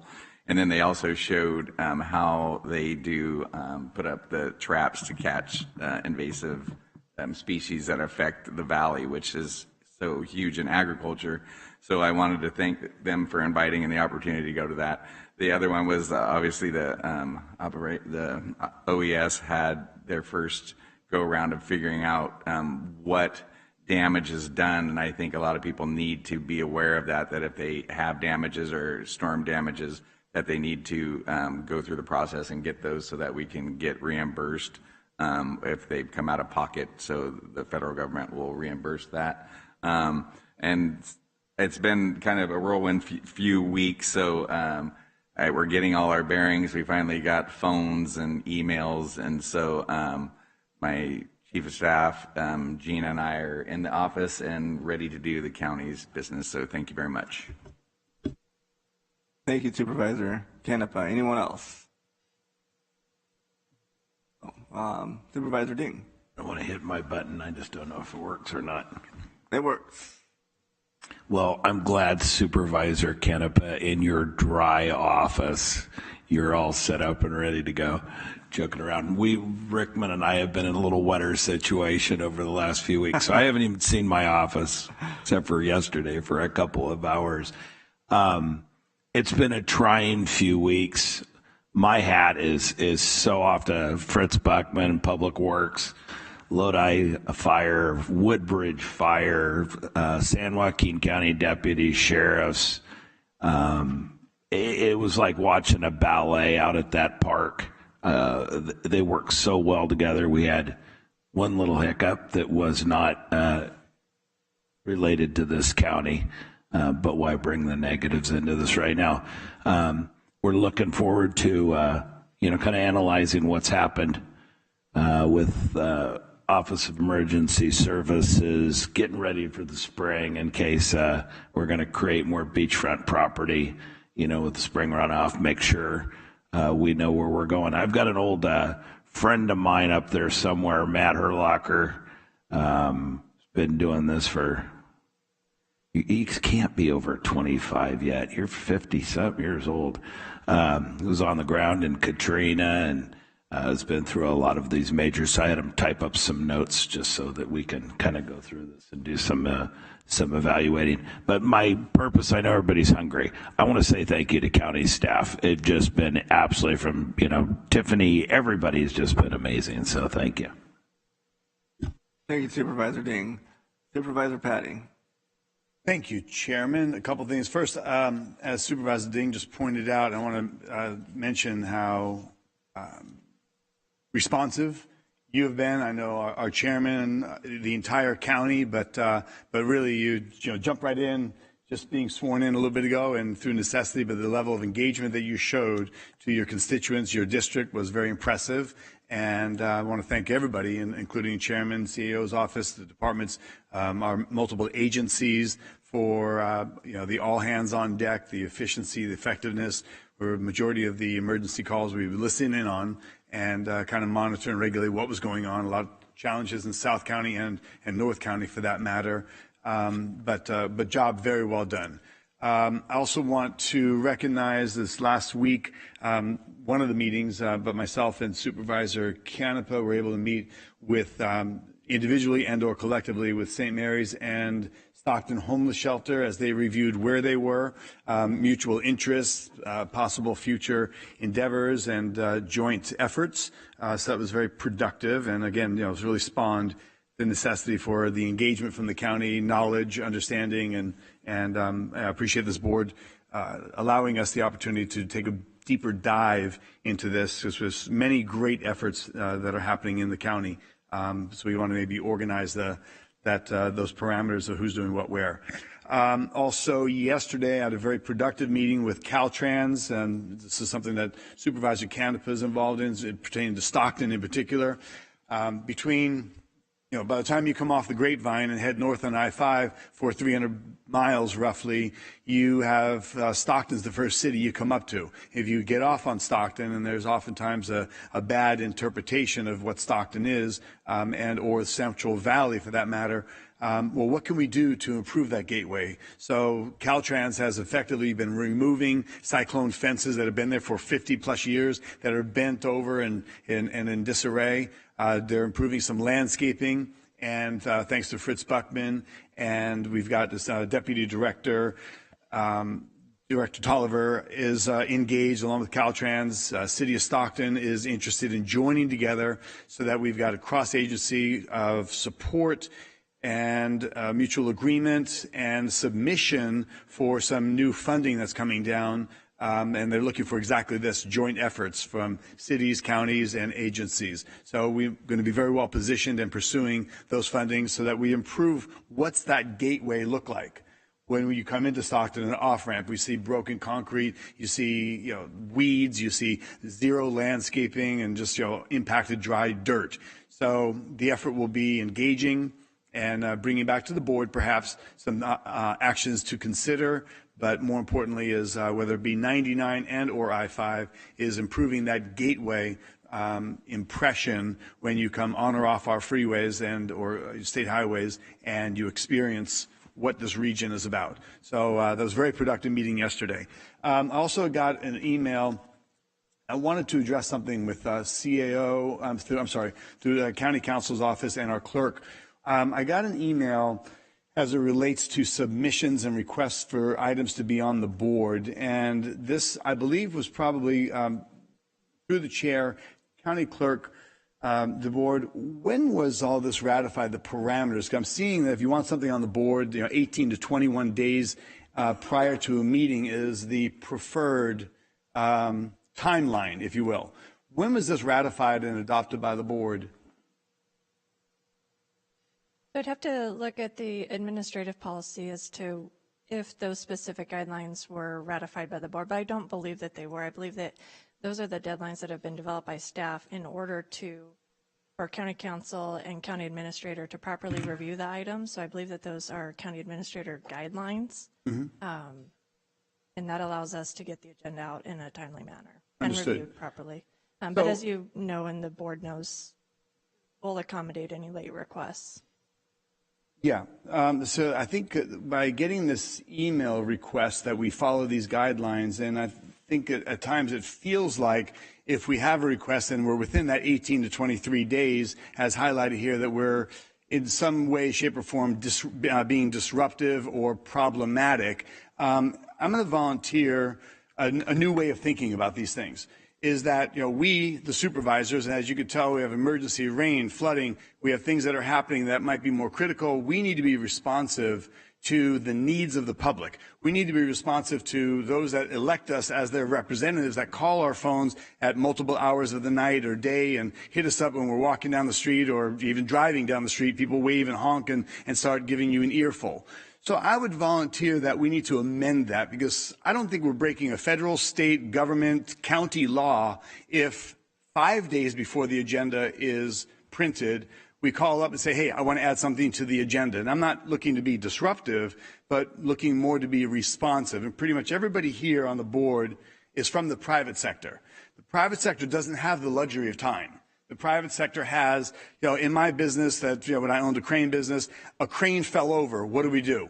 Hold on a second. Let me call a board meeting and see how we're going to allocate our resources to be responsive to the need of the house being broken open, the injury, the ambulance, the damages, and blah, blah, blah, blah, blah. So in the private sector, you need to be much more responsive. And again, I'm not looking to be disruptive, but right now and 3 weeks from now, there are things that are going to come up. There are things that are going to come to mind. And I'm looking to, much to the joy of many, I'm termed out in 2 years. So in the next 2 years, I'm going to get as much done as quickly as possible and not look to like, oh, well, hang on a second. I know there's a board meeting in 13 days. Let's not approach that board meeting. Let's not be responsive to the need or the idea of how to do something different or better.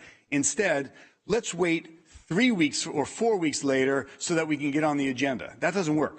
It just flat out doesn't work for me, speaking on my own. So when I call or the board calls, I appreciate that we spring into action. What would you like? How can we help you? Yes. Okay. So get it in, which has happened. And it should be done receptively. It should be done with a welcome that a supervisor, and again, I have no priority over anybody. I'm not senior to anybody here, but we as supervisors are responsive to needs, ideas, and being adaptive to what we can do to make something better. Let's say, for instance, we move something forward, and I'll finish with this, Chairman. We move something forward for a project program. Let's just use homelessness, and we can save 3 weeks' time. And during that 3 weeks' time, maybe we save 2 people's lives because we did something faster than a longer period of time. So I'm in favor of being from the private sector. How responsive can we be without being disruptive, but also being responsive to the needs of the supervisors? And that's for the CAO's office. They spring into action. Clerk of the board, you guys spring into action. But I don't believe we should be receiving emails that like, this is the protocol, please follow the 21-day or 18 to 23-day rule. That's my thought on it. So I appreciate how responsive we have been. Thank you. And we will continue to be last minute from my office because ideas or things come up, and we do what we can do as we can do it. Absolutely. And like you said, I don't think there's been a situation where we have not been able to respond quickly.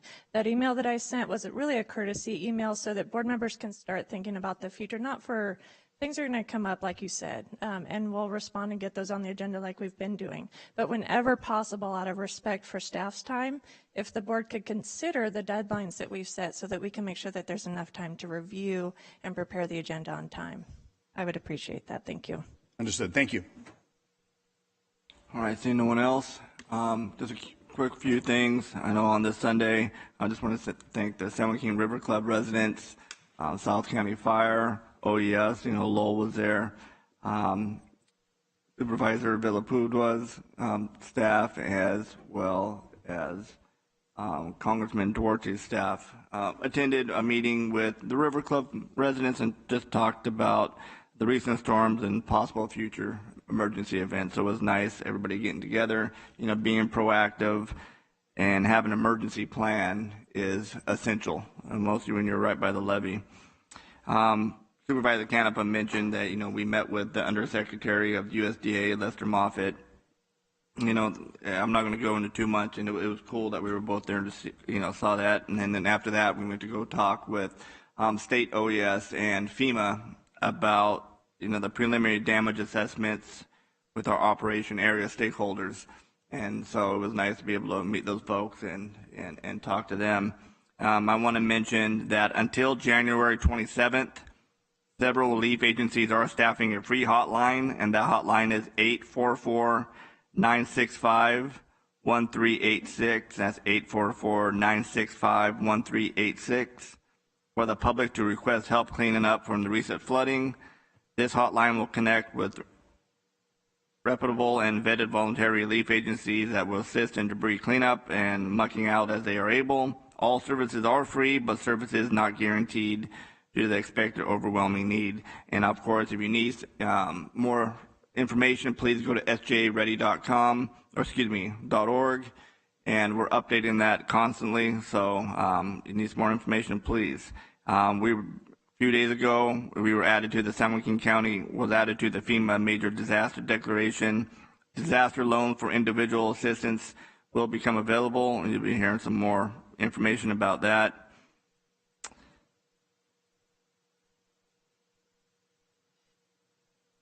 I want to say thank you and to Hillary, our PAO, our Tiffany, our Deputy Director of OES, both Lowell's, and everybody staffing OS. I know we had volunteer from our fire departments in there also, our Sheriff's Department, Jay, the co-director, working so hard. And I also want to give a shout out to Supervisor Ding. And him and I have been on the phone a lot. I know both of us, I think since December 31st of last year until even now, we've been running 24/7, no days off because I think we all have because of the emergency. So I want to say thank you to everybody that is involved and all the allied agencies. We appreciate it. We appreciate your hard work. And, all your hard work doesn't go unnoticed. So, thank you. I want to ask two quick things, if you don't mind, for if I could get consensus with my colleagues. With all the water that we are currently receiving and have received, so it's nice to see some daylight out there, as well as new members on our water committees. I want to ask the support of my colleagues, direct staff, public works, and related departments to come back to the board over a period of successive board meetings to make presentation regarding all the water-related issues and or committees that we have under our jurisdiction. To be presented and discussed, I don't expect like a 3-hour slideshow, but more of a talking point so we can all get familiar with what's going on.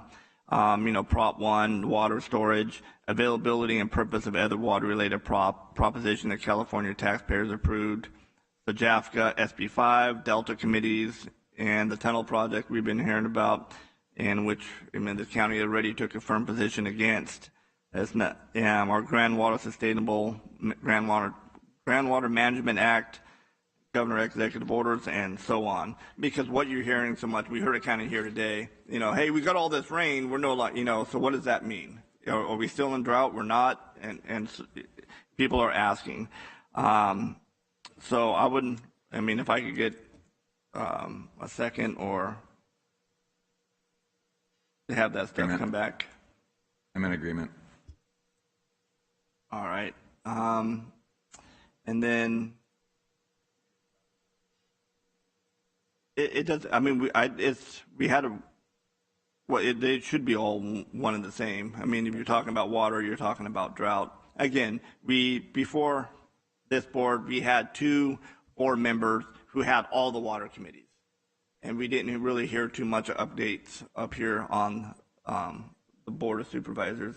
So I think it would be nice to give us all a well-rounded view of the committees that we have, the responsibilities, and what we're having out there. Again, it's just talking points. I don't expect, a 3 or 4 hour presentation on that. Just get us all acquainted with it. Chairman, if you will, what I believe might be helpful is maybe the SJAFCA director would come here, give a little overview and an update on what the status is and projects as it relates to their realm, as well as other agencies that that some of us may be sitting on. I think that might be. Oh, I think you're absolutely right. And I mean, whoever has the most information would be that person to deliver it to this board. Sounds good. I would agree. And secondly, the thing I would ask for to bring back for discussion and an action item. I mean, I was going to do a board letter, but since I'm here and we kind of discussed about it today, is our public information officer. And I've talked to Jay about this, our CAO, and I've been mentioning it for the last few years. And mostly with what you're seeing here now with the emergency that we've had since December 31st, is that we need to have a dedicated public information officer. We have a public information officer. She does, Hillary, she does a great job, but that's not her only job. I mean, she has, public information officer, and then she has all these different obligations. When you're in an emergency like we have been, and, something that we did as directors is put in a public affairs officer 24/7 to get that information out. And if you look at the whole incident command system, the incident command structure, a public information officer is essential. And, I would rather have this back before the board and see if we can get push it through with a 4/5 vote. As you mentioned, we're going to have snow melt. We're going to have, we're not too worried about the levees right now, but once that snow melts, that water is going to come through our levee system. And, God forbid, if something does happen, we need to be able to get information out as quickly as possible. So I would love to have that brought back. And, we're talking about a public information officer, but also a communication team. And, like I said, it's essential to get out information to the public in a very, very quick and timely manner. Once we know it, they know it. And, that's how you avoid problems. That's how you help people. That's how you save lives. That's how you save property. So if I could get some consensus with the board or a second for that. Chairman, I agree. I also have right here on my note, start PIO. I think it's timely, and it would be to the benefit of the county, the board, messaging, information that we need to convey, and somebody that's actually efficient and effective at it. So I agree. Thank you. All right. With that being said, that's all I have. We don't have anything scheduled for 1:30 p.m. today. Thank God. And that should have been my inside voice. I'm sorry. Closed session. Ms. Johnson, what do we got? Chair, we have 2 items on closed session. And do you think that should we, we'll do that. We don't think we're going to have anything to report out, correct? We do not. All right, so what we'll do, we'll adjourn this meeting to Tuesday, February 7th, 2023 at 9:00 a.m. Why don't we go ahead and meet for closed session at 2 o'clock? Perfect. Sound good? Perfect. All right, thank you, everyone. God bless.